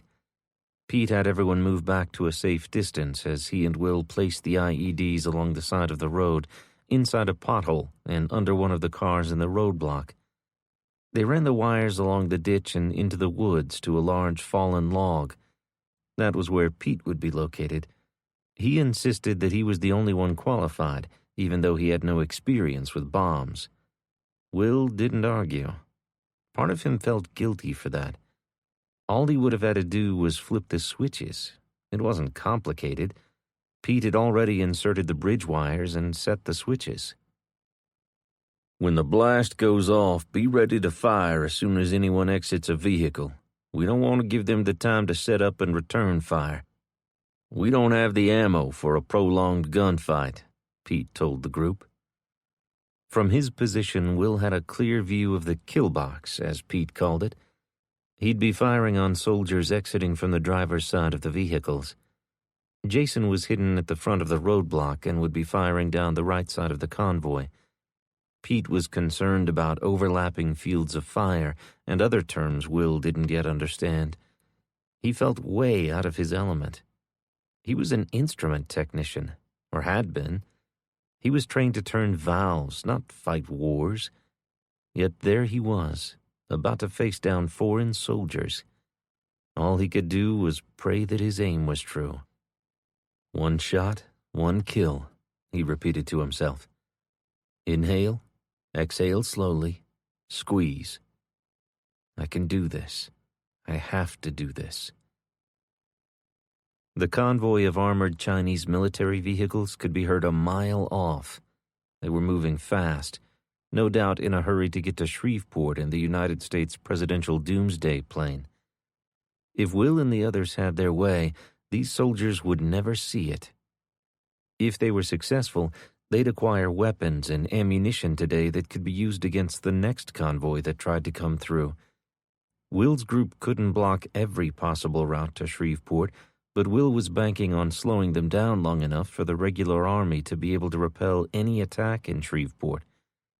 If only they had some way to communicate with their military. Would they welcome the help or tell them to stand down? In the absence of orders, all they could do was what they could. Will strained to see if Pete was in place as the first Dongfang rolled into view. He spotted Pete's boots. He was prone on the ground behind the log. Was it far enough away to be safe from the shrapnel? They couldn't even be sure what was inside the pipes. Nails?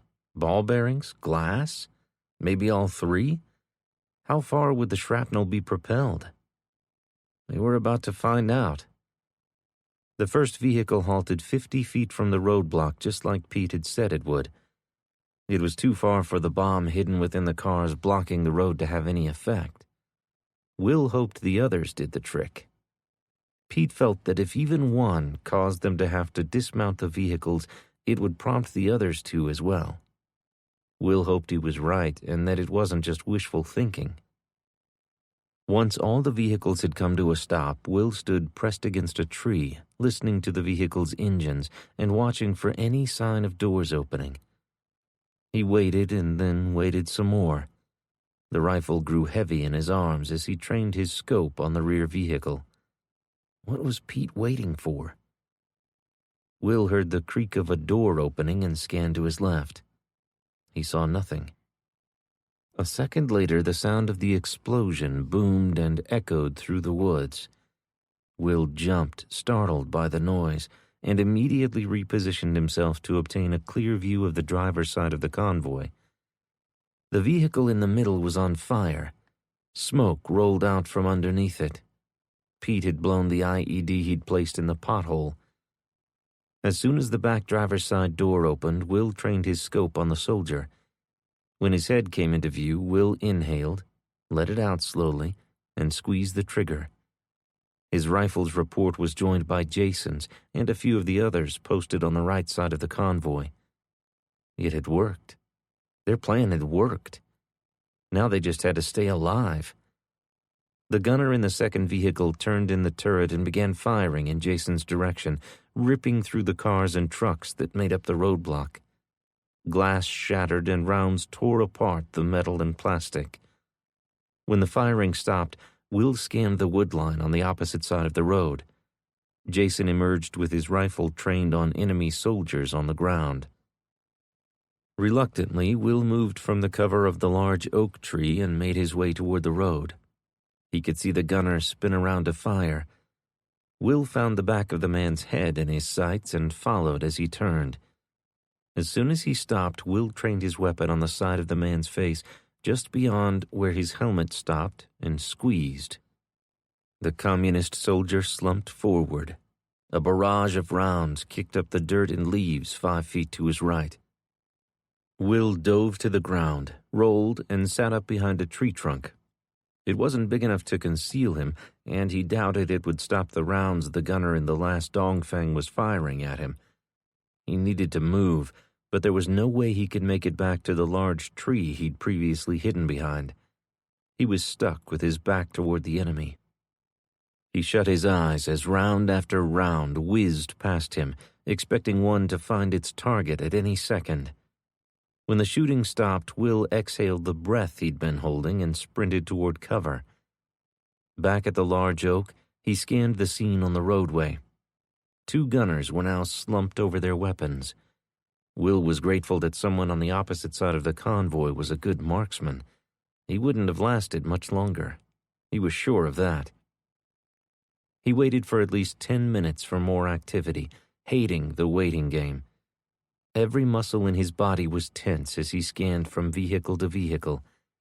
In total, he spotted 4 enemy soldiers on the ground and 2 more dead in their turrets. Out of the 5 vehicles, how many more were there to kill? The third vehicle was still smoking, although Will couldn't see any flames. Had the fire penetrated the vehicle? Why hadn't the occupants fled? Another few minutes passed without a sign of the combatants. Then suddenly, all the doors opened, and they began firing into the woods that lined both sides of the road. Will returned fire. He was on his last magazine when the final soldier fell to his knees. Will couldn't see what was happening on the opposite side of the convoy, so changed positions and moved to a clump of trees near the back of the vehicles. He heard one 3-round burst and then another, and suddenly 2 soldiers sprinted toward the underbrush. Will stopped, squeezed the trigger, and fired, but his shot must have been high and missed. Someone, likely Jason, fired and one of the men went down. The other didn't even look back. He kept going, diving into the foliage and disappearing. Will ran to where he last saw the soldier and fired into the brush as Jason arrived and made his way along the woodline. He disappeared for a moment before exiting.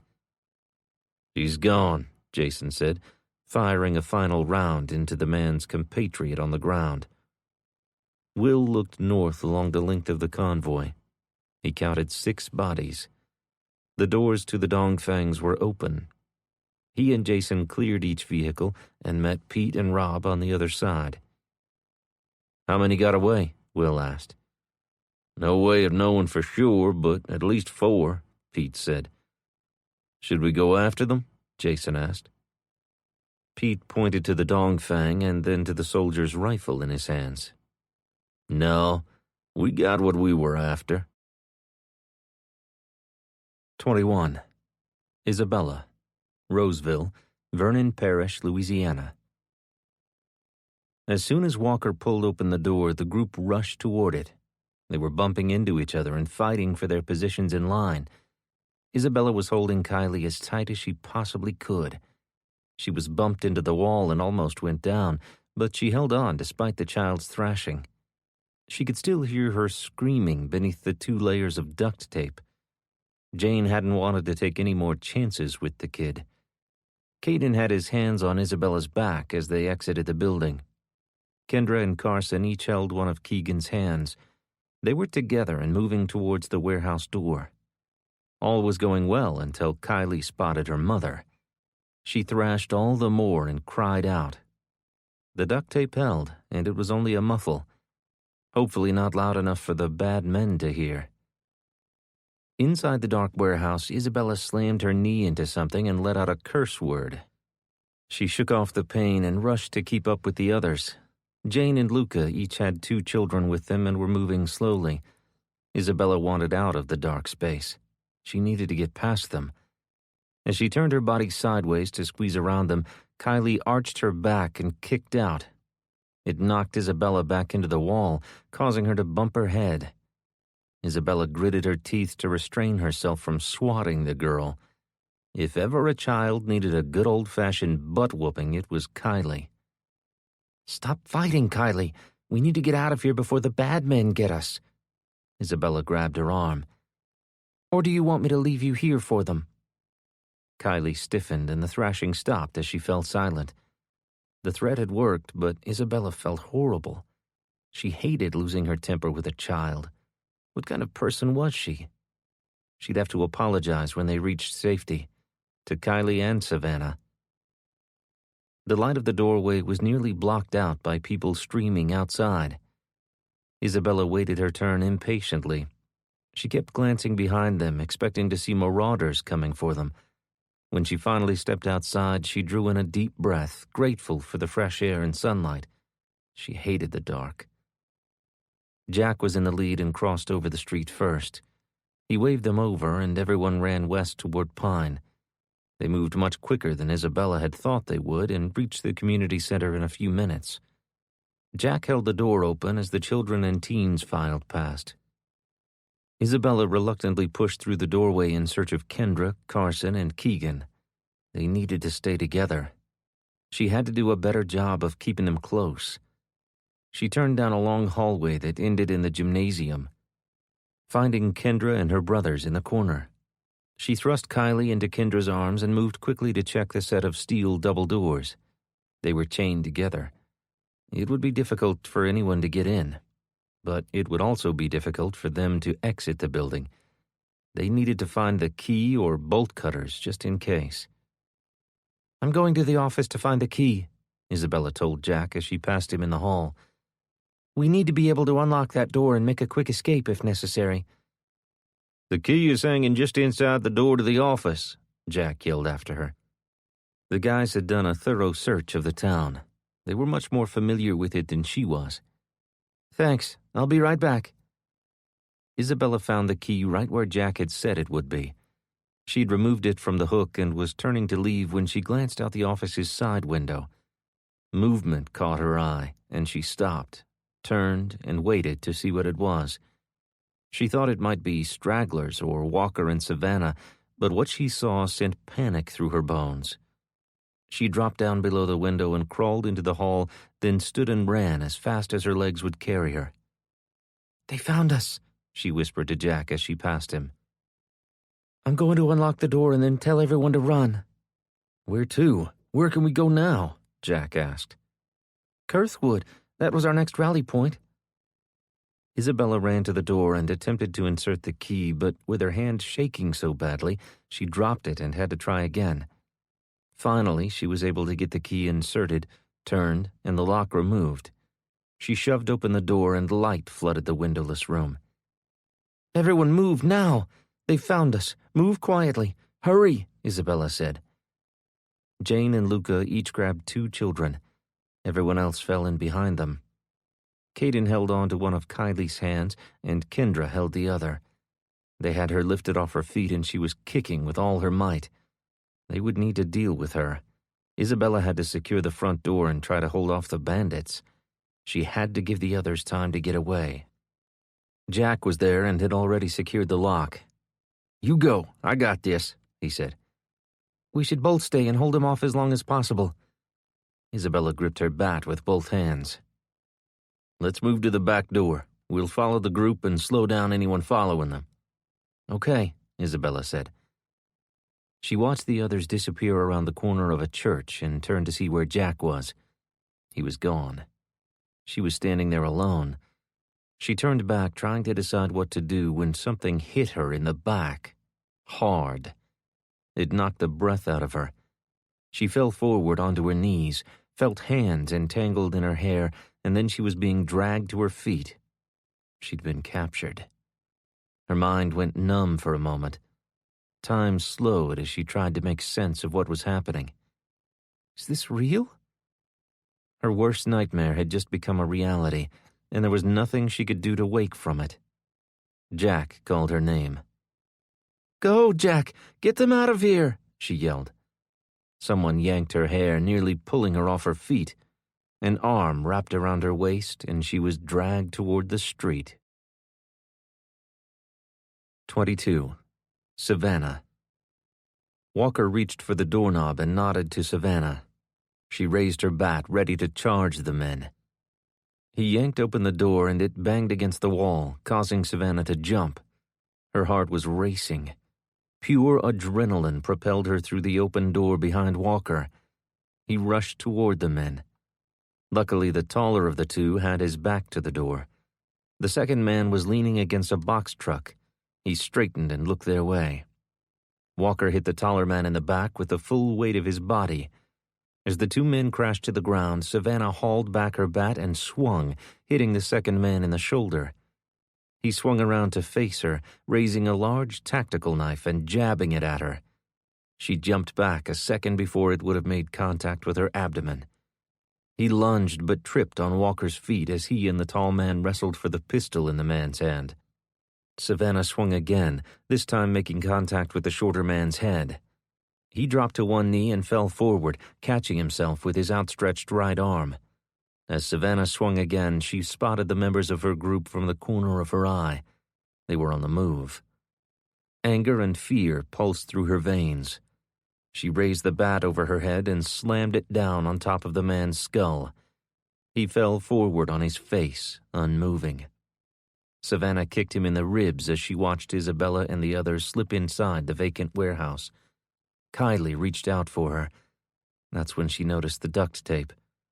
Her heart broke for her baby girl. Rushing around the dead man, Savannah moved quickly toward Walker and the tall man.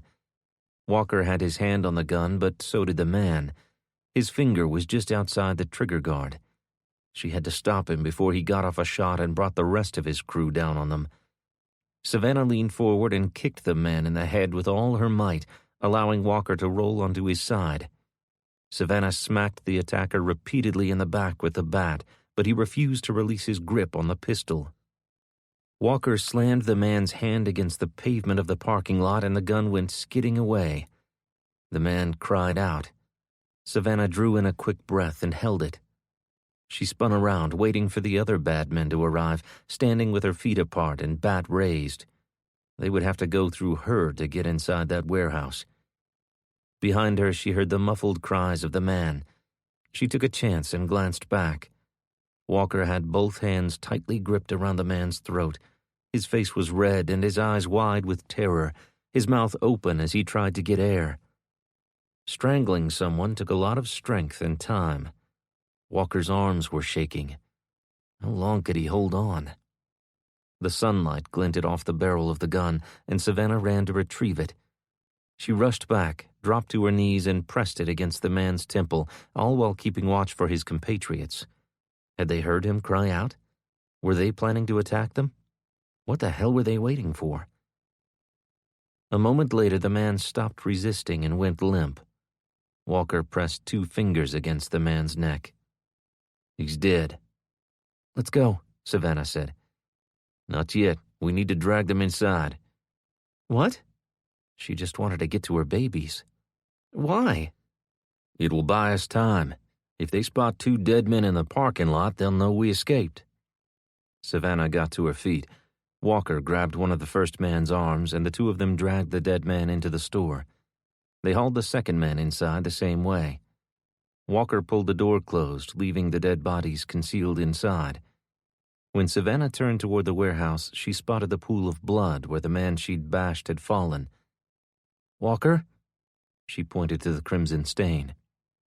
Walker spun in circles, scanning the back of the store, and then turned toward the warehouse. He ran over and yanked on the rubber mat just outside the warehouse doors.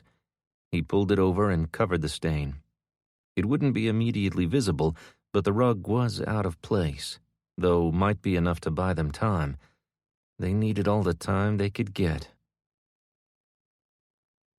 Walker and Savannah ran through the dark warehouse, finally making it out the other side and onto 8th Street. Walker stopped and scanned up and down the street. "It's clear." "Do you see the others?" Savannah said. No. That was a good thing. That meant that they'd made it down the street and were heading north toward the community center. They were likely already there waiting for them. Walker raced across the street and ran close to the buildings. Savannah followed, trying to stay near him. Her head whipped back and forth, checking behind them every few seconds. Walker stopped at an alley between two shops, gripping the pistol they'd taken from the man in both hands. Before checking the alley for bandits, he dropped the pistol's magazine and counted the rounds. "How many?" Savannah asked. 4. 4 was good. They'd done well with less before. Walker was a trained law officer. He could take out an attacker with one shot. She backed up one step as he leaned around the corner. "It's clear," he said. They crossed the alley and continued west along 8th Street. When they reached the intersection, Walker scanned the street to the south and then to the north before stepping around the corner of the 3-story bank building. They were heading north on Pine. They had 3 blocks to go to reach the others. Savannah's knees buckled as they reached the community center. It was surrounded by marauders. They were laughing and throwing bricks and bottles at the windows. Walker grabbed her by the arm, placed a hand over her mouth, and pushed her behind a florist's van. "Quiet, Savannah." She wasn't aware she'd said anything. "Quiet. It's okay. We'll think of something. They're all outside. They haven't made it in." Walker's eyes darted back and forth between the vehicle behind them and the van in front of them. "What are we going to do, Walker? My babies," Savannah whispered. "Let me think." He leaned down and looked under the van. "What are you doing?" "Looking at the fuel tank. It's not punctured." "What?" "There might be enough fuel in it." "It won't start. It's too new." "I don't need it to start. I just need that fuel to catch fire." He stood and grabbed her hand. "You want to create a diversion?" she asked. "It's the best I've got." They ran back north along the sidewalk for about 30 feet and stuffed themselves into the entryway of a gift shop. Walker leaned forward and aimed. Just as he was about to squeeze the trigger, Savannah spotted Jane crossing an alley a block over. Behind her were Carson and Keegan. Savannah tapped Walker on the shoulder and pointed. "They got out," he said. "We have to get to them and make sure everyone made it out," Savannah said. Walker ran to the florist's van and peered around the bumper toward the community center. A second later, he returned to Savannah. "We need to go back south and find a way to cross the street without being spotted." "We could lose them." Savannah stared in the direction Jane had traveled. Walker turned and looked south and then north along Pine Street. He pointed to a pickup truck parked at the curb. "We can try to cross there. We should go at the same time. There would be less of a chance for them to see us." Savannah nodded. All she wanted was to get to her children. Her mind was racing. She knew they couldn't afford to make careless mistakes. "You're right. We need to be more careful. We'll head back toward 9th Street and cross where the road bends slightly. I don't think they'll be able to see us there." It would take time. They'd need to stay low and move slowly to avoid attracting attention. Walker crouched and took off fast walking, staying close to the cars parked along the curb. They ducked and ran between vehicles. It took at least 5 minutes for them to make it 2 blocks. When they reached the intersection, Savannah glanced north toward the community center, trying to determine if they would be seen when they crossed. She couldn't see anyone.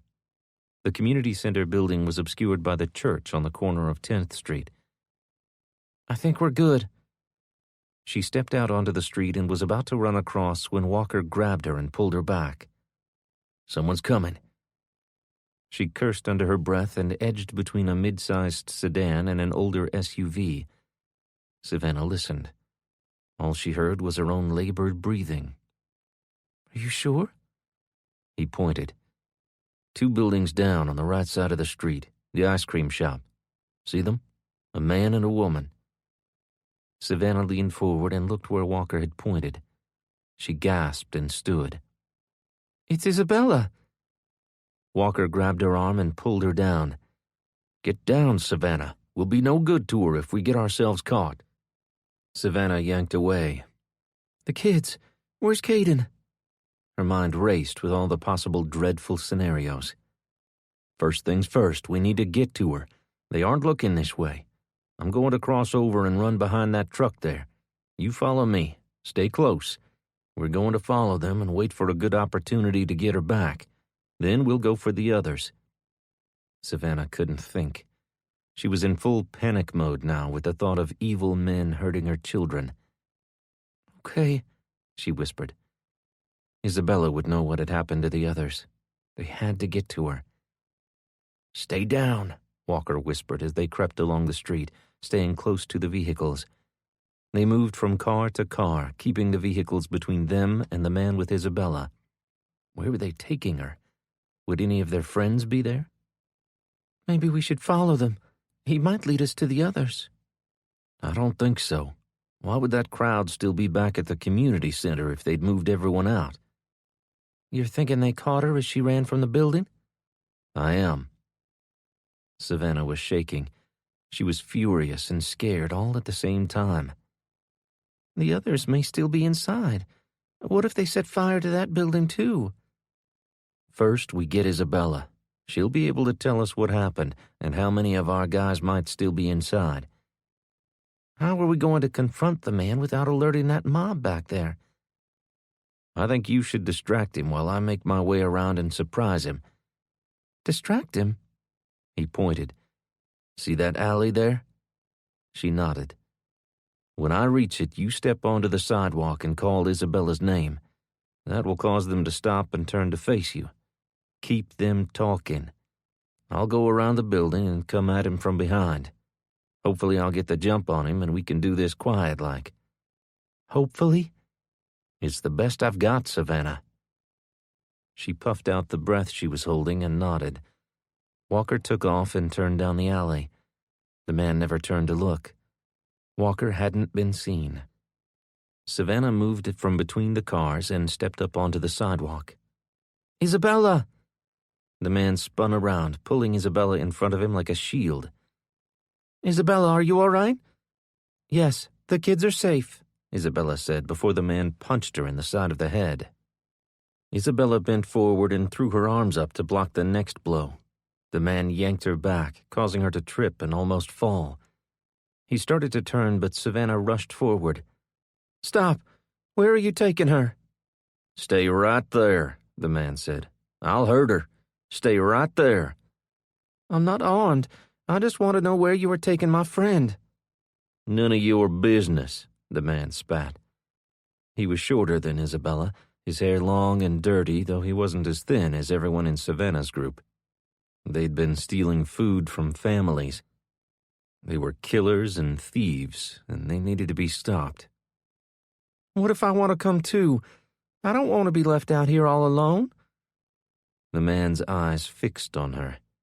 She could feel them perusing her body. She felt naked and exposed.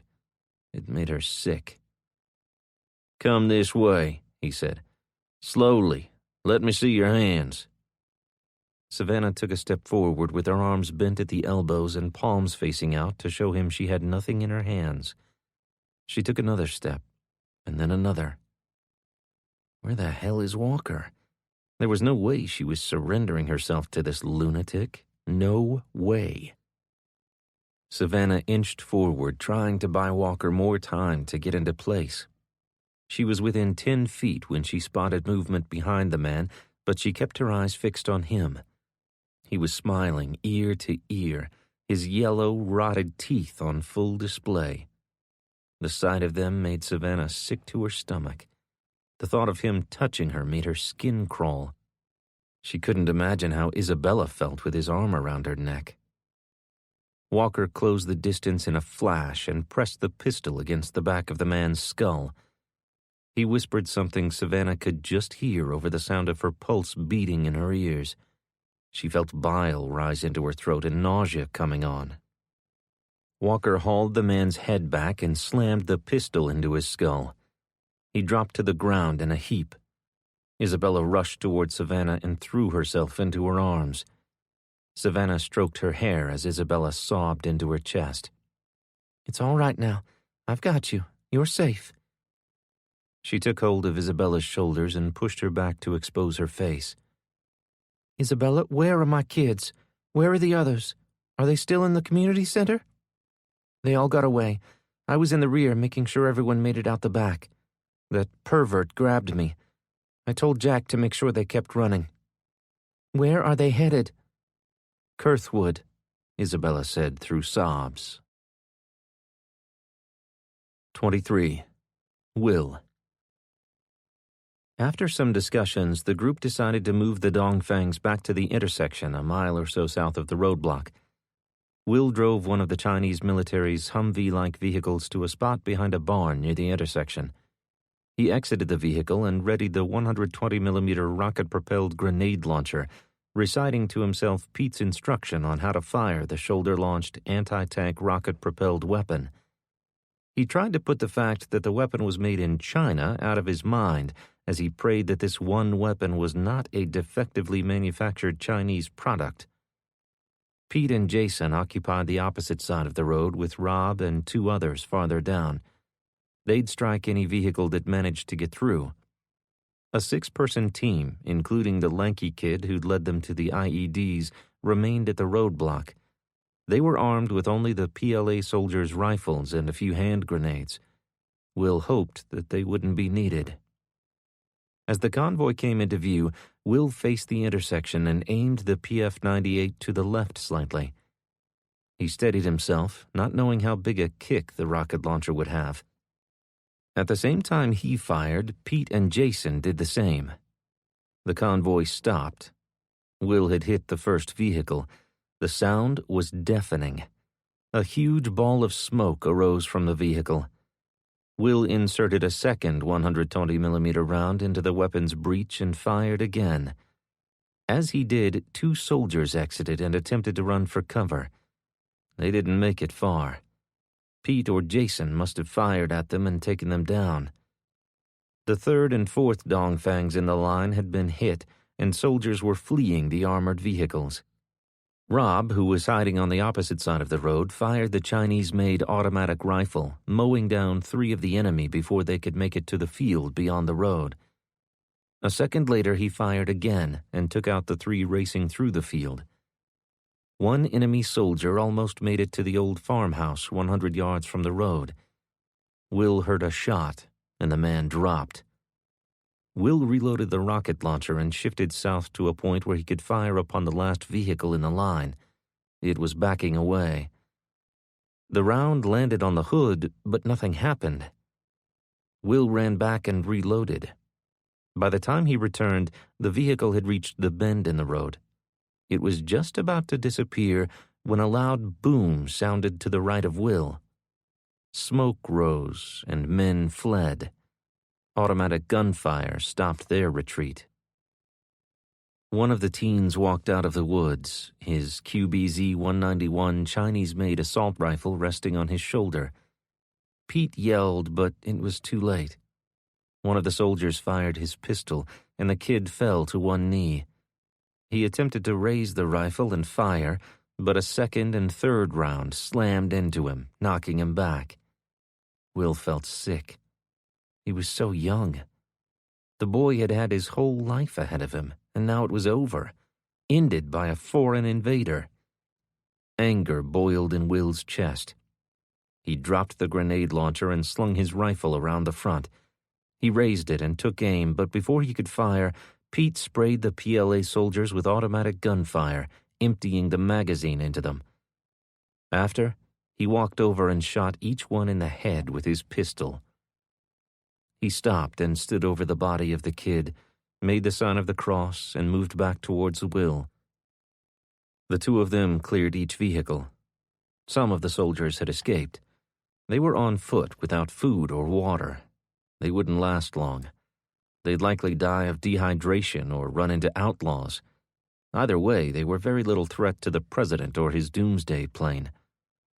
Will and the others collected the weapons and loaded them into two of the dongfangs. The others were too damaged to move. Eventually, the rest of their comrades would arrive and find the scene. Will was sure they'd send out someone to look for them. They'd want to know if it was a military unit that did this. Let's head back to the store and let the others know how we've done. We'll rest up for the night, then head south to engage the enemy tomorrow, Pete said. Rob drove one of the armored vehicles, and Jason took the other. Will sat in the back of the second dongfang, staring out the window, his stolen assault rifle resting against his leg. Against all odds, they'd managed to accomplish what they'd set out to do. They'd stopped the convoys from reaching Shreveport. In addition, they'd confiscated rifles, RPGs, frag grenades, ammunition, pistols, and mortars. Not enough to fight a major battle, but enough to make trouble for the Chinese. As they headed east toward their families, Pete's cousin and his neighbors returned to their homes to pack up. They'd decided it was time to move their families out of the war zone before the fight arrived at their doorsteps. Will weighed whether it was a good idea to send the rest of their group ahead with them. They weren't all that safe at the store. Not with units breaking through the front lines and racing north. If the soldiers had been able to contact their command, they would have told them of the trouble, and the Chinese forces could have decided to swing wide to avoid the roadblocks, which could put them rolling through Roseville, right past the store at any time.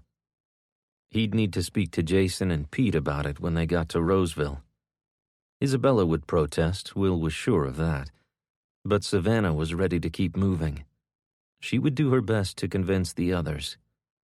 Pete might not be too willing to send his family ahead. It would depend on how much he trusted his cousin, Will thought. Rob slowed the vehicle near the outskirts of town and then pulled into the abandoned car lot. They drove around to the side of the building and parked the dongfangs there. They didn't want to park them out front for the Chinese or marauders to see. Will was sure that anyone in town would be able to hear the vehicles rolling through and would likely come looking for them. Rob and August agreed to take the first shift, staying with the vehicles and stolen weapons. Will, Pete, and Jason would relieve them in a few hours so everyone could get some rest and time with their families. They fast-walked 6 blocks north and turned on 6th Street. Pete rounded the corner first and stopped. Will, not seeing anything, walked past him. Pete grabbed him and pulled him back to the side of the old pharmacy building. "What?" Will asked, trying to see for himself. "Outlaws," Pete said, moving quickly back the way they'd come. "What? Where?" "They're at the store," Pete said without stopping. Jason cursed and rushed ahead of Pete. They turned left on the next block and cut through an alley to make it back to 6th Street, about half a block from the store, then stopped and crouched beside a dumpster. Pete was scanning the building through the scope of his rifle. "How many?" Will asked. "Shit," Pete spat. "They're inside the store." He stood and ran back down the alley. "What are we going to do?" Will's heart was pounding inside his ears as he imagined the worst but tried not to panic. Jason just looked pissed. He grabbed his rifle and held it, ready to mow down anyone that got in his way. "Where are we going?" Will asked.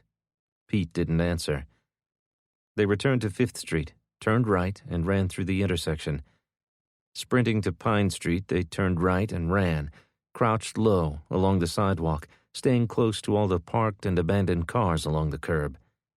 Will knew where they were going now. They were heading toward the community center, one of the many places they'd selected as alternate shelters for the group. Will spotted the men milling about in front of the center, and his heart sank.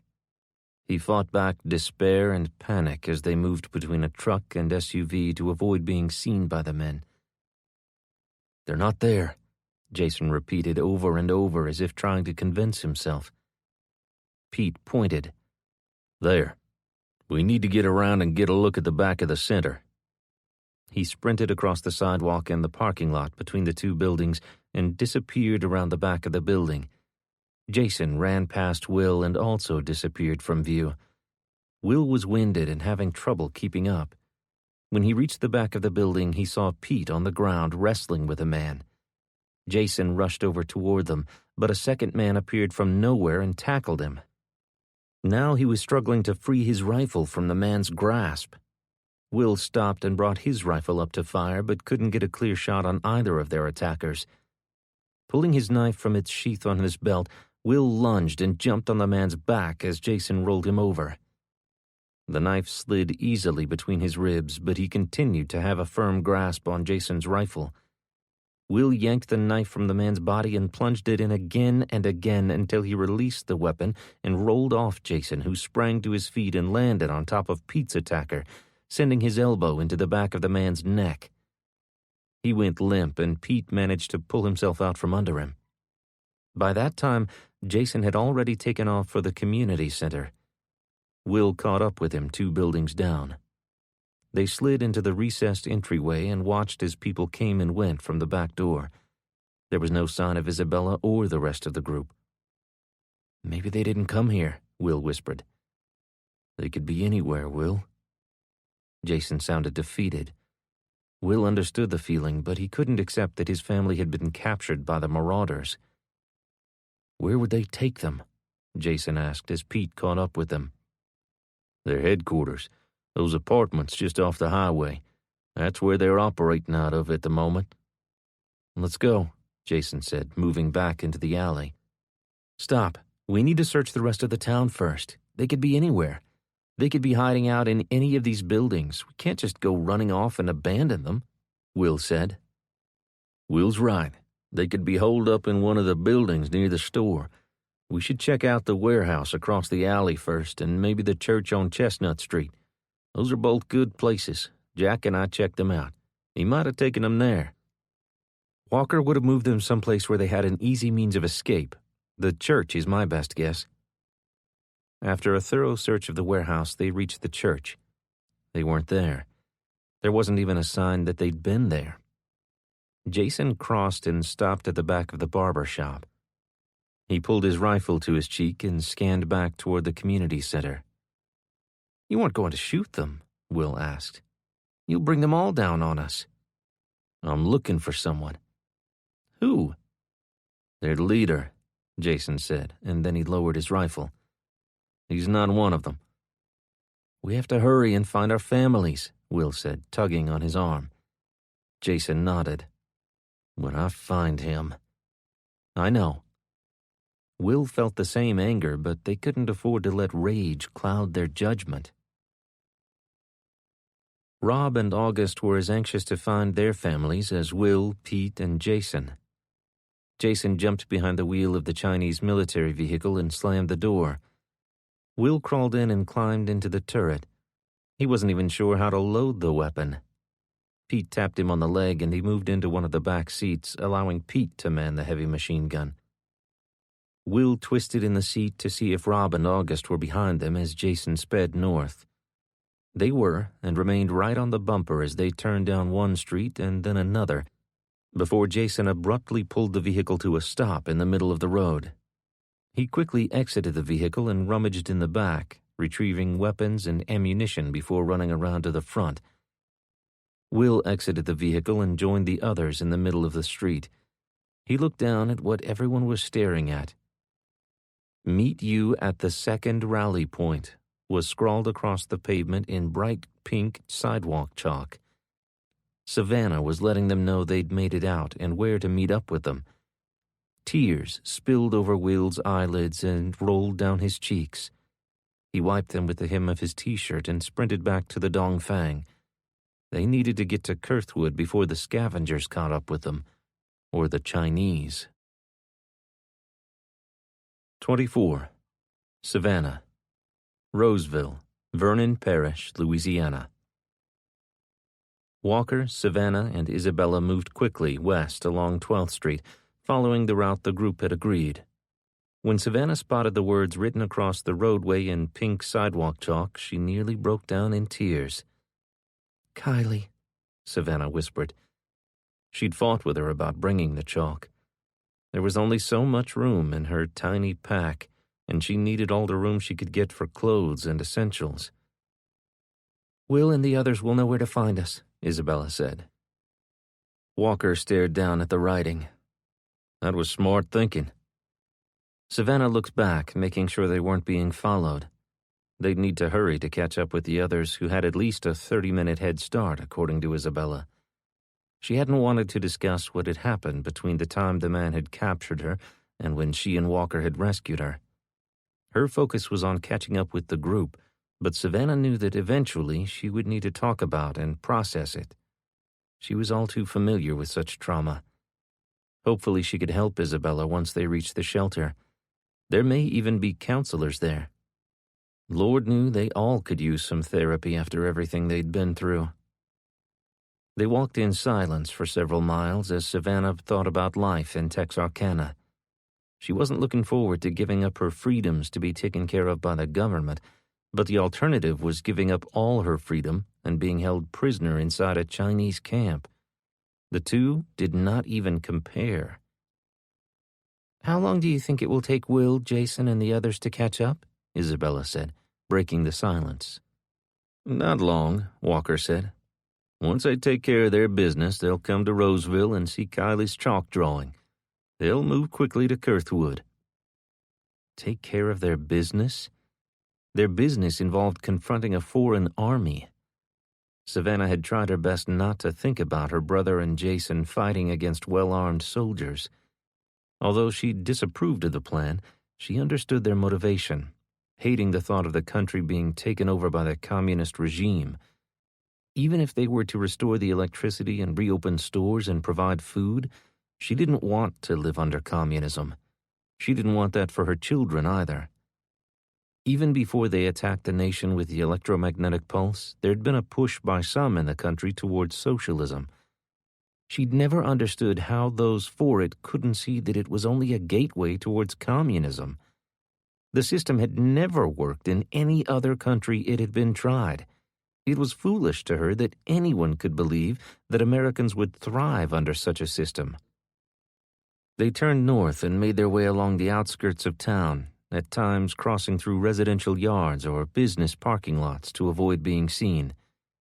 Eventually, they reached the Lake Charles Highway and moved as fast as they could in the northbound lanes, though Savannah was disappointed when they reached the highway and didn't see anyone waiting for them there.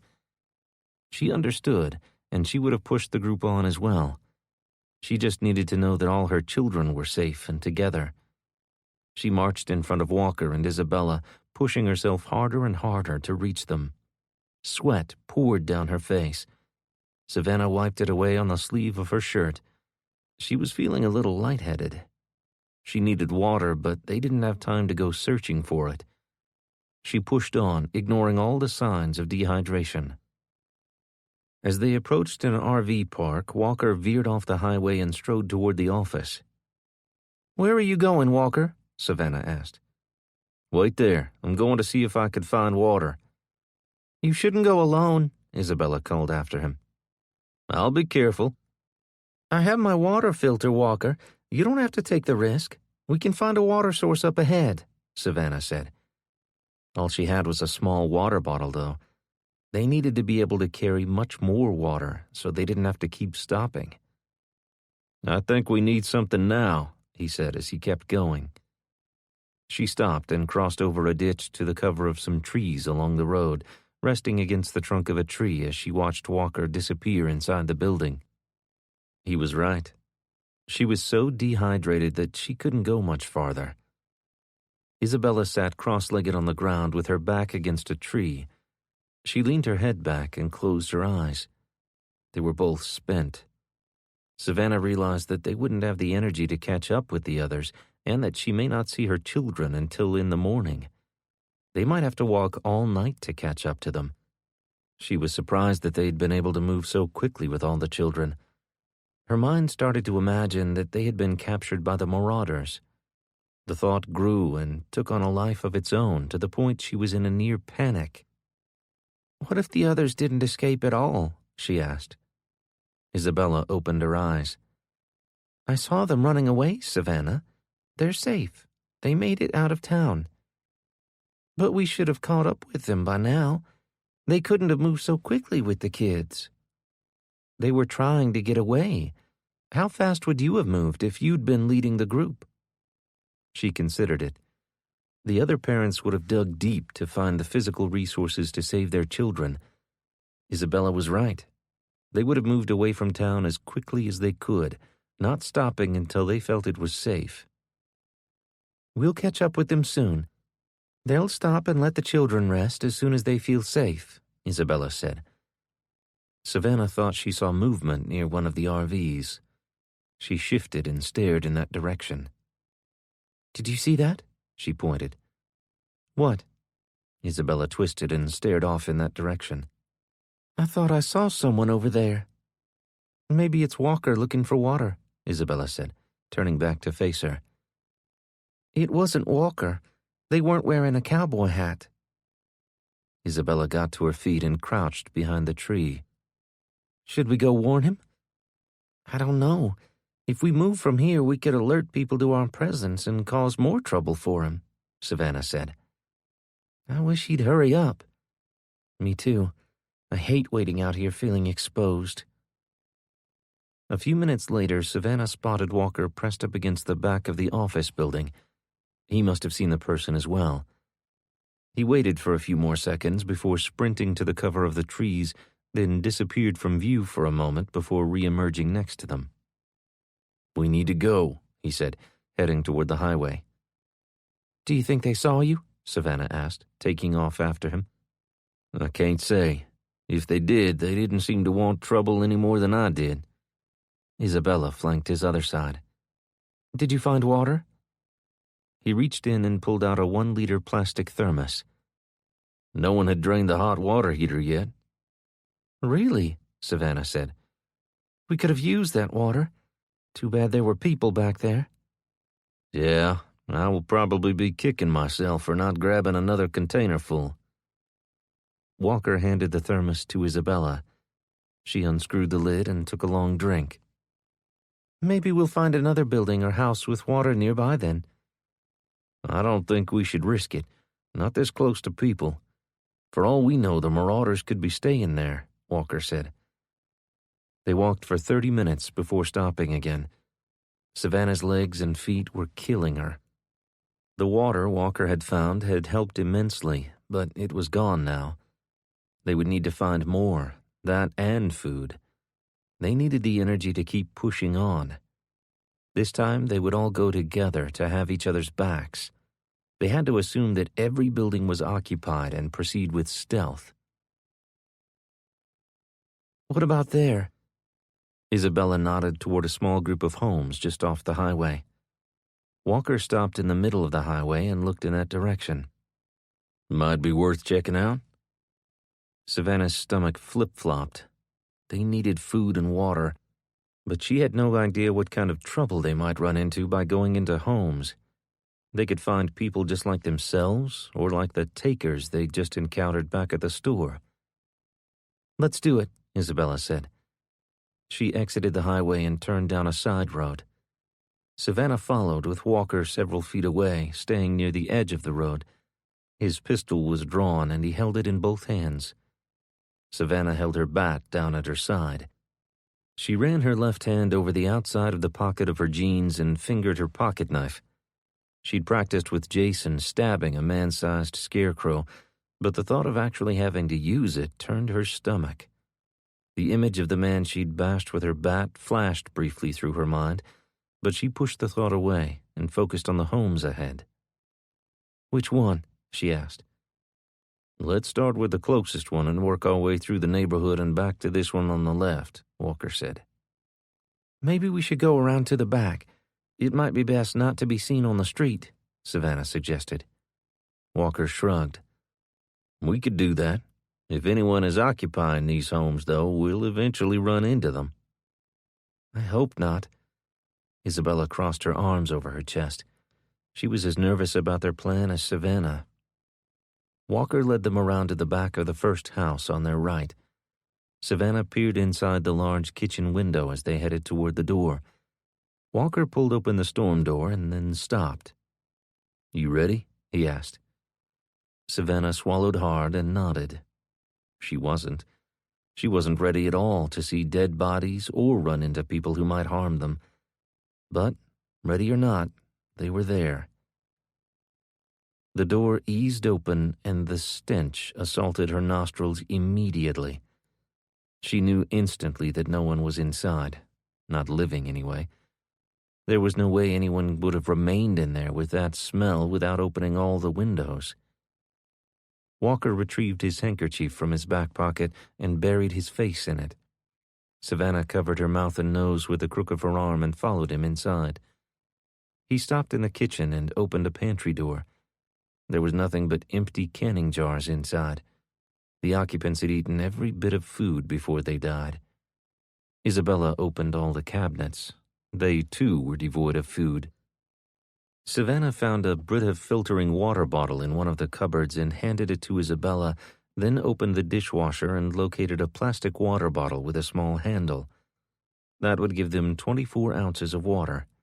She pumped her fist up and down in the air.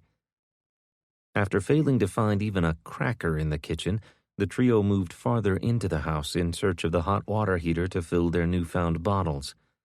If they were able to get enough water for the rest of the trip, the risk they were taking now would be worth it.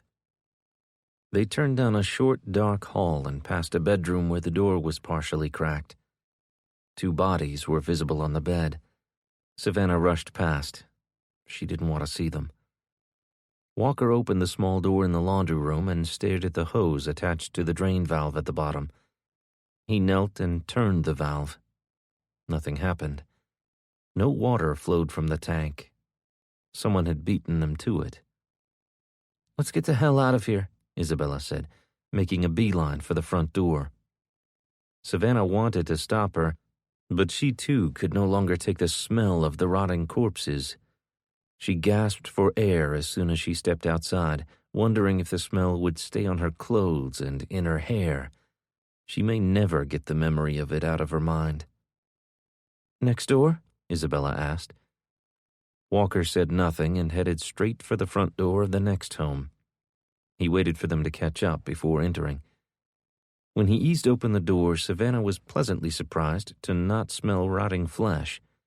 It was very dark inside. Heavy blackout curtains hung over the living room windows. Walker bumped into a piece of furniture and cursed. You okay? Savannah asked him. Yeah, I just hit my knee on a stool or something. Let's open the curtains so we don't kill ourselves, Isabella said. Walker flicked on a small flashlight. It wasn't very bright, certainly not enough to illuminate the room, but it shone enough to light their path toward the kitchen. Opened cans lined the counter. Whoever had eaten the contents hadn't bothered to throw them out. Empty water bottles were strewn everywhere as well. Savannah doubted that they'd find anything edible there. After a thorough check of the cabinets and pantry, which confirmed her suspicions, they moved to a small utility room where the hot water heater sat. Walker turned the valve and a small amount of water trickled out. He immediately shut the valve. Give me your bottles. Savannah rushed over and dropped down next to him. He placed the open bottle under the valve and turned it as Savannah grinned from ear to ear at the sound of the water trickling into the bottle. Walker filled it, then Isabella's, and lastly the one he'd taken from the RV park. They now each had full water bottles. They could make it last until they reached the rally point and could push harder, knowing they had the means to stay hydrated. She would need to fight the urge to down the whole thing. As parched as she felt, she wondered if she would ever drink enough to be well hydrated again. Should we just call it good and get back on the highway? Savannah asked. I really could use something to eat, Isabella said. I have 0 energy left. She'd been through a harrowing experience that morning and had likely spent a great deal of energy fighting with her attacker. As much as Savannah wanted to cut their losses and get going, she had to respect the needs of Walker and Isabella. Walker took a sip from his water bottle before screwing on the lid. "Let's try a few more houses. We'll move in and out quickly now that we won't be looking for water." "Okay," Savannah said. The next 2 houses were a bust. There wasn't so much as a breadcrumb in either one. The 4th house on the block looked like it had been recently occupied.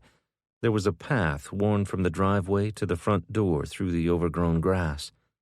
Savannah stopped and looked at the house. The curtains were drawn. There was no way to know if anyone was inside. "Maybe we should look somewhere else," Savannah said. "There could be food inside," Isabella said. Walker was at the door. His hand was on the knob. "We just need a little something." Savannah felt uneasy as they entered the small brick house. This home had heavy curtains over the window. Walker flicked on his flashlight and they rushed toward the kitchen. Isabella pulled open a pantry door and gasped. "Peanut butter and crackers." "What? Really?" Savannah said, rushing over. Walker stood behind her and they all stared into the closet. "Someone must be staying here," Savannah said, her mouth salivating at the sight of 3 jars of the protein-rich spread. Isabella grabbed a box of crackers and then a jar of peanut butter. She thrust them at Savannah and turned for another. "This doesn't feel right," Savannah said. "This belongs to someone." "We need it, Savannah," Walker said. Isabella handed a jar of peanut butter and a box of crackers to Walker. "I need it. I can't go on without it." She was right. They needed nourishment to get to the rally point and her children. This was about survival. She had to think of her kids. "The kids are going to freak when they see this," Isabella said gleefully. They would. None of them had tasted anything like it for such a long time. 25. Isabella. Just north of Leesville, Vernon Parish, Louisiana. Isabella scooped peanut butter from the jar and spread it on her cracker. She could feel the carbohydrates, proteins, and sugars energizing her body. Endorphins flooded her brain, and she felt hope return. They were going to make it. She was going to get to Caden, and Will would find them. Somehow they would all make it to Texarkana. They were strong and resilient. They'd made it through so many things already. She just needed to remain positive, and everything would work itself out. It was difficult to push away the imagery of the man's hands on her body and his breath on her neck. Every time the thoughts came, she wanted to kill the man all over again. She hated that part of survival. She hated all the faces that haunted her sleep now, the faces of the people she'd killed or who had tried to harm them. Would she ever be free from them? She knew she would never be the same person she was before the lights went out. How could she be? She had so much blood on her hands. As Walker stuffed their haul into his pack, Isabella searched the drawers for a knife. She was hoping for a strong, sharp knife with which to defend herself. She opened the next drawer and was greeted by a whole array of knives. She selected one and felt the edge of the blade. It was sharp enough. She gripped it in her hand and shuddered at the thought of having to use it. From the way things had gone so far, it was almost a certainty that she would. She looked forward to the day when life wasn't a kill-or-be-killed world. Walker stuffed the jar he held into his pack and reached for Isabella's and then Savannah's jars. Walker slung his pack over his back as Isabella and Savannah followed him toward the door. As they turned to leave, a door shut. Isabella's heart leaped into her throat. "Walker?" He exited the kitchen, gun drawn. Isabella heard him gasp and froze. Savannah moved back behind Walker, who stepped forward and trained his pistol on the end of the haul. "Stop," a male voice yelled. "Drop the pack." Walker stepped back. He raised his pistol, but before he could fire, a child yelled, "Dad?" Savannah grabbed Walker's forearm, pushing the weapon towards the floor. Walker, he's got a kid. Walker edged back into the kitchen. His pistol was now pointed halfway between the floor and the door. "We're leaving," Savannah said, holding her hands out, palms facing toward the man. "We were just looking for food. We're going now." "I can't let you do that. I got a kid to feed. I can't let you take our food," the man said, stepping toward her. "Don't," Walker said in a low tone. "Step back. Don't make me drop you." "Walker, he has a kid," Savannah repeated. "So do you, Savannah," Isabella said, stepping in front of her. "We're leaving, mister, and we're taking the food. We have family we need to get to. You can find more. I'm sure these houses have something." "They don't. I've looked for days. At least leave us one jar," the man pleaded. Savannah turned her back to the man. "Walker?" He huffed, then nodded to the pack on his back. "Just one," he said as she unzipped the pack. Isabella knew that the presence of the man's child had played on Savannah's motherly heartstrings. Although they desperately needed that food, Isabella understood. Savannah had been one of the few people that had somehow maintained her humanity through this mess. She also knew that it wouldn't be long before the harsh realities of the times crushed every ounce of it from all of them, even Caden, Kendra, and Carson. Caden had witnessed horrendous things already, and she'd seen him change before her eyes. He'd gone from a sweet, kind, 13-year-old boy to a tough young man, willing to do whatever it took to save his family. No matter how hard Savannah might try, she wouldn't be able to shield her children from the depravity that people had devolved into. It seemed that only two types of people had survived so far, the heartless and the brave. Savannah approached the man slowly and held out the jar of peanut butter. "I'm sorry. We were looking for unoccupied houses. I hope you and your boy make it." The man eyed Walker for a moment before reaching out and taking the jar from Savannah. He placed it behind him and backed away. "Rusty, go into the bedroom." "Daddy, no! They gave you the peanut butter." Time moved in slow motion as the man's intention dawned on Savannah. Walker pushed her aside and rushed into the living room, and Isabella grabbed Savannah and pulled her behind the wall that separated it from the kitchen. Her eyes fixated on the man, and her heart sank as he drew the gun from the back of his waistband and raised it. Walker squeezed the trigger of his pistol, and the man fell to the floor. The boy rushed to his side, sobbing into his chest. "Daddy! Daddy!" Walker grabbed the kid, who looked to be no more than 8 or 9. He was so very thin. They certainly hadn't eaten much lately. Isabella's heart broke for them both. She couldn't imagine the man's desperation. It would be torture to see your child waste away like that. "It's okay, Rusty. I'm okay. It hit me in the vest. It just stings a little." The man lifted his shirt to reveal body armor. Walker kicked the man's weapon away and aimed his at the man's head. "Don't you move another muscle or I'll put one right between your eyes." Isabella grabbed the boy around his waist and lifted him off his feet. He kicked and screamed for his father, but she didn't want the kid to see it if Walker had to follow through on his threat. The man had already proven himself stupid. "Savannah, you and Isabella take my pack and go. I'll catch up with you in a moment," Walker said. Savannah's mouth dropped open. "There's no need for that, Walker. Just take his pistol. He's not going to try anything else." Her gaze fell on the man. "Right? Tell him." "I'm done. Just take the damn peanut butter and go. Me and my boy will just stay here and starve to death." Isabella's anger boiled in her gut. She stepped toward the man as the kid continued to struggle within her grasp. "You really are one stupid MFer, aren't you? It is truly a wonder that you have made it this far without someone putting a bullet in that thick skull of yours. All you had to do was keep that big trap of yours shut and let us leave. Instead, you try stupid shit and then whine like a little bitch. Are we supposed to feel sorry for you? I don't.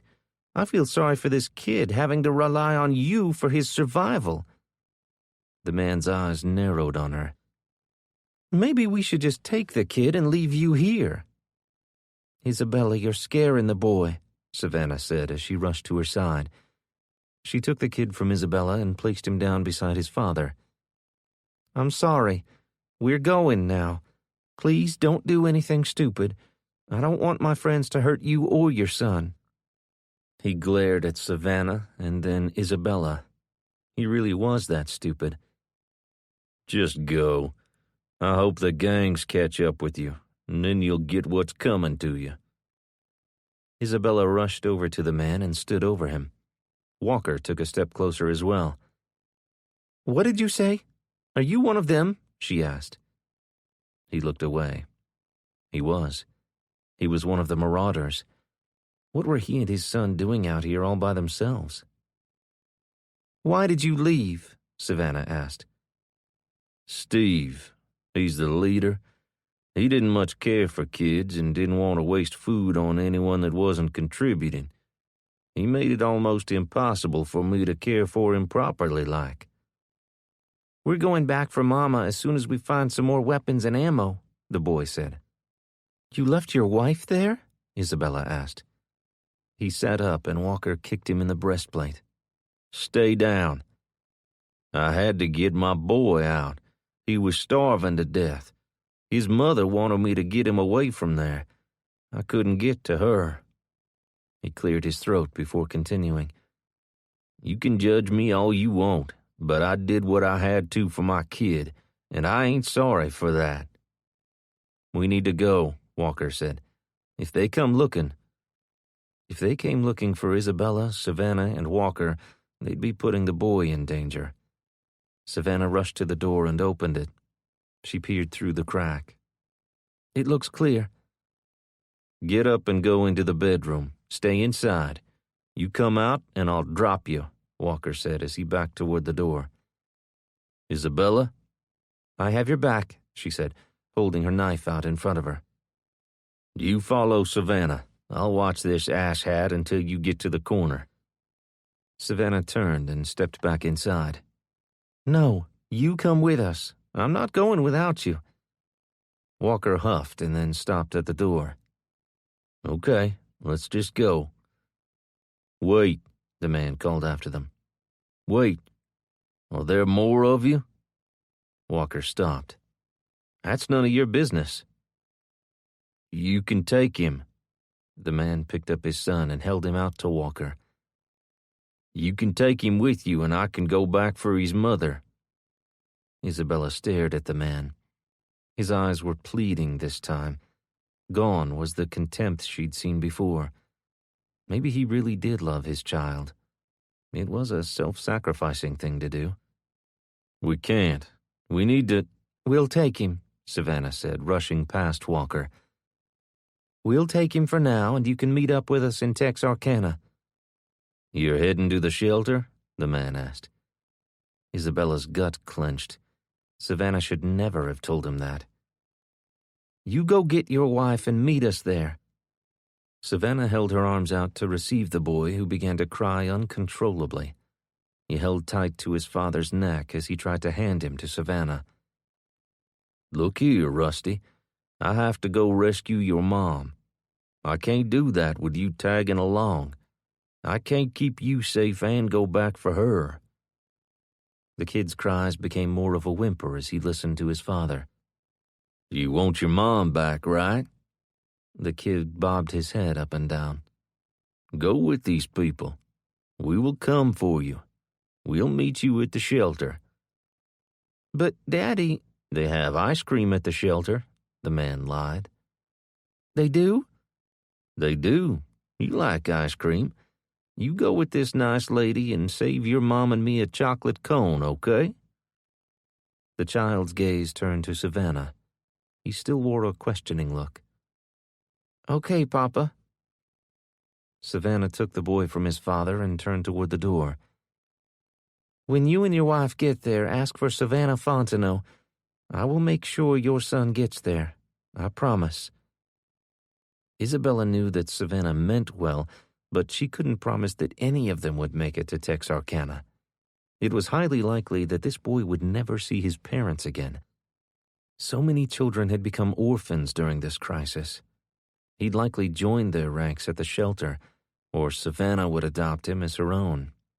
The latter was a more likely scenario. Isabella thought about Will and Caden. It had been unspoken between them that Isabella would care for Caden if he didn't return, a thought she couldn't bear. Not that she didn't want to care for Caden, but the thought of losing Will was more than she could fathom. "Let's go, Savannah," Walker said, holding open the door. "I'll see you at the shelter, little man," the father said. The boy looked back over his shoulder and waved as Savannah placed him down on the ground outside the door. Isabella said a prayer for Will and started walking back toward the highway. 26. Isabella. Landry's Automotive Repair, Vernon Parish, Louisiana. After walking for hours, Walker finally allowed Isabella, Savannah, and Rusty to stop for the day and left the roadway near a long-abandoned automotive garage. Vines covered the bay doors of Landry's Automotive Repair. Walker went around to the side of the building, and a second later, Isabella heard a tinkling sound as Walker cleared broken glass from a windowsill. He disappeared inside and reappeared at the small door to the office. They entered the musty-smelling place without a word, Savannah and Rusty making their way to a far corner to sit on the floor while Isabella pulled up a well-worn office chair and parked herself by the dust-covered window. Walker left to explore the rest of the small building. Isabella leaned her head back and stared out as the sun slipped over the horizon, her eyelids growing heavy. She longed for a bed with nice, freshly laundered sheets. "I'll take the first watch," Walker said. "Isabella, you want to take the second shift?" Sure. 4-hour shifts? Savannah asked. "We should do 2 hours. There are 3 of us. I'm not sure any of us can stay awake for 4, Walker said. Isabella was asleep almost immediately. 2 hours felt like 2 minutes when Walker woke her for her shift. He handed her the pistol and took a position on the floor on the opposite side of the metal desk. Isabella stood and paced, trying to wake up and stay alert. She moved from the window in the office to the window where Walker had broken into the shop. She could still smell the dirty grease, although it was unlikely that the place had been used in over a decade. She moved to a small window in a bathroom just off the office. Walker had used a dirty shop towel to wipe the grime off the glass in one spot, but Isabella had to stand on her toes to look through it. She picked up the towel from the floor and began wiping the rest of the pane, staring out over the back alley behind the shop as she did. Behind it was a small house and barn illuminated by the 3/4 moon shining down from a clear sky. Both looked to have been abandoned around the same time as the shop. The front door was open and half off its hinges. Windows were broken out. She was about to turn when she thought she saw movement. She dropped the rag and gripped the pistol in both hands as she stared at the space between the house and the barn. She moved to the back door and opened it just a crack. "Go wake Savannah." Walker's voice startled her and she jumped and spun. "We need to go," he said. Did you see someone too? Isabella asked. "They're out front as well." Oh, shit. "We're going to try to slip away before they know we're here." You think they don't know? "Maybe not," Walker said. Isabella handed him the pistol and moved toward the office. A shadow passed the side window where Walker had entered, and Isabella jumped back, pressing herself flat against the back wall of the shop. Walker spun around, pointing the weapon in that direction. Walker, Isabella whispered. They're everywhere. "Hurry, go wake Savannah. Make sure the kid doesn't make any noise, though." Isabella crouched and ran to the office. Before nudging Savannah, Isabella placed her hand over the kid's mouth. He didn't even stir. He must have been exhausted. Savannah, she whispered. Wake up. We have company. Savannah bolted upright. What? How many? I don't know. Several. Walker said to get you and make sure the kid stays quiet. We're going to try to slip out the back. And go where? There's nothing but open fields beyond here. They can't see us in the dark. We have to go. Savannah lifted the boy. There was no way she could carry a 9-year-old very far. He needed to walk and keep up with them. She strained to get up with the extra 60 or 70 pounds. Let me, Isabella said, helping her to her feet. You have to let him walk. As they moved past the window, the boy's eyes opened. Where are we going? Shh, Savannah said. There are bad people outside. We have to get away. I need you to be very quiet. She lowered him to the floor and took his hand. Can you do that for me? He nodded. Even in the dim moonlight coming from the window, Isabella could see the tears welling in his eyes. Yes, he whined. It's going to be okay, son. We're just going to sneak out the back and find another place to sleep, okay? Okay. His voice was timid and shaky. There was no telling what kind of violence the boy had already witnessed in his short life. He had reason to be leery now. Isabella led them back through the shop. As she did, she kept her eyes on the window. As they neared Walker and the back door, Isabella saw a man carrying a rifle. For some reason, she wondered if it could be Will or Pete. They had rifles. She hadn't seen anyone else carrying one for a long time. No one had ammo anymore. They'd been fortunate that Pete had been collecting and hoarding ammunition for years before the EMP, or they'd be in the same boat. Walker, Isabella said, bumping his shoulder. They have rifles. Isabella knew they needed to go, but she didn't want to be shot in the back running from the building. Walker moved toward the window. Where are you going? Savannah said. We need to go. They aren't the scavengers, Walker said. He grabbed the kid and quickly moved to the door. That's the Chinese. 27. Will. Jason sped north along the route that Savannah would have led the group getting out of town. They were on foot and had small children with them.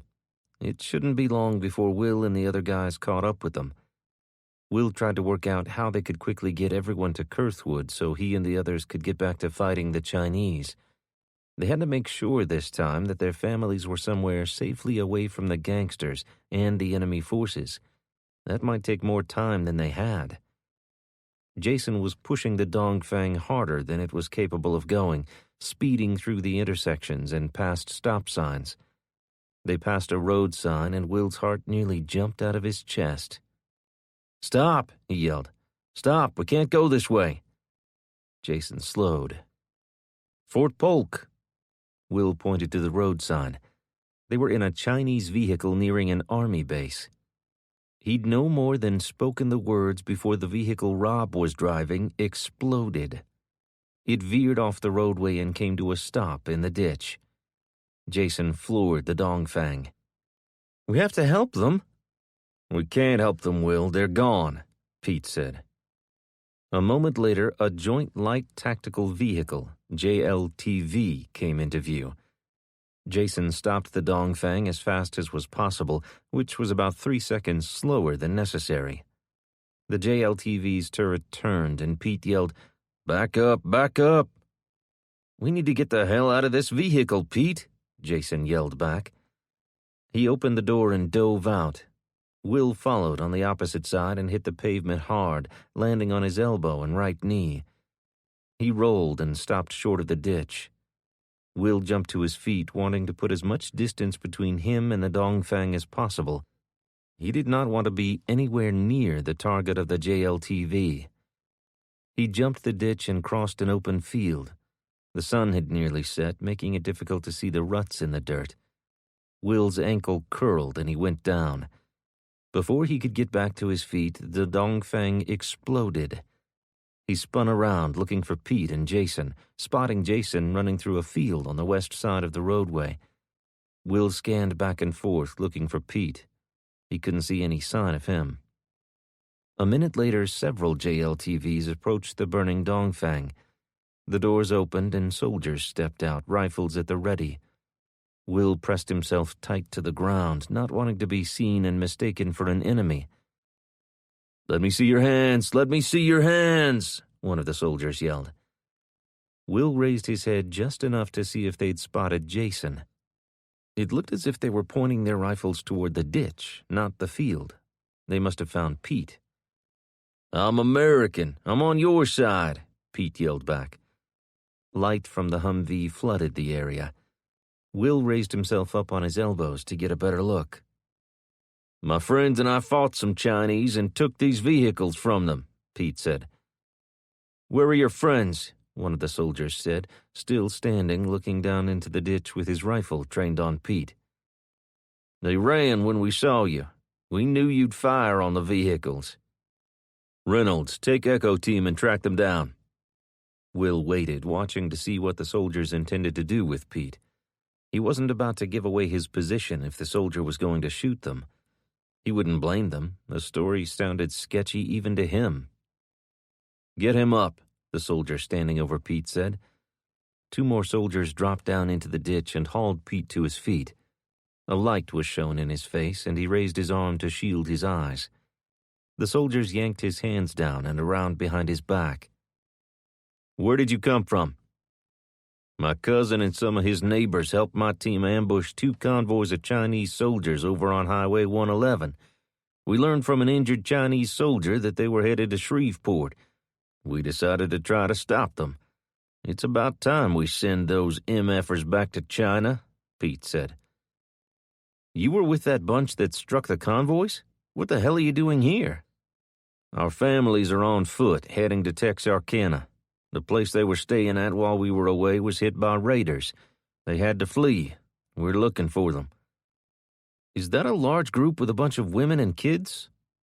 "Yes, have you seen them?" "They caught a transport truck heading that way. Our colonel has a soft spot for kids." A surge of joy rushed through Will. They were safe and likely already in Texarkana by now. "That is awesome news. My friends are going to be thrilled to learn about it." Pete's head swiveled, searching for Will. "You hear that, Will? Your family is on their way to Texarkana in military transport." Will stood and slowly walked toward Pete and the soldiers with his hands in the air. "It's amazing news," Will said. "You can't get better news than that. They wouldn't have to walk with the kids, and they wouldn't be at the mercy of marauders and outlaws." He was anxious to get there himself now. "Jason!" Will yelled. "Did you hear that? Savannah and the others are on military transport." Jason didn't answer. Will yelled again as he approached Pete. "Jason, it's okay to come out." A round whizzed past Will and struck the burning vehicle. It was followed by a barrage of automatic gunfire. Was Jason firing at them? Will dove into the ditch as the U.S. soldiers ran for cover and began returning fire. "Is that Jason?" Pete asked. "I don't think so," Will replied. The firefight lasted less than 5 minutes. The firing just stopped, and then the soldiers fanned out in search of the shooters, leaving Will and Pete standing in the ditch wondering what had happened to Jason. Long minutes passed as the soldiers searched the field for enemy combatants. They returned with 2 injured Chinese soldiers who were taken to a truck and whisked off, no doubt to be questioned by professional interrogators. "Sir," Will said. "Don't call me sir," the soldier said. "I'm Sergeant Hadley." "Sergeant Hadley," Will said. "Did you see a white guy out there?" "Private Young, bring that civilian over here."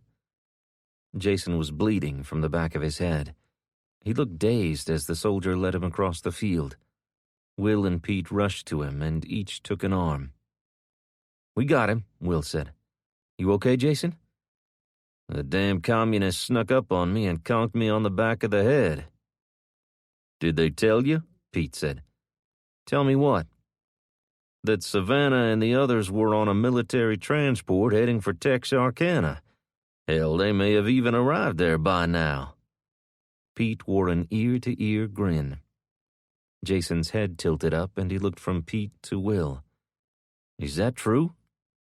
That's what the soldier said, Will replied. Oh, thank God. Will and Pete lowered Jason to the ground on the opposite side of the road from the burning Dongfang. They were on foot now and had to decide what they were going to do. Back to Maryville to cause the Chinese more trouble, or make their way north to Texarkana to be reunited with families. Sergeant Hadley, Will asked, did we do any good slowing down the convoy? Will pointed to the Dongfang. Hadley smiled. You guys gave us time to move in reinforcements to wipe out the rest of the units that had broken through our lines. They won't be making it to Shreveport then? Not today. We've pushed them back across the intercoastal. Hadley turned to go. Can I ask you about the president's plane? Will asked. He knew the odds of getting such information from the soldier were next to zero, but he was dying to know about the Doomsday plane.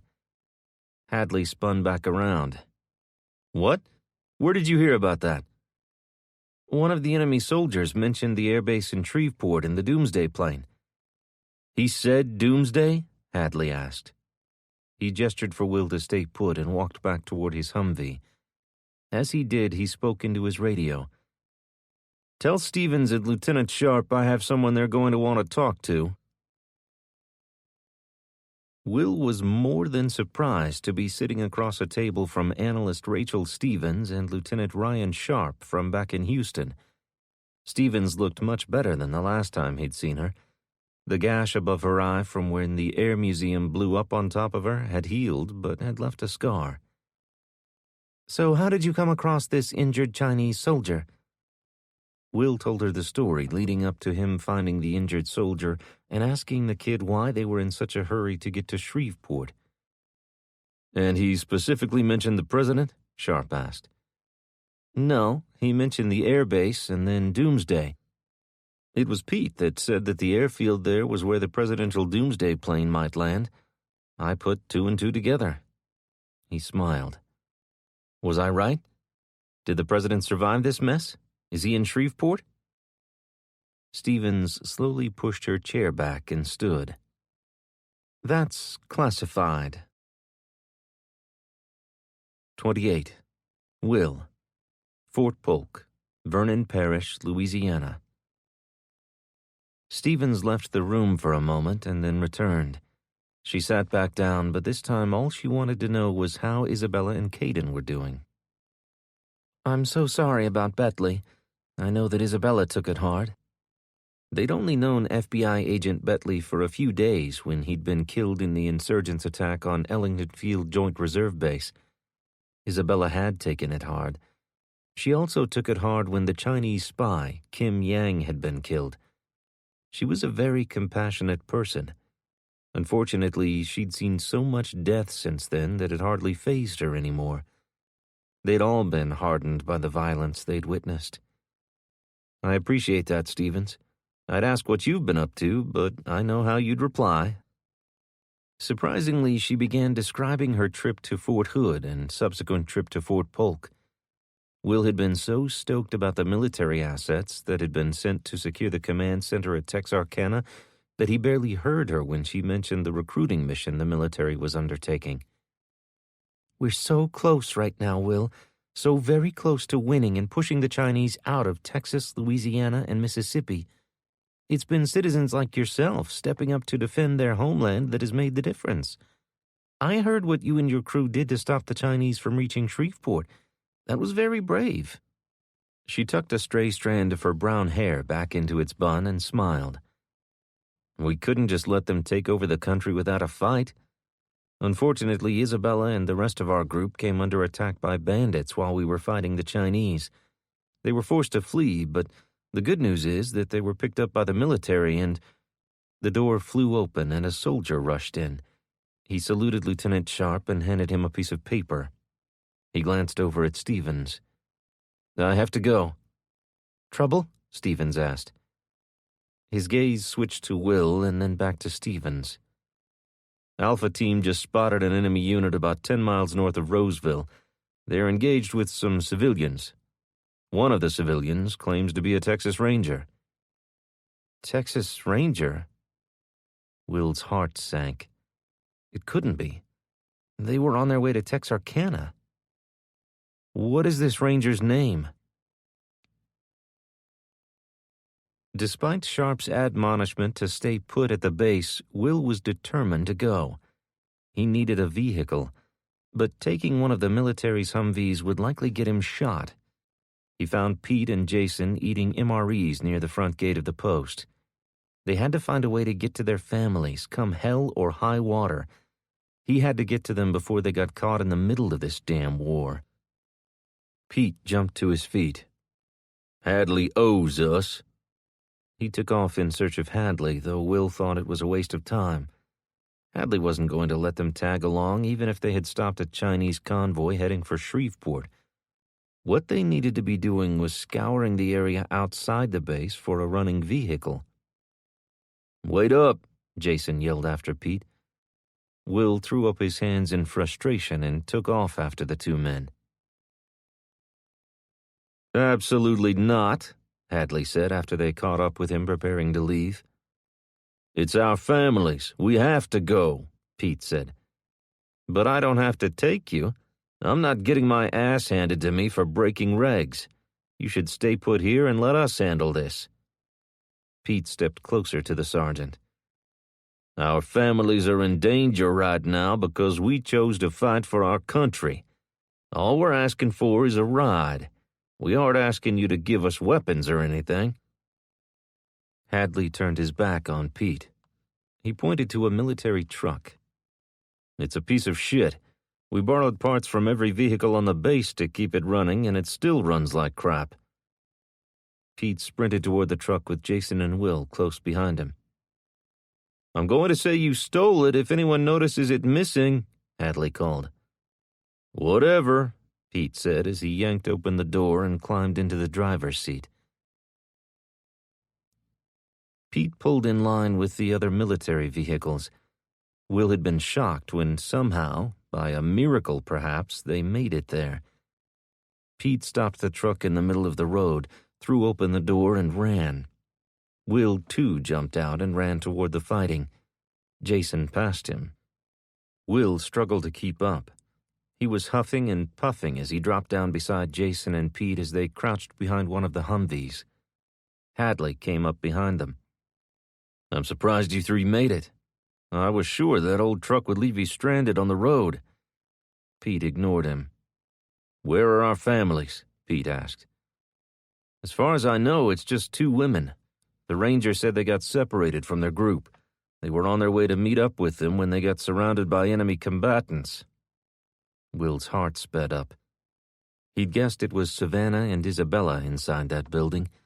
They'd be the ones that would have made sure that the others made it safely away, putting themselves in danger. Savannah would have made sure her kids had an opportunity to escape the marauders back there at Roseville. "The ranger said they tried to make a run for it out a back door, but a barrage of bullets sent the ladies back inside. He was too far away to make it and had to dodge bullets to escape. Soldiers patrolling the area heard the firefight and found the ranger up on the roof of a nearby building, firing down on a team of Chinese soldiers. He had them pinned down while the rest of their unit fired upon the building where the ladies were." "They're still inside?" Will asked. "Yeah, but now the Chinese are firing at my guys. We should have them eliminated shortly.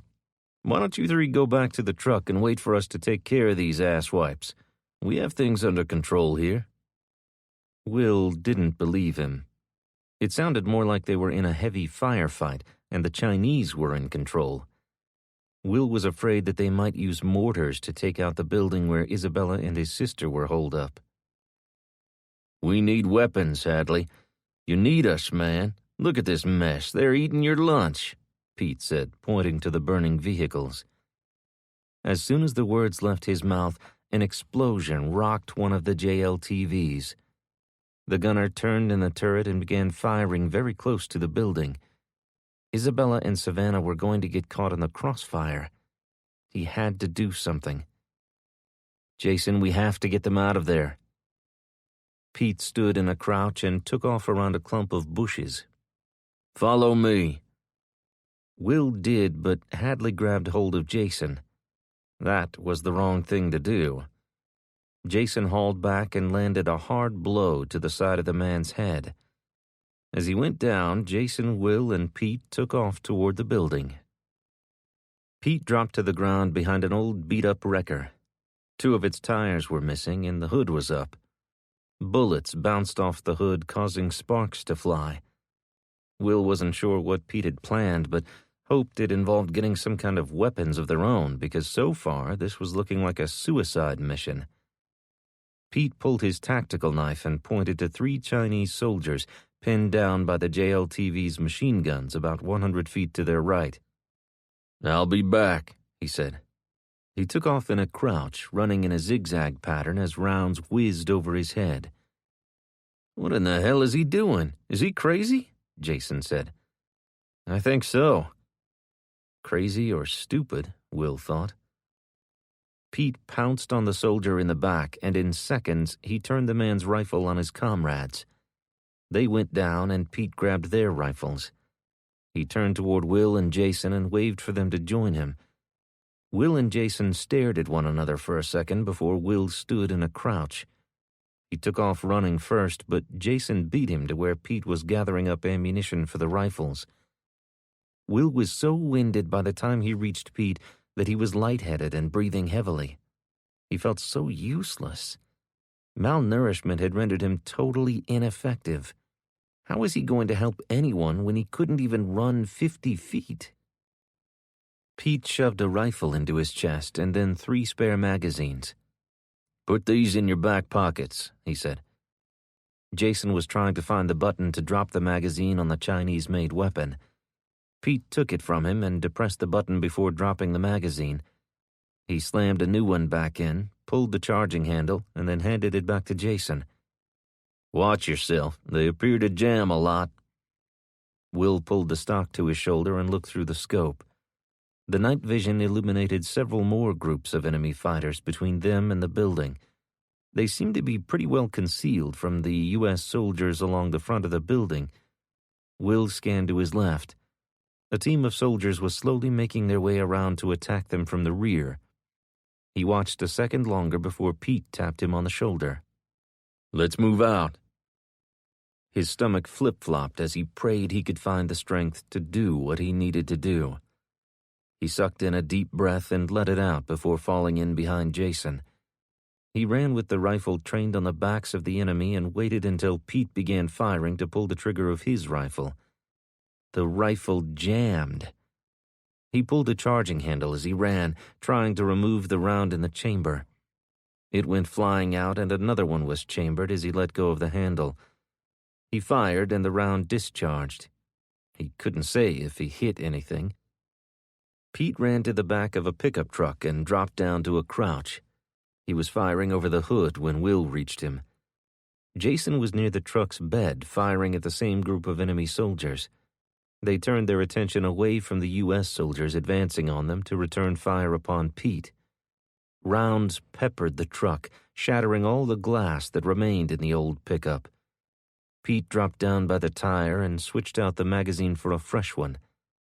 Jason moved forward into Pete's position and began shooting. Will placed the barrel of the rifle on the bed of the truck, looked through the scope, and found a target. He squeezed and the soldier slumped forward. He found a second target just as rounds struck the opposite side of the truck. He ducked and waited for the fusillade to stop before returning fire. The enemy soldiers pivoted to face the front of the building where Isabella and Savannah were hiding. Will scanned that direction. U.S. soldiers were nearing the door. They were out in the open. The Chinese fired, and one after another went down. U.S. soldiers were taking fire from 2 sides. Will couldn't see the enemy that was firing from the opposite side of the building. Will didn't know why the Chinese were interested in either the building or his family. All he knew was that he had to do something to get to them. He took the opportunity to move up behind the enemy soldiers. Will squeezed the trigger and the rifle fired on full auto. He sprayed the combatants as he ran towards them. 2 went down. A third turned toward him. Pete ran past Will just as he fired. The round struck Pete and he went down. Will returned fire and the combatant dropped to the ground. The 2 other Chinese soldiers continued firing upon the army soldiers at the front of the building. "Get to the back door, Will. I've got these 2, Jason said, hopping over one of the dead men. Will didn't look back as he sprinted toward the building. He expected to be mowed down, but somehow Jason must have distracted them or taken them out. Will's already injured shoulder hit the back wall of the building hard, and pain shot through him. He fought back a wave of nausea and pressed himself against the building, wasting no time reaching for the door. He yanked on the doorknob, but it was locked. "Isabella! Savannah!" he yelled. Gunfire sprayed the windows of the building, forcing him to dive to the ground. He rolled, then got to one knee. He couldn't see where the rounds were coming from. He looked through the scope and scanned to his right slightly. Jason was in a wrestling match over his rifle. The combatant had both hands on the weapon, and Jason was shaking him around like a rag doll, but he couldn't seem to shake the man off. Will fired, and the man released his grip. Jason turned the weapon around and struck him in the face with the stock of the rifle. The man fell straight back and didn't get back up. A round whizzed by Will and struck the door to the building. While Jason began firing in the direction from which it had come, the door flew open and Savannah screamed. 29. Savannah. Landry's Automotive Repair, Vernon Parish, Louisiana. "Will?" Savannah called out. "Was that Will?" Isabella asked as the 2 women rushed toward the back door and the sound of the male voice calling their names. As they reached the back, bullets tore through the window, sending glass flying into the room. Savannah dove, slamming her knee on the concrete floor and sliding across the small room. Isabella screamed and rounds continued to strike the building. "Will!" Savannah yelled. They were shooting at her brother. She had to get to him. She crawled over to the door, grabbed the doorknob, and pulled herself up. When she yanked open the door, the first thing she saw was Jason, covered in blood with an enemy soldier standing behind him with his arms wrapped around Jason's neck. "Jason!"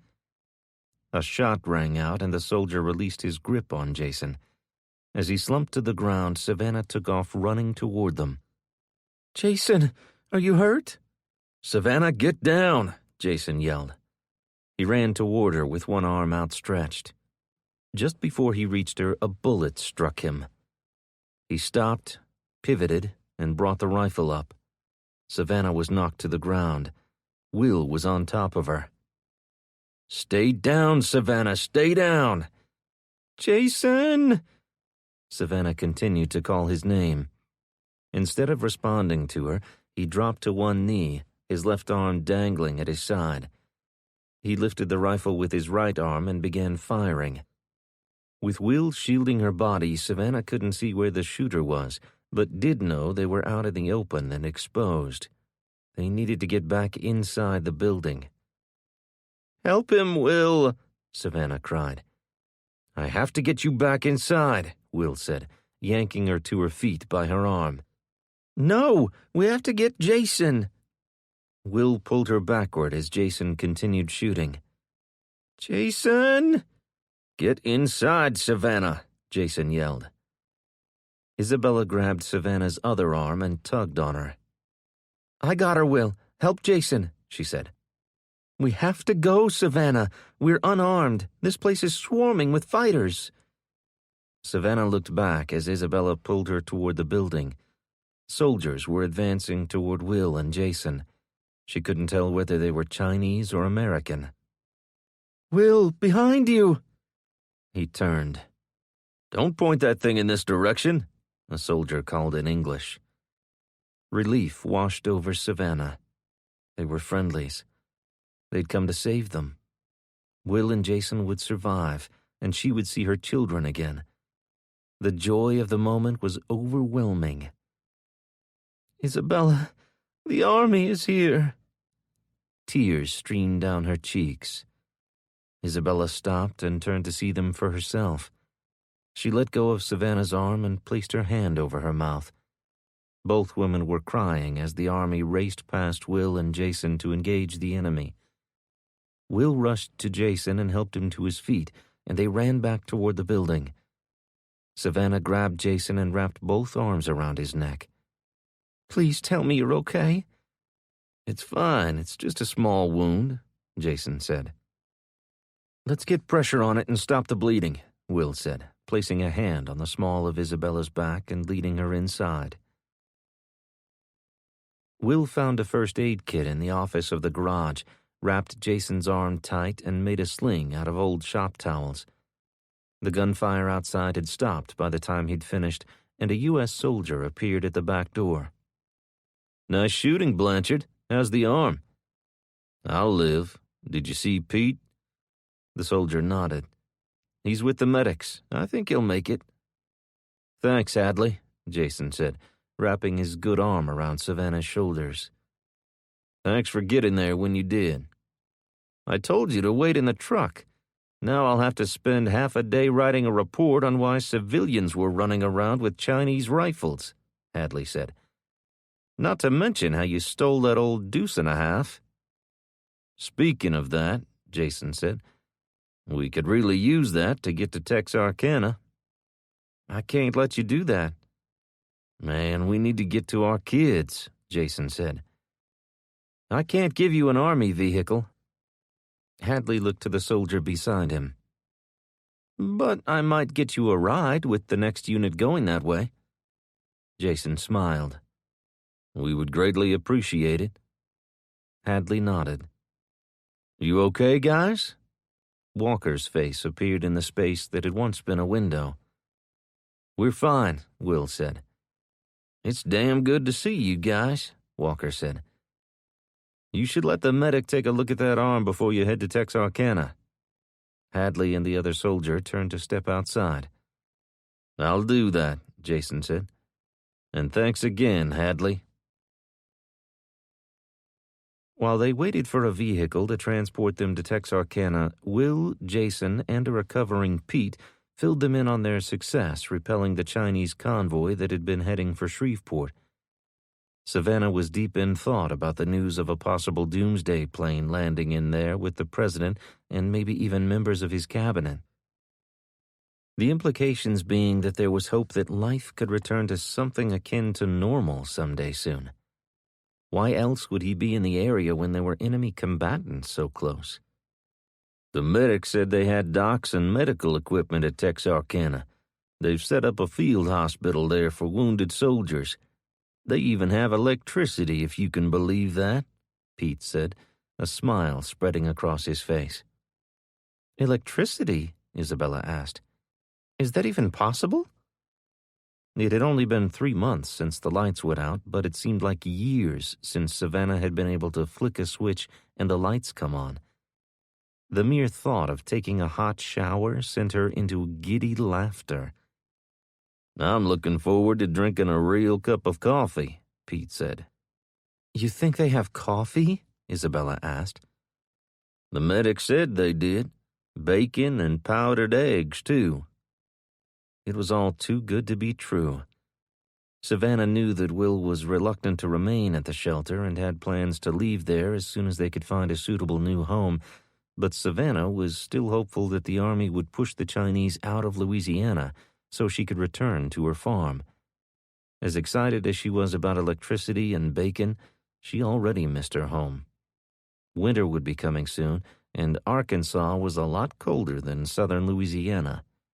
It would be months before they could plant anything there, and even longer before they could harvest food to put on the table. Going home was all she really wanted. She needed to hold on to that hope. In the meantime, she sure was looking forward to bacon. 30. Will. Texarkana FEMA Shelter. Event plus 3 months. Will held Isabella's hand as they waited in the long line at the military checkpoint. Razor wire prevented anyone from bypassing it, although it didn't look like they were turning anyone away. Children cried, and some weary travelers took seats on the road. Every muscle in Will's body hurt. He was looking forward to a warm meal and a cot to rest on. "They're making people register for the draft," a middle-aged man in front of Will whispered. Will didn't doubt it. He'd seen the fighting firsthand. They needed more soldiers to make sure that the Chinese never got a foothold on American soil again. And he knew that he would likely be one of those drafted. He'd like to get his family settled somewhere, and then he'd consider volunteering. Isabella and Savannah would be furious, but he had a duty to his country. If people like him didn't step up to defend it and rebuild her, who would? It was his duty. The line inched forward, and eventually he stood before the registration desk himself. "Do you have any identification?" the soldier asked. Will instinctually touched his right back pocket where he normally kept a wallet. It wasn't there.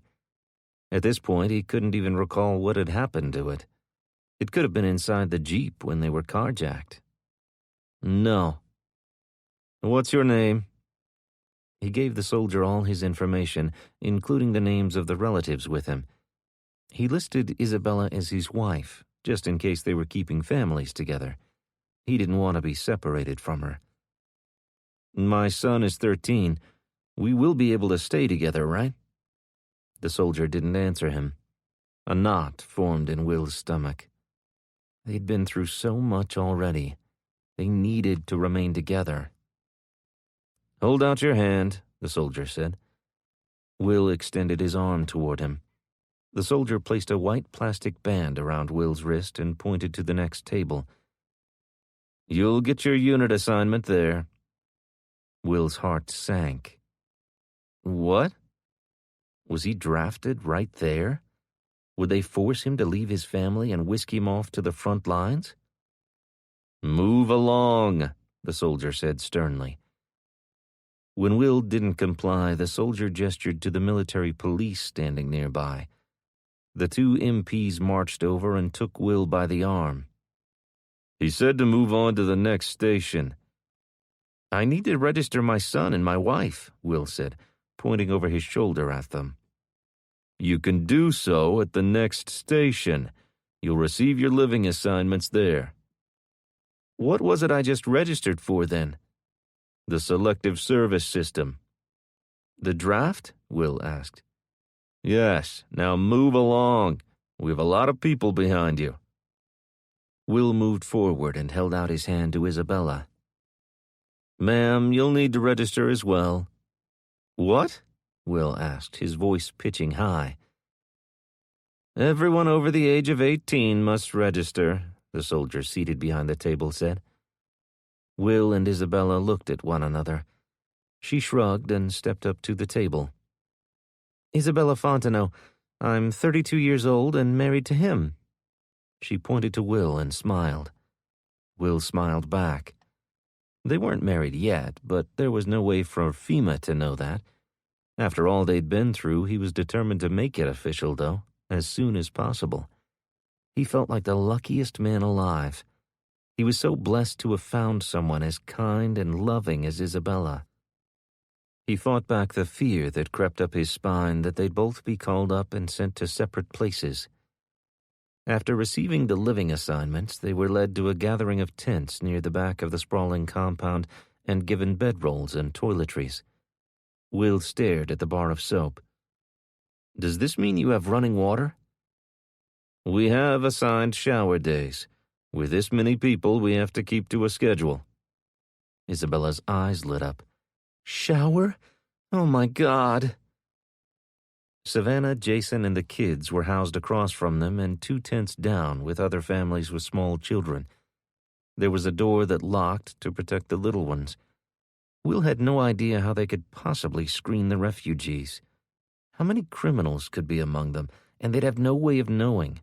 But Will was sure that Savannah and Jason would keep their children close. He intended to keep a watchful eye on Caden. Texarkana Refugee Center, 1 week later. It had been a week or more since he'd last seen Pete and his family. They'd been housed in another part of the camp. Will had spotted him in a crowd of people who'd gathered around a radio and politely pushed his way over to him, stopping still when he heard the radio announcer mention the president. President Latham will address the nation this evening. According to his press secretary, he will lay out his plan for the nation's recovery. Latham? Will asked. Congressman Latham is now the president, Pete said. How'd that happen? Did they have an election I didn't hear about? Sort of, I guess. I was told that he was in the line of succession. Will took in the information and tried to make sense of it. He hadn't been a very good student when it came to the American government. Line of succession reminded him of a monarchy. They were a republic. They held elections and the people voted on their president. So that means that the rest of the government is gone then? Will asked.